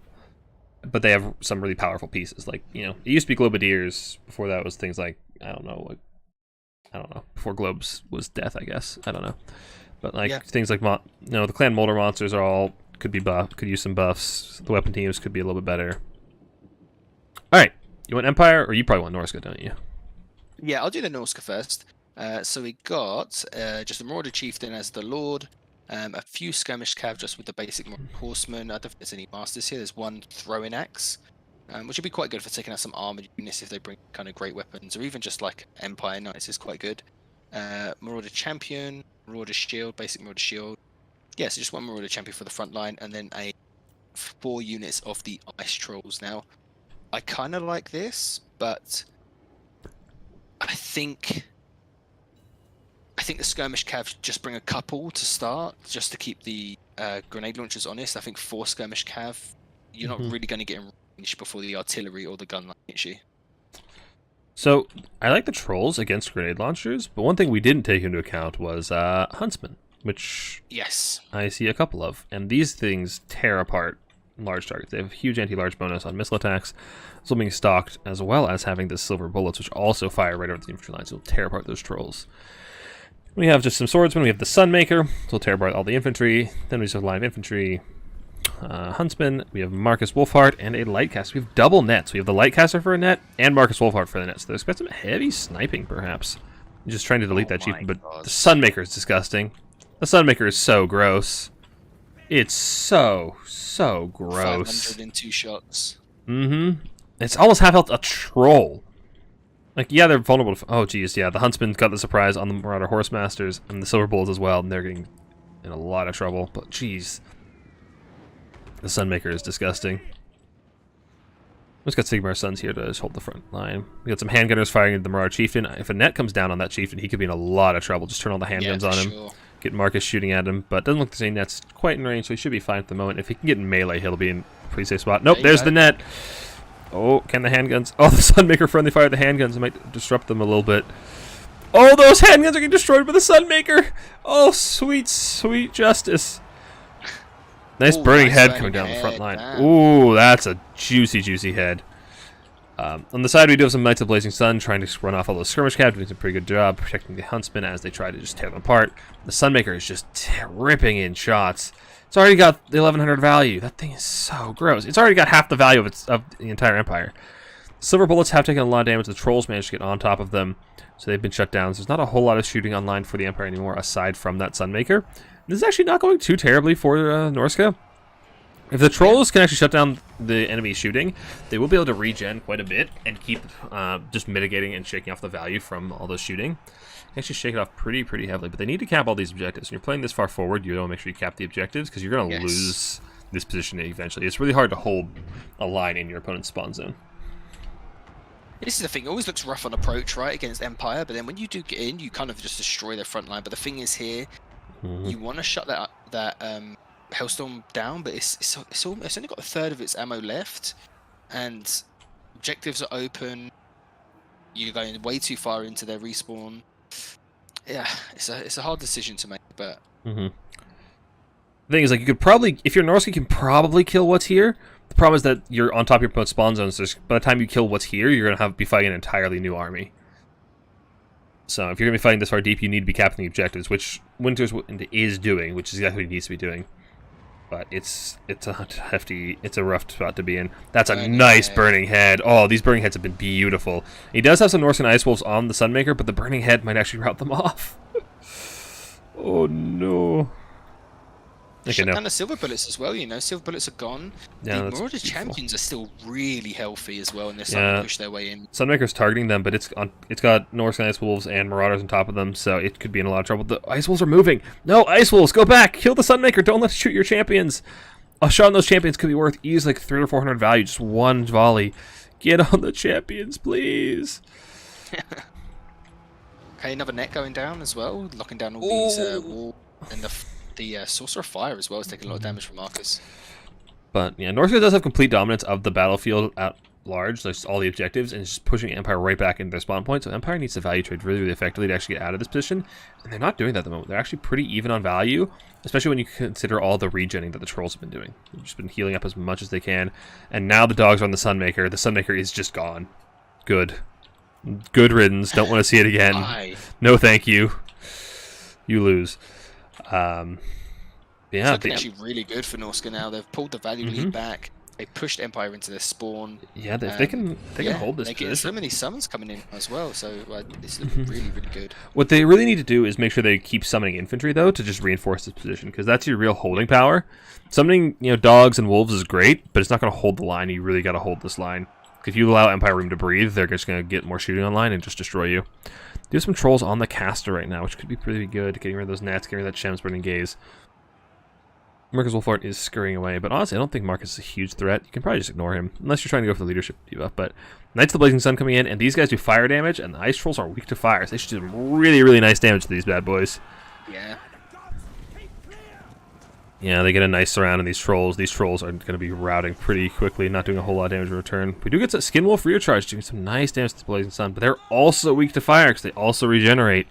Knights of the Blazing Sun are really good in this matchup, and honestly, I would have loved to see a Firecaster from Empire just to stack even more fire vulnerability onto the Norscan Ice Trolls and Skin Wolves. But for the moment, it looks like Norska's in a pretty commanding position. They're up about 1,500 value, and they just control the entire battlefield. The Empire's not allowed to leave their spawn, and honestly, I love to see it. Fuck the Empire. So they just shut down Marcus. Marcus is getting buffered by the Knights of the Blazing Sun, though. But you got the Skin Wolves there, you got the Norscan Ice Wolves, the Marauder Champions have still got 6. Look, and they've actually got, what, 64 models still? Yeah, 64 out of 100 models still. They sending in more of the Axe Throwers, the Norscan. Oh, and you got the Rain come down as well now. Piercing Bolts of Burning that just killed off the caster that casted it. That's how you go down, though, true martyr. He actually just almost killed himself entirely with the Piercing Bolts of Burning. He's routed, he ain't coming back. Yeah, Norska really needs to keep summoning infantry, which they are good. Bring up spears. And I don't know, I just don't leave them on the objective. Get them on top of the spawn points. Don't let them spawn things. If you have spears just sitting on your opponent's spawn points, then they can't really summon cav to flank you at all, and they have to really just funnel into you, which feels really, really bad from the Empire's position. But nice net going down the trolls. They're getting shot by the handguns, but they're not. I don't think they have a great line of fire. They're not really firing that much. There's not a whole lot of models left to really punish those trolls. And Marcus is in trouble. He's surrounded by skin wolves. He's not going anywhere. And even the chieftain can come over and try and finish him off. But we do have the Sentinel's Reiksguard in the trees fighting skin wolves, and they're just... Skin wolves have been doing way better than I expected with the troll support. Really, really good from Winterwind. I mean, this is the style Winterwind is playing all day, and he's very, very good at these aggressive styles. He had a little bit of trouble with Nurgle. He didn't have the speed to support it, but on these factions like Norska and Khorne, he's really, really good at it. Yeah, and I mean, this is... Looking at this, I don't see any way that the Empire comes back into this. Yeah, this is looking really dominant from Winterwind. This is a statement, you know, you beat me once, you're not going to beat me again. Yeah, especially in the early stage, it was looking a bit rough, but I mean, it always looks like, even when I play against Empire and approach, I'm like, oh my god, I'm so far behind. Then you suddenly get on the line, and their state troops just absolutely get obliterated. I don't like that he's pulling back here. I think stay. I quite like it. He's out of infantry, so he doesn't have a ton of staying power. So he's just going to lose these units. But by pulling back, he buys some time to regenerate and get back on top of his infantry. I kind of like this. Oh, they are trolls, yeah. Yeah, there's all trolls and skin wolves. They get some time to regen. They get back on their infantry, and then you can push up again. There's not a whole... There's like it's going to be so much easier the second time because there's no infantry line anymore. It's just missiles. You just regroup, get your forces all back together, and then push back again. Go do it again. And at this point, the Empire has to 3-cap, so you just pull back and Helm's Deep. I don't recommend it entirely because, like, shooting makes that kind of difficult. They can just sit back and shoot you, but you just pull back, get your infantry underneath you, and then push in again. Let your trolls regen a bit. I quite like this. This is really disciplined play. Look at the Marauder Champions just still going in. It's like that Nurgling that killed all of your Noblars. Literally. Marauder Champions are cracked. Their stat line is crazy. Yeah. Especially when Rage is stacked up. They are insanely tanky. They're one of the best units on Norse's roster, hands down. Yeah, I played against Alls the other day, and he was like, someone told me that Marauder Champions beat War Lions of Krace. I was like, yeah, they do. He's like, no, I don't believe it. Do you mean White Lions? Them. White Lions, sorry. Yeah. Yeah, no, they destroy them. It's a really hard time for Isles. It's so good. Yeah, and now we have the second push coming in. This is going to be really devastating. All the trolls got some time to regen up, get their models nice and healthy, and now they have a fresh line of infantry to go right back in. And the Empire line is still in tatters. There's nothing to protect these missile units. There's a couple of tattered spears. There's one full health spear, but like a couple of tattered cav units. They're just going to go right in and kill whatever they like. This is going to be a brutal second charge. I really quite like this. And now it's just Leafsword trying to scramble and actually defend his missile units with what few tools he has to do it with. Yeah, it's impossible. I mean, the value lead looks like it's close, but looking at the kind of state of the battlefield now, I don't think it's near this value. Yeah, and Leafsword has to 3-cap, and he hasn't touched an objective all game, which feels really, really bad. And now that for the second wind, yeah, he's not getting back through that line, and that was a statement from Winterwind. Yeah, that was like it was close at first, but it was like a bullyish kind of way of playing, right? Just pushing straight on and forcing them back into their spawn, saying no, like you're not playing them. I'm sure you loved that, didn't you? Yeah, we saw some great launch from Leafsword's reserve that just never got summoned. I honestly think you could start grenades in this matchup probably, because even against skirmish cav, if you just let them get a volley into skirmish cav, they'll destroy them. Yeah, for sure. And I think that's the big worry, isn't it, in this matchup? Is the grenade in most matchups with Empires, the grenade launchers are the MVPs. Absolutely. Well, that and the Sunmaker. The Sunmaker's a pain too in a lot of matchups. Yeah, true. And grenade launchers do fire damage as well, right? No, they don't. That's odd. Okay, so they're not going to be that good against trolls, but still, yeah. So, like I said, that's a very, very decisive opening from Winterwind. So let's see if we can close it out in our next game, which will be on, what map is it? Glinty Tooth's Crag.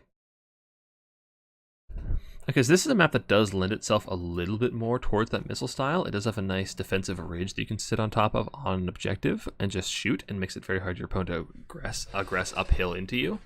As well as the fact the objectives aren't super far apart, so you can get that missile coverage over all of them.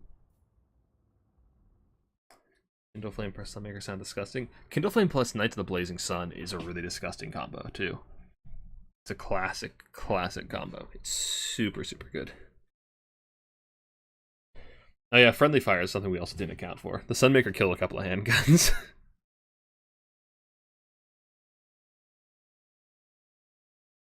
You don't enjoy range focus game builds TV with the Monster Mash and Rat Spam. Yeah, like I don't want the leadership to be high, but even if they buff monsters, that'd be really good. Because like, I don't know, Mutant Rat Ogre is completely useless. Hell pits are okay. They're kind of pricey for what they do. Brood Horrors, again, they're okay. They're not great. But like Skaven, the Monster Mash builds are a little expensive for what they accomplish. So, like, they need something to be their carry, and since the globes are now nerfed, like they really need something to actually come in and deal damage. And I really don't want to see the infantry buffed because that's not Skaven. Like that's just not their identity. If the monsters get buffed, if the missiles get buffed, like any of those things, like any of those like iconic Skaven things, you know, rattling guns, globes, mortars, those even, you know, hell pits, rat ogres, those kind of things, I would like to see be the carries. But as it is, they just like globes are really expensive. Their missiles are all really expensive, and it's just Skaven are in a rough spot.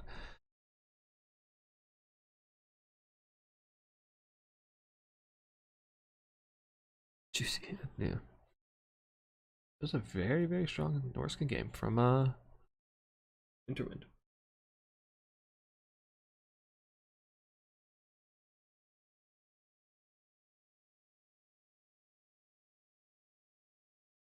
Okay, so now Winter picks Nurgle, Beastman, and Kislev, ban Greenskins. Leechlord picks Tomb Kings, ban Kislev. So it's either going to be Beastman or Nurgle into TK. Nurgle hasn't worked out the past 2 times. Winter went Nurgle again. Winter, come on. It's not worked the past 2 times. Just play Beastman. So we got Nurgle TK. And I'm really worried we're going to see the same thing where TK just brings a pretty hefty missile line and Nurgle just gets strung apart and killed. Yeah, I think it's such an awkward one, isn't it? It's not a matchup that I would want to play as no. I think any missile, any faction which could take a lot of missiles as well is just going to do so well into Nurgle. Mm-hmm. So actually, I played this matchup with Houseplant a couple of weeks ago. And he was actually having, well, it wasn't a super stomp when he was bringing Festus and just spamming Stream of Corruption to passive heal his entire army of just Chaos Warriors and Plague Bearers, just massive amounts of infantry with Festus to support them. He still lost most of the games, but it was reasonably effective. Like, it's definitely an idea that could be worthwhile, but I don't know, it's still really rough because the catapults, Nurgle has no real way to shut down the catapults, do so much damage in the Ushapti Great Bows. It's still really rough for Nurgle. Yeah, I can just see it. I just think, I mean, if you can see what Winterwind's bringing now, I personally like this. I think you can do okay, but yeah, I think I prefer the kind of. I think the main option you have here is the Chaos Warriors. Yeah, the problem with Chaos Warriors is those gosh darn catapults that you really have no effective way of shutting down. Because even Nurgle Furies don't do that good of a job of it. Nurgle Furies are one of the units that really, really suffer from having Mark of Nurgle. Yeah. Just having extra melee defense isn't what they want. They want to be more aggressive. So, yeah, they're just it's a really unfortunate time to be a Nurgle Fury. But you know what unit I was actually having some success with in this matchup as Tomb Kings? A War Sphinx. Cambrian War Sphinx. So when Nurgle's got all that, just running through the lines. Yeah, running through all those armored Chaos Warriors, just being disruptive, causing terror. Get some really good value. Or you can take Cetra if you want. Instead of Kotep and a War Sphinx, just take Cetra and a War Sphinx. It's not bad. Yeah, I could see it. I think you have to just be quite active, don't you? Just like rear charging, running through, running off, rear charging. Yeah, you kind of gotta use like a chariot where it's just constantly moving through lines, getting charge bonuses, disrupting. I don't know. Might not be the optimal pick, but it's definitely a lot of fun. I like Cetra. Just every time I pick him, I always think, unless he's on his Chariot of the Gods, Yeah, he's I a little don't really feel like he does anything. He's a little overpriced. He's like a middling duelist on an okay monster. Yeah. Cetra's fine, he's just kind of pricey. Tomb King Cav is super good too. Yeah, Tomb King Cav is just very good for his price point. Mm-hmm. It's just very, a 400 Vanguard Cav, which crumbles, and also a 650 anti-infantry, both shielded with bronze is just, it's really, really good. The 651 aren't anti-infantry. So which ones? Neither of them are anti-infantry. You're Yeah, the crazy. 650 ones. I'm It looking says at they them. are. It says it. They don't have an anti-infantry bonus. Get wrecked. Why is it saying it is? What the hell? You know what? You know another unit that says that it's anti-infantry? Which one? Razor Gores. They're anti-cav. Actually, wait a second. Let me check something. Yeah, Globe. Take a look at this stream. I'm just gonna show you guys. There's a unit that says it's anti something, and it really, really isn't. You want to guess what it is, Rusty? It's one of the most notorious infantry killers in the game, and it says it's anti-large. Is it globes? Yeah. Yeah, Globadiers say they're anti-large. Because I think at the launch of Warhammer 2, they were anti-large. And they got reworked at some point. Yeah, there's a lot of tooltips which are just out of date. That's why I always thought that the Hikaras were anti-infantry. Mm-hmm.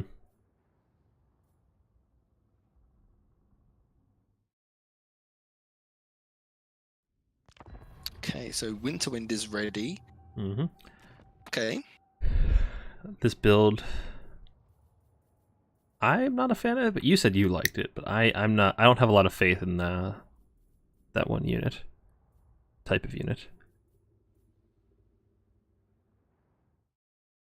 I just like it. The gloves aren't anti I against. don't know how efficient it would be, but I just like it. Yeah.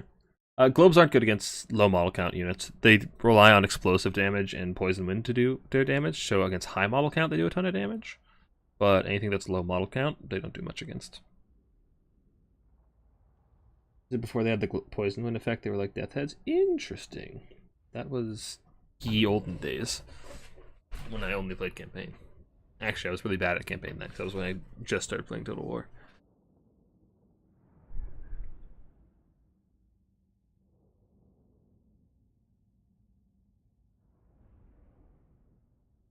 Okay, let's see if Leech can bring this back to a tiebreaker, or if Winter's just going to get the revenge sweep. Leech is your favorite, isn't he? All right, you want the Yes. Nurgle build since you have faith. Yeah, go on, I'll do the Nurgle. So, we've got two of the Soul Grinders, which are both going to be anti-infantry, armor piercing. They got a lot of like splash damage. Hey, you have to Rusty. be quite Hey, active. Rusty. These aren't anti-infantry either. What? Why does it say it again? They're mortars, so they do actually their missile attack is very effective against infantry, but they're not technically anti-infantry. They don't have an anti-infantry These bonus. tooltips are trolling me. And then we've got just a front line of the Marauders of Nurgle, a couple of spawns. I don't mind the spawns. If the arrows get on them, though, they'll be kind of picked apart. And then we've got the Nurgle caster, just with the heal. Mm-hmm. So I do like that he's deploying really far back, because he can just keep his infantry in a safe position while his grinders try to get value, which is I quite like. Let's see how patient he actually ends up being, if he actually is willing to just sit around and shoot all of his ammo before he engages, which I think he probably should. For Tomb Kings, we have Kotep back on his DJ booth.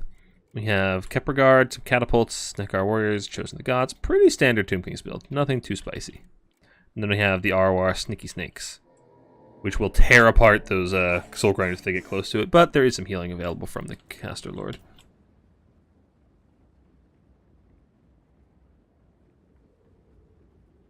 Soul Grinders can hide behind the hill. Yeah, if the Soul Grinders hide in like this kind of position, they can get some really nice indirect fire shots. But the problem is they don't really do any damage to the Bow Shopty, so the Bow Shopty can still just push up and scream them out.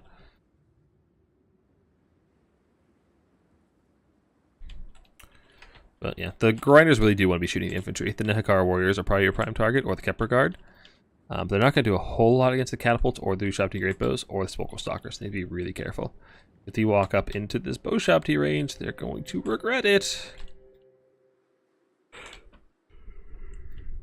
Oh, I thought he was aiming for the artillery there for a second.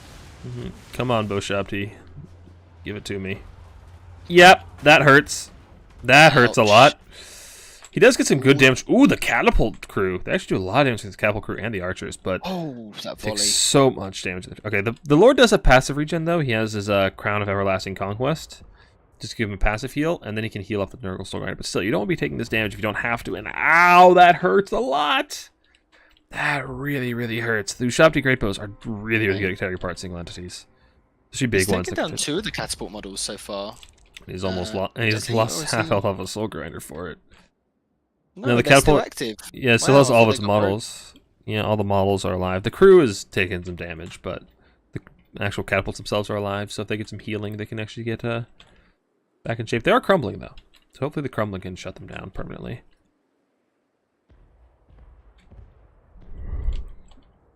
And yeah, like I said, they do nothing to the constructs. Despite their arm piercing, they are much better against infantry. Ooh, that hurts so much. That hurts so much. Kind of just want to be taking out these units to the side, the spearmen, the Nehikara warriors. Yeah, they do look like easy targets over there, don't they? Yeah.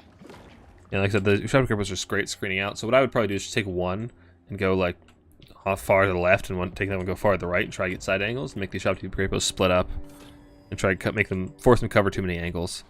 What you really don't want to let happen is getting 3-capped. You really, really don't want to get 3-caps. You need something, and we have double Rotfly summon coming in. I wonder how these do against constructs. They are AP, but their animations are notoriously janky. They tend to really struggle to connect, as well as their melee stats are quite low, so they have a really hard time hitting things generally. They do have a good AP weapon strength, so if they can actually get on those constructs, maybe they'll actually tear them apart.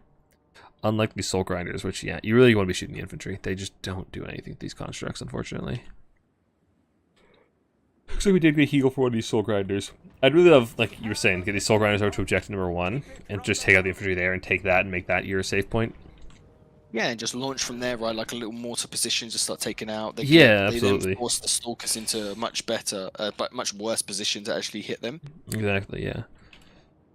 But yeah, Katup's Cascade is starting to scream in onto those Marauders, doing some nice damage. They are bunched up pretty tight. What summons we have coming in? More Furies, more just flying disruption pieces. Those going deep with these Rotflies.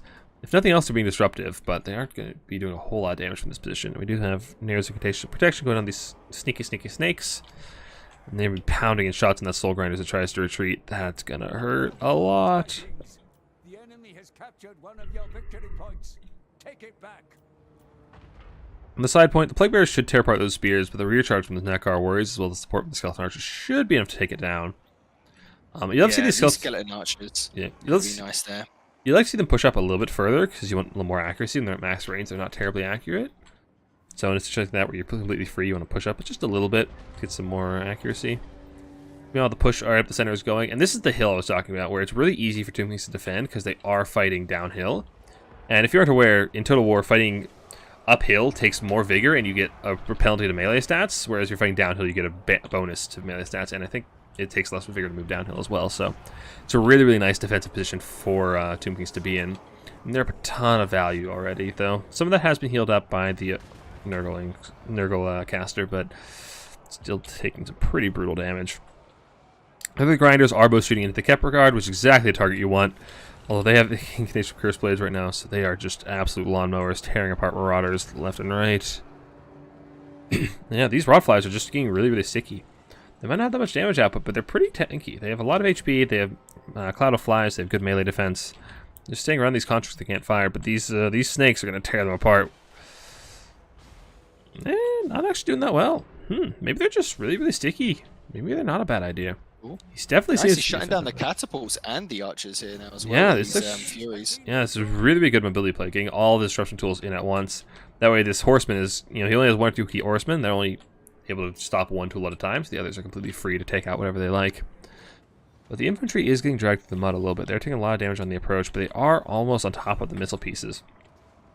Unfortunately, the Tomb King's missile pieces are pretty quick, so they can just walk away and kite, but Nurgle will be capping the objectives in the meantime. Over on Objective 1, yeah, Tomb Kings are managing to grind out pretty effectively against that lone Plague Bearer. I really would have loved to see that more, the grinder come over here and take that out, but it is not to be. And this grinder take a ton of damage from those sneaky snakes. Yeah, these sepulchral stalkers are nasty against single entities. That's been a theme today. Like every time we see these sepulchral stalkers, they just tear apart those big single entities. They're just such a good pick to bring Tomb King's roster like in most matchups. Absolutely. They're just so good. Absolutely.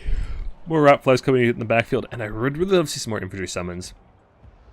Like, the disruption tools are good, and you definitely need them, but your infantry is getting worn down, and you need to keep them alive. Although a fleshy abundance will do that job just as well too.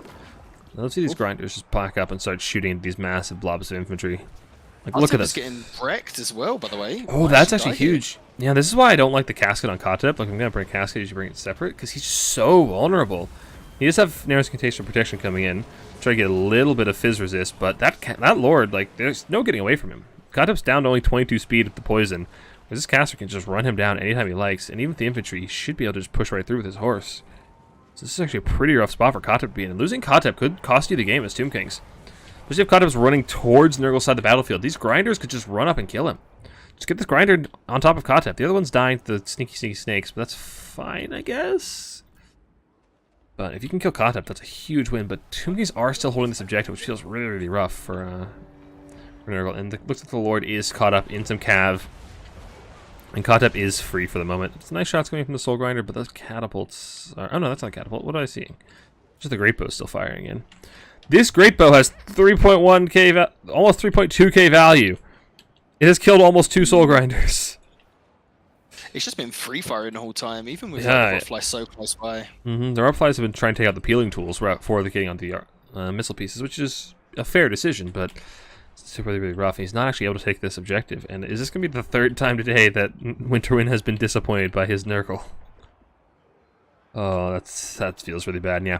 And this is what I was talking about. This is why I was saying you want to resummon infantry, because now his infantry lines are just getting worn down. And he doesn't have any troops on the point. And he does have some Chaos War Griffins coming, as well as some Plague Bears, but they're just so incredibly slow.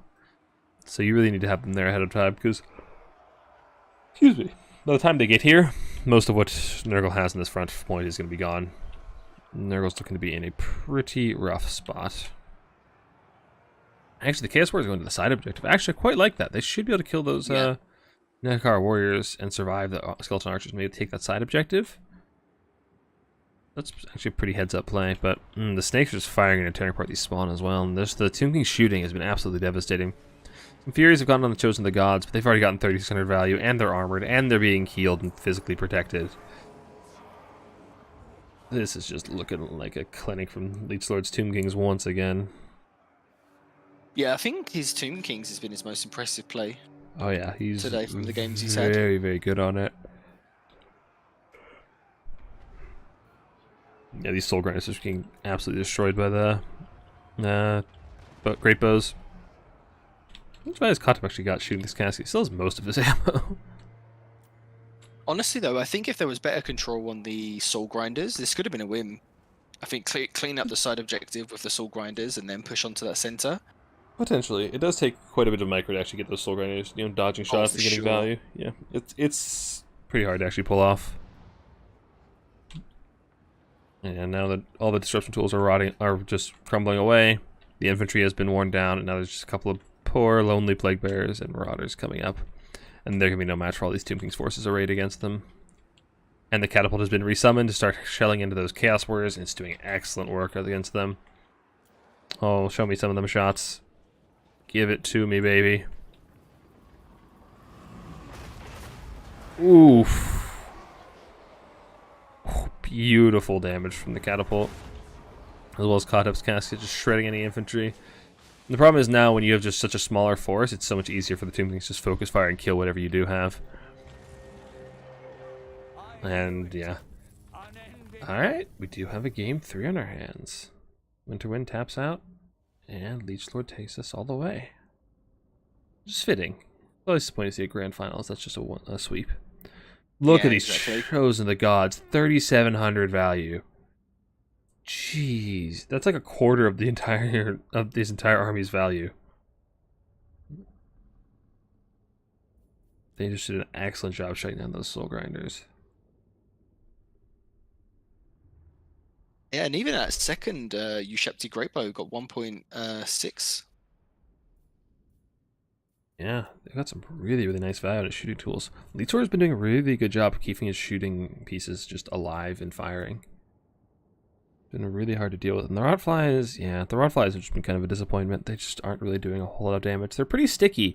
They're a decent disruption tool, but they're pretty pricey for that job. Yeah, for sure. So that is Leechlord tying it up. And we're going to our final tiebreaker. And it is on, I want to say Celestial Lake, but I need to check because Val's Anvil. Road to Val's Anvil.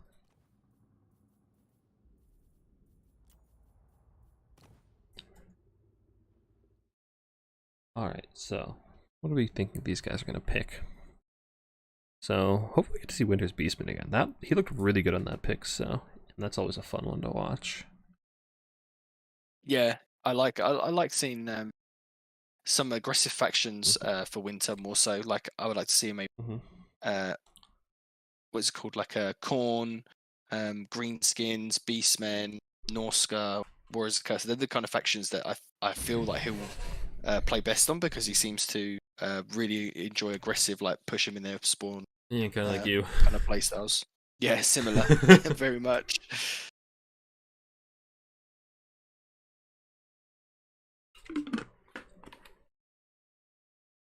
Yeah. I don't know. Leechlord did pick Lizardman for his first game as part of his pick 3, so maybe we'll get to see that Lizardman game. You don't see those very often. Yeah, I know Housecat was doing a lot more Lizardmen. Yeah, Lizardmen are a tough faction to play. They have a lot of like active abilities and just a lot of things that need micros. They're really, really tough to play. They can do all right if you actually have the micro and the mastery to actually pull them off.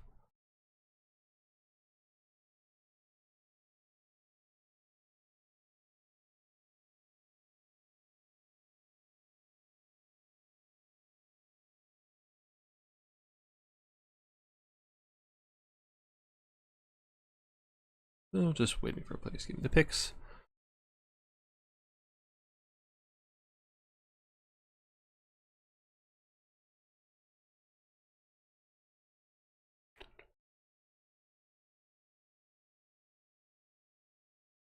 Looking at the bracket, there's actually been so many people signing up. Hmm. I was kind of surprised by how much sign up we had because this is the first newbie tournament we've had back since before the holidays. I took a bit of a break, so we had a pretty impressive turnout, which is always nice to see.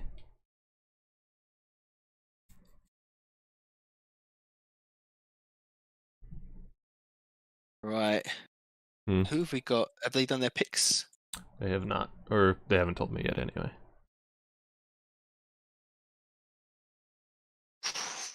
I'm putting my money on Winter. Yeah. It depends on what we get for this last game, but Leech was my pick from the start, so I think Leech will win. But I really want to see Winter win because that first game that he put on was just so nice to watch. So The Leechlord picks Lizardman, Greenskins, and BST, which I assume is Beastman. yeah. Yeah, and then bans High Elves. Okay. Okay. We're waiting for Winter's pick. But Lizards, Greenskins, Beastman. High Elves is definitely a good ban because High Elves does quite well into all of those things, especially on a map like this. Honestly, I feel like Dwarves are. Wait, are Dwarves global banned? Because Dwarves would be a really strong pick here if they're not. They are global banned. What else would I pick Rank here? if they would do pretty good here, wouldn't they? Potentially. They do quite well into Beastmen. They do quite well into Greenskin, especially on a map like this where you can just kind of hide up on the high ground and defend your flanks with the impassable terrain. Can be quite good, yeah. Yeah, any of those like defensive boxy factions can do quite well in this map because of that high ground position. That's pretty easy to defend. But you do need some kind of like mobile or aggressive tools to actually get out onto the center objective because it is quite far away. Or at least some kind of self-sufficient infantry unit. So they can struggle a little bit here. Honestly, Empire could be really, really devastating here if Winter has it in his repertoire, which doesn't seem to fit his style, so I'd be kind of surprised, but it's definitely a valid option.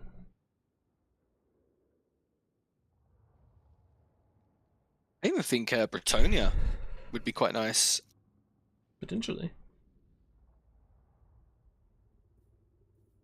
No, I don't like playing Breton on this map because all the Ooh. hills make your charges a little awkward. Doing Vampire Coast. He's Honest, hovering it at least. Vampire Coast could be a good one.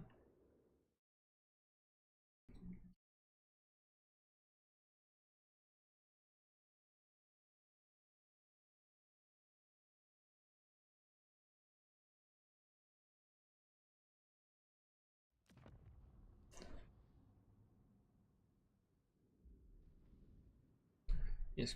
Pick Coast, ban Greenskins. So it's either going to be Lizardman or Beastman into Coast. Which would I pick? I think I probably pick Lizards there, personally. Lizards and Beastmen into Coast. Yeah. I don't know. Ungor Raiders are quite nice in the Coast, but not a lot else on the Beastman roster is.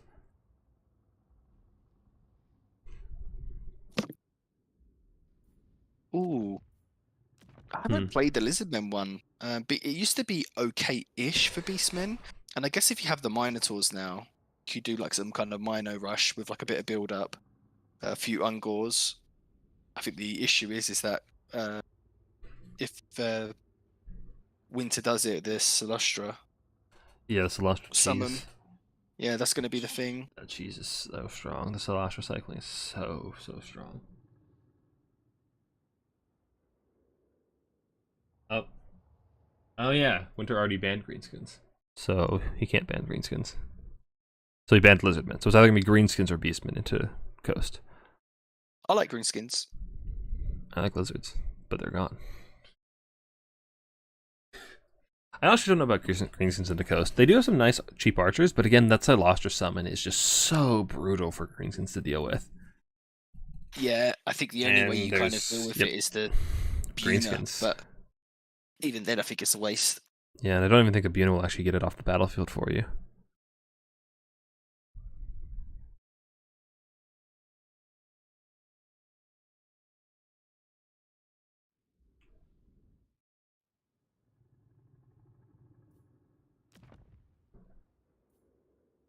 Yeah, you're right, Breaks. If you was to go Beastman, Morga is very good into Coast.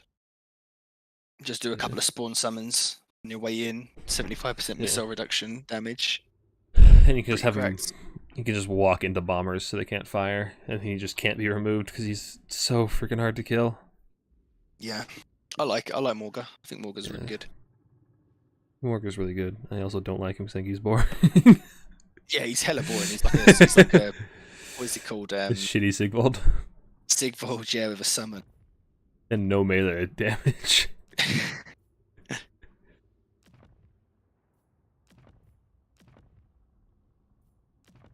Winterwind has made some interesting decisions for his build. That's not something I see very often. Oh my gosh, he's I love it. This is He this better is great. take it. Yeah.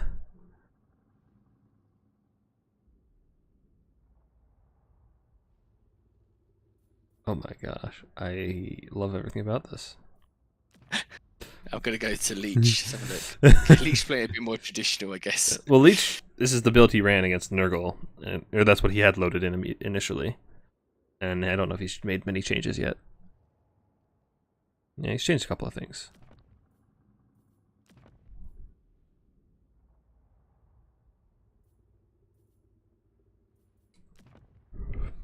I don't know about you, but I personally am really rooting for Coast to lose because I hate Coast so much. Yeah, Coast are just one of these factions where I loved them at first. Mm-hmm. Actually, saying that, I like playing as Coast. I don't like playing against Coast. Yeah. And especially with this cheese now. The thing for me with Coast is that when I think about Coast, I think, gun lines, powder, artillery. But that's not how they play in Domination. They play almost exclusively melee blobs, and they're just a shitty vampire accounts at that point. And that's not, they kind of step away from their identity, and that's very boring to me. Yeah, for sure. Yeah, they become like not even a gun line anymore, right? Like that's kind of why you take Coast in the first place. Yeah, they kind of stepped away from that identity, which I don't really like. And it's all because of the fucking animated Hulks. Yeah, animated Hulks. If they put them to like, I don't know, maybe like 600, 650, maybe it would deserve. But the thing is, I don't actually think they're bad for their price point. It's just more so that it just works so well with how Yeah. the bombers and that kind of synergize. I think they really did lose their AP. Because then at least you have an armored front line be decent against Coast. Yeah, it's Like true. they're like the one AP thing that mixes in well. Well, I guess pole arms are AP too, which is... I don't know if that's necessary either. Again, pole arms with the AP is kind of silly as well. Like, that's the thing, and that Coast's front line is just kind of silly right now. Yeah, it's just way too efficient. Yep. Alright, looks like Winter has his build.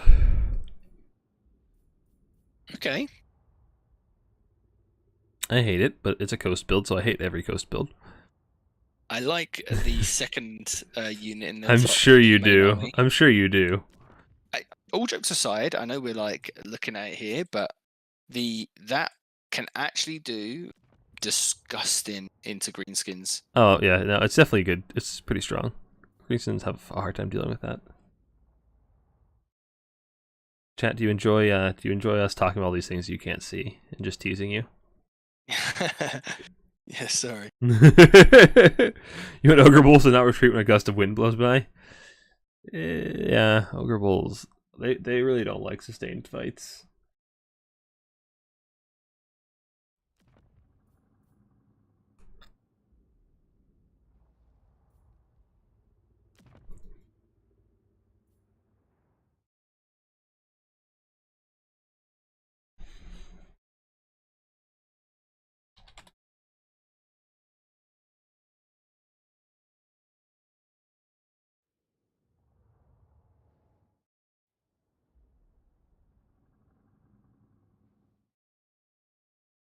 You see the Leviathan? So your favorite unit in the game aesthetically?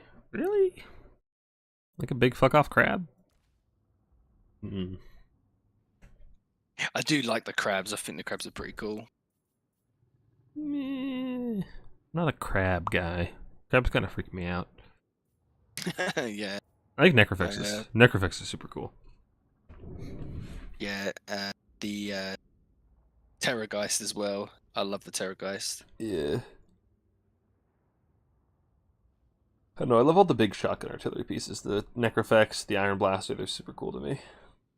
Just super satisfying to get a nice close range shot where all the pellets hit. Just chunk something for like 1,000 hit points. Really, really satisfying. The animation is so cool. Fair enough.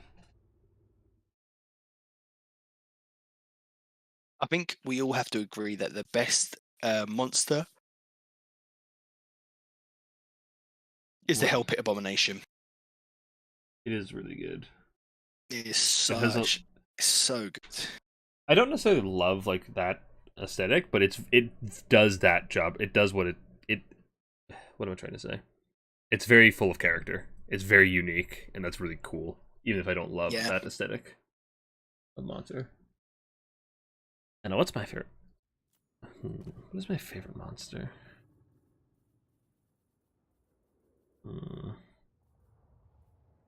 I really like Dragon Ogre Shaggoths. Shaggoths are pretty cool. Yeah, Dragon Ogres are really good. Tomb Scorpions. Yeah, I I wish- do like Tomb Scorpions. Okay, I love looking at Tomb Scorpions, but they're so bad in combat. Yeah, it puts a bad taste in your mouth. They don't do anything. Necro Sphinxes are pretty cool too. Just the big war kitties I like. I like Hydras. I like Hydras as well. Eh, not a big Hydra guy. I do love the animation of Hydra when a Hydra fights Mazda Mundi. Have you seen that? No? When Mazda Mundi is not on his mounts, when he's just on his scooter, he'll actually telekinetically pick up the Hydra and throw it around. What? Yeah, it's super cool. I've seen the dragons fighting in the air. Mhm. That's pretty cool. I've like seen a the Malekith. Hell Pit and the dragon. Seen the Hellpit and the Carnosaur? No. Oh yeah, it jumps on top of it, doesn't it? Yeah. Yeah, that's what I've seen. But Imric and Malekith think dragons are pretty cool too. Alright, I respect that they're picking their custom banners, as one should. I'm gonna have to give that advantage to Winterwind. That's a much better coast banner than Greenskin. Okay, Lead Sword's changed his mind. Get a better Greenskin banner. That's not Yeah, a he better went with this one greenskin. last time. That's not a That's that's literally not a his better banner. greenskin banner. That's like a B tier at best. Probably worse. Yeah, I think my favorite is Azag's because he makes I- the Black Orcs look so good. I like the dual axe one, the one that's just a pair of axes on the banner. That Yes, somebody yeah, ran that's it a- earlier in this tournament. Yeah, it's my favorite one.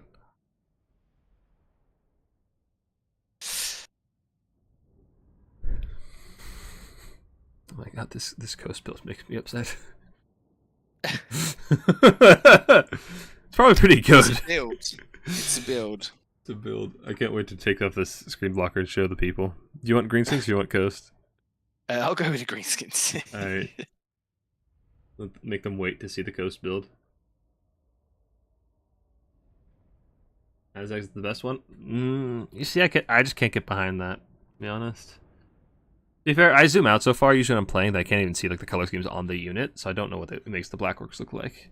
I just look at the I like the other banners better.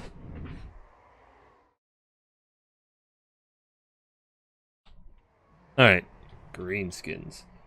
Okay, so we've got Wurzag, and he has got his items, both his items actually, and he's got Brainburster Effigy and the Foot of Gork, which not sure about the foot, but I do like the Brainburster. 2 catapults, one of them being ROR. Four Orc Arrow Boys, which I actually really like in this matchup. I think they're probably the best units on the Greenskin roster in this matchup. Orc Boys and a Savage Orc Bigger with a couple of chevrons and 1 Goblin Wolf Rider. What's this? A Goblin Big Boss as a little bodyguard. Mm-hmm. It's nice to have a cast lord have a little bodyguard like that. Alright, for coast, Good job. we have 4 deck dropper bombers, including the Salt Lord Scuttlers. We have 2 dogs. We have RNS Assault Spite. We have a Vampire Fleet Captain of Vampires, a Bloated Corpse, a Gunnery White, and Queen Bess. This is gross. I have not seen RNS Assault Spite in so long. What is she? She's a net with melee defense nerf, and that's it, really. And oh, that's not a bad buff. Bonus versus large +8, mana attack +5, and a 3rd mega raise. That's not bad at all, especially with this little character blob you got going on. I respect the Bloated Corpse, so there's a chance it will just explode immediately upon the game starting, because they are kind of buggy in domination. Going right with Scab Scraith, as well as more powder. More powder is probably going to go on the bats to keep them shooting if possible. And then Caster with just Invocation to Heck and Speed of Lycos? Are we going for an invisible RNSA snipe on Wurzag? Is that the plan here? Just make her RNSA invisible? Because that would be... If he pulls that off... Oh, there goes the Bloated Corpse. Yeah, Bloated Corpses and Dom make me sad because of this. This always happens to me. Yeah, I really wish they would fix that. As well.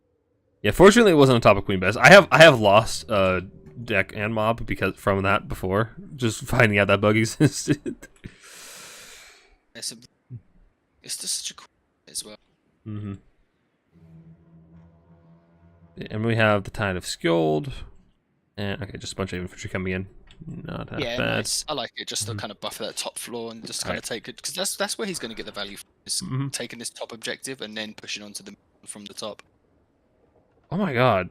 RNS has 43 bonus versus large? Jeez, I didn't even realize that. Gets on top of that Wurzag, he's going to get body. She goes invisible and nets him. He's going to have a bad time. I am actually so hyped for this. Please make it happen. The Gunnery White's getting some shots on Wurzag already. He needs to be First careful. shot. Oh, Bess. give it to me, Bessie. If it lands, it will literally one tap. Oh, Beautiful. so much damage. You really want to alternate targets and go for the archers next. The archers are the biggest threat to coast. Yeah. All their light armor. 100%. Do some dogs, fight some wolf riders over here. Now the bombers are going to come in and try to clear out the archers. The archers are the biggest threat. Archers, the age-old counter to coast, 'cause they're also lightly armored. Just cheap archers, mass amounts of fire, do really, really well into coast.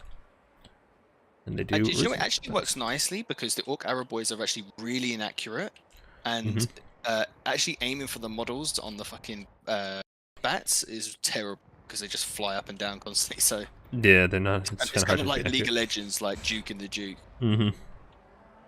Yeah, look at them just tear apart those archers. And this, they're bats. They're so hard to shoot because they'll just tear apart your archers way faster than you can tear apart them. It's really hard to deal with bats if you don't have any flying units to actually go and get after them. So it's definitely one of the biggest weaknesses Greenskins have, and that's so this build actually has some really nasty teeth against Greenskins. Oh, that was a nice shot. Oh, Bessie. Oh, Bessie.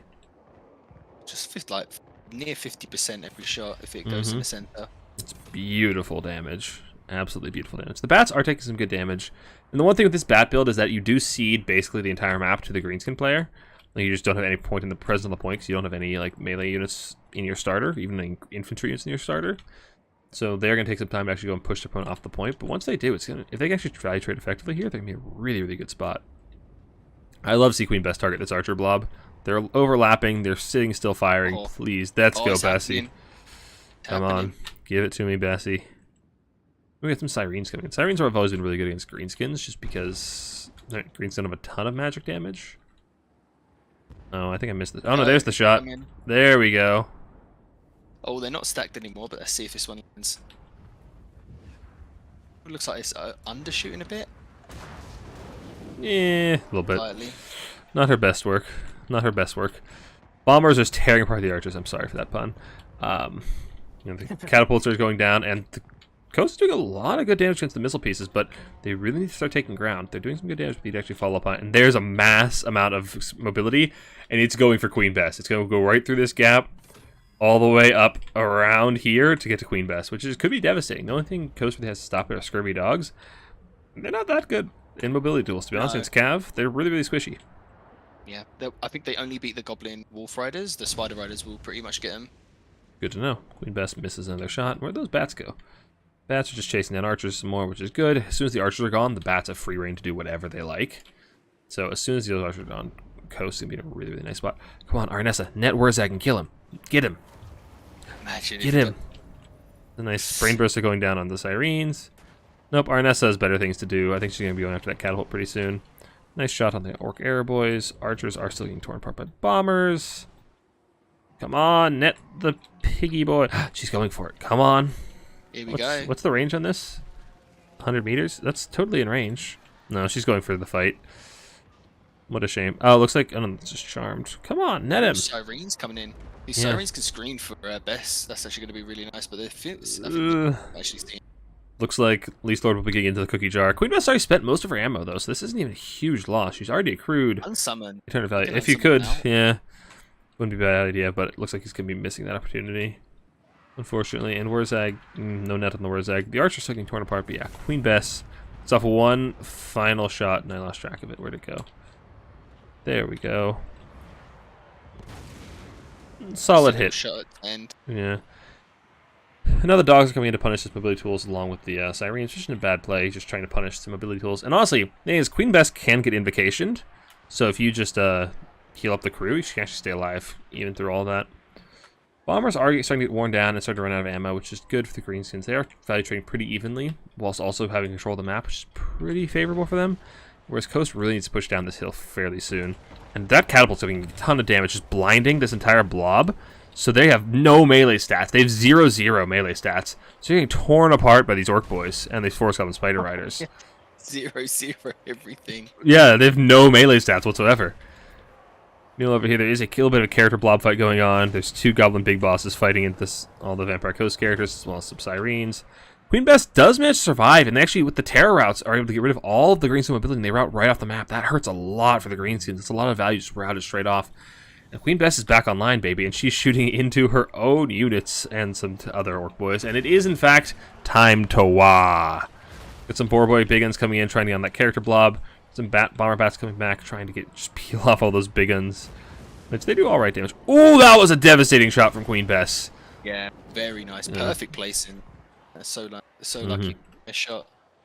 Yeah. Ooh. Coast does have a pretty minor value lead, but they really need to extend that pretty quickly to actually get out on the map. We have another nice Brain Burster coming in, which is applying a melee attack buff to all the Greenskin units, as well as charge bonus. But those Boar Boy Big Guns are getting terror out off by the Sirens, and now there's nothing to protect these catapults, and the Tide of Skill is already on top of them. Swig Hopper's coming in, we'll try to peel them up, but that catapult is done for. Queen Bess is still online, and so there's a few more shots left in her. taking out those Savage Orcs, but Greenskins do recap the objective. I think Greenskins might be able to just win this out through objectives. Coast is getting the lead in value and taking out some of the Greenskins' key pieces, but they just don't have the troops on the field to actually win it out. Effigy to get going down the Sirens, trying to get rid of them, but I think it prefers like single entity targets. And now the Sniper and Warzag is coming. There's 3 single entities coming right for Warzag, or not. They're trying to avoid the Orc Biggins. Come on. Come on.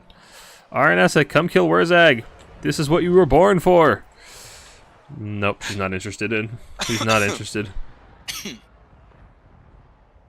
Yeah, I think you're right here. I think it's just a lack of ground units. Like, you can get all the value, but... Oh, come on, Arnessa. You have a net. Have you used your net charges? Come on, use the net. This is all I want. There it is. Spearfish's net. Yes. Yes. Gunnery White's coming in. Siren's coming in. Where's that going to be in a lot of trouble here? How long does this net last? Only 10 more seconds. Okay, they're going to get on him. Can they hold him in place? Maybe we get the bats in melee to try and hold him in place. They do have mass. Oh, is that a foot of Gork coming in? Please give me a foot of Gork. Oh my god, it is. Oh, yes. Those Sirens are gone. Warzag took a lot of damage, though. And the Crab Lord is chasing him, and there's gunshots coming in from the pistol mob, the handgun mob. Okay, the Gunnery White got after him, but Arnessa and the Captain got stuck up. Okay, Warzag is fine, but there are more nets where that came from, and next time he's not going to have nearly as much HP, but I don't know. The Coast really needs to get out on the field, and look at, both players are banking a ton of resources. I wonder if Leech Lord is supply capped, because his stuff just takes so long to route. That's very common for Greenskin players, is where you just, all of your units are still routing on the battlefield, but he doesn't even have that much left on the field, looks like.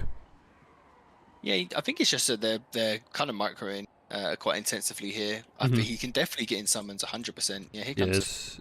Yeah, it's very easy to forget about. With units. It's very easy to forget to summon. Salt Lord Scuttlers are back with more bombs. I feel like you really need just like melee blobs. You need the Sirens, you need the animated Hulks, you need just the infantry. And Coast is really lacking that. You just need to take space. The Broken Tusk Mob coming back in. Actually, the Borba Bigots are doing a good job killing off that Gunnery White, though he probably can get healed up with Invocation fairly easily. But yeah, these deckhand mobs are just no match for these Orc boys, especially buffed up by all 4-6 spells with Archer support. Coast is really on a clock here to get on these objectives, and they don't seem to have the tools in their reinforcements to actually get on these objectives. Big summons coming in now as well. 1 Orc boy from to each location, and the ROR Tusker. That was called Ball Boy Big. Broken Tusk Mob. It's going to be really good. And I really like this play from Leech Lord. He's just saying, all right, whatever I have can fight for the high ground. I'm going to reinforce the low grounds, the objectives, because at this point, Winterwind has to 3 caps. Just reinforce the objectives that he's not at, so he's to dedicate large amounts of resources across the map from where his resources already are. So all these resources that are on the high ground can't really transition to the low ground very effectively, because it just takes forever. Arnessa is getting surrounded by, what is that, some Squig Hoppers, as well as Goblin Big Boss. He really likes these Goblin Big Boss. He's doing a good job trying to get rid of that Gunnery White, which is quite the feat. Those fuckers are tanky. I think they're underrated, Goblin Big Bosses, you know. It's something that I'm going to start probably taking quite a lot into a lot of matchups, is even just 2 of them. They're 450. Yeah, they're super cheap. On a Wolf, and they do really well at like killing, especially against like Bretonia Paladins. I don't think these guys are on a... Yeah, oh no, they are on Wolves, okay. Yeah, they're super cheap duelists, so they're not that bad at all for the price. Coast is going to be managed to take up high ground objective number 1. Well, the Bombers, these Solo Scuttlers have been doing good damage, but it's just not fast enough. They really need boots on the ground, and they just don't have it. Only 300 points to go, and for the moment, Leech Lord still has the 3 cap. Yeah, okay. Winterwind finally retakes objective number 1, but he's got such a long way to go. He is starting to cap objective number 2, but there's so many Greenskins left on the field down here, and there's more where that came from as well. And the value has been equalized pretty heavily. The Hammer of Gork has been resummoned and just firing on these guys, blinding them, trying to get these zombies back down to 0 melee stats, which is just hilarious to me. And where's okay, Warzag's down here. He's completely safe. He's so far from RNS, so she's never going to do anything to him. And yeah, there's those 0-0 zombies, but unfortunately the Greenskins are already routed. Yeah, I think the Greenskins really just need to be summoning things down below, but oh no! Winterwind taps out, which I think is perfectly fair. He had a really rough, well, downhill battle to try and get down to those objectives in time. He did not have much time, and with this speed of the zombies, I think he was in a rough spot. Yeah, I think here instead of the flying bombers, just take ground bombers, a few more kind of animated Hulks, and you're starting. If you want to take Queen Bess, I think you either choose Queen Bess or the bombers, because there's just too much infantry killing. think you just need ground bombers and hawks as well. Yeah. I like the Sirens though. I think Sirens are just such a good pick into greenskins. They're really mobile, terror, theory. Yeah, absolutely. But that is Leechlord taking the game, the series, and the tournament. I was right. Yeah. Damn. Congratulations to Leechlord, and well played to everybody else who played today. That was a good tournament. And thank you, Rusty, for joining me today. Do you have any? You don't really do content. You don't have anything to plug, unless do you? No, I don't have any plugs. I am just me, an old who stumbles into a streamer. Yeah. Thank you for joining me, Rusty, and thank you all for watching. That's the Newbie Turf of the Week. We'll be back next week. I'm gonna try to have these things be a regular event again, so we'll have Newbie tournaments every weekend. So if you're interested in joining, please check out the links in the description. Other than that, thank you all for joining. We'll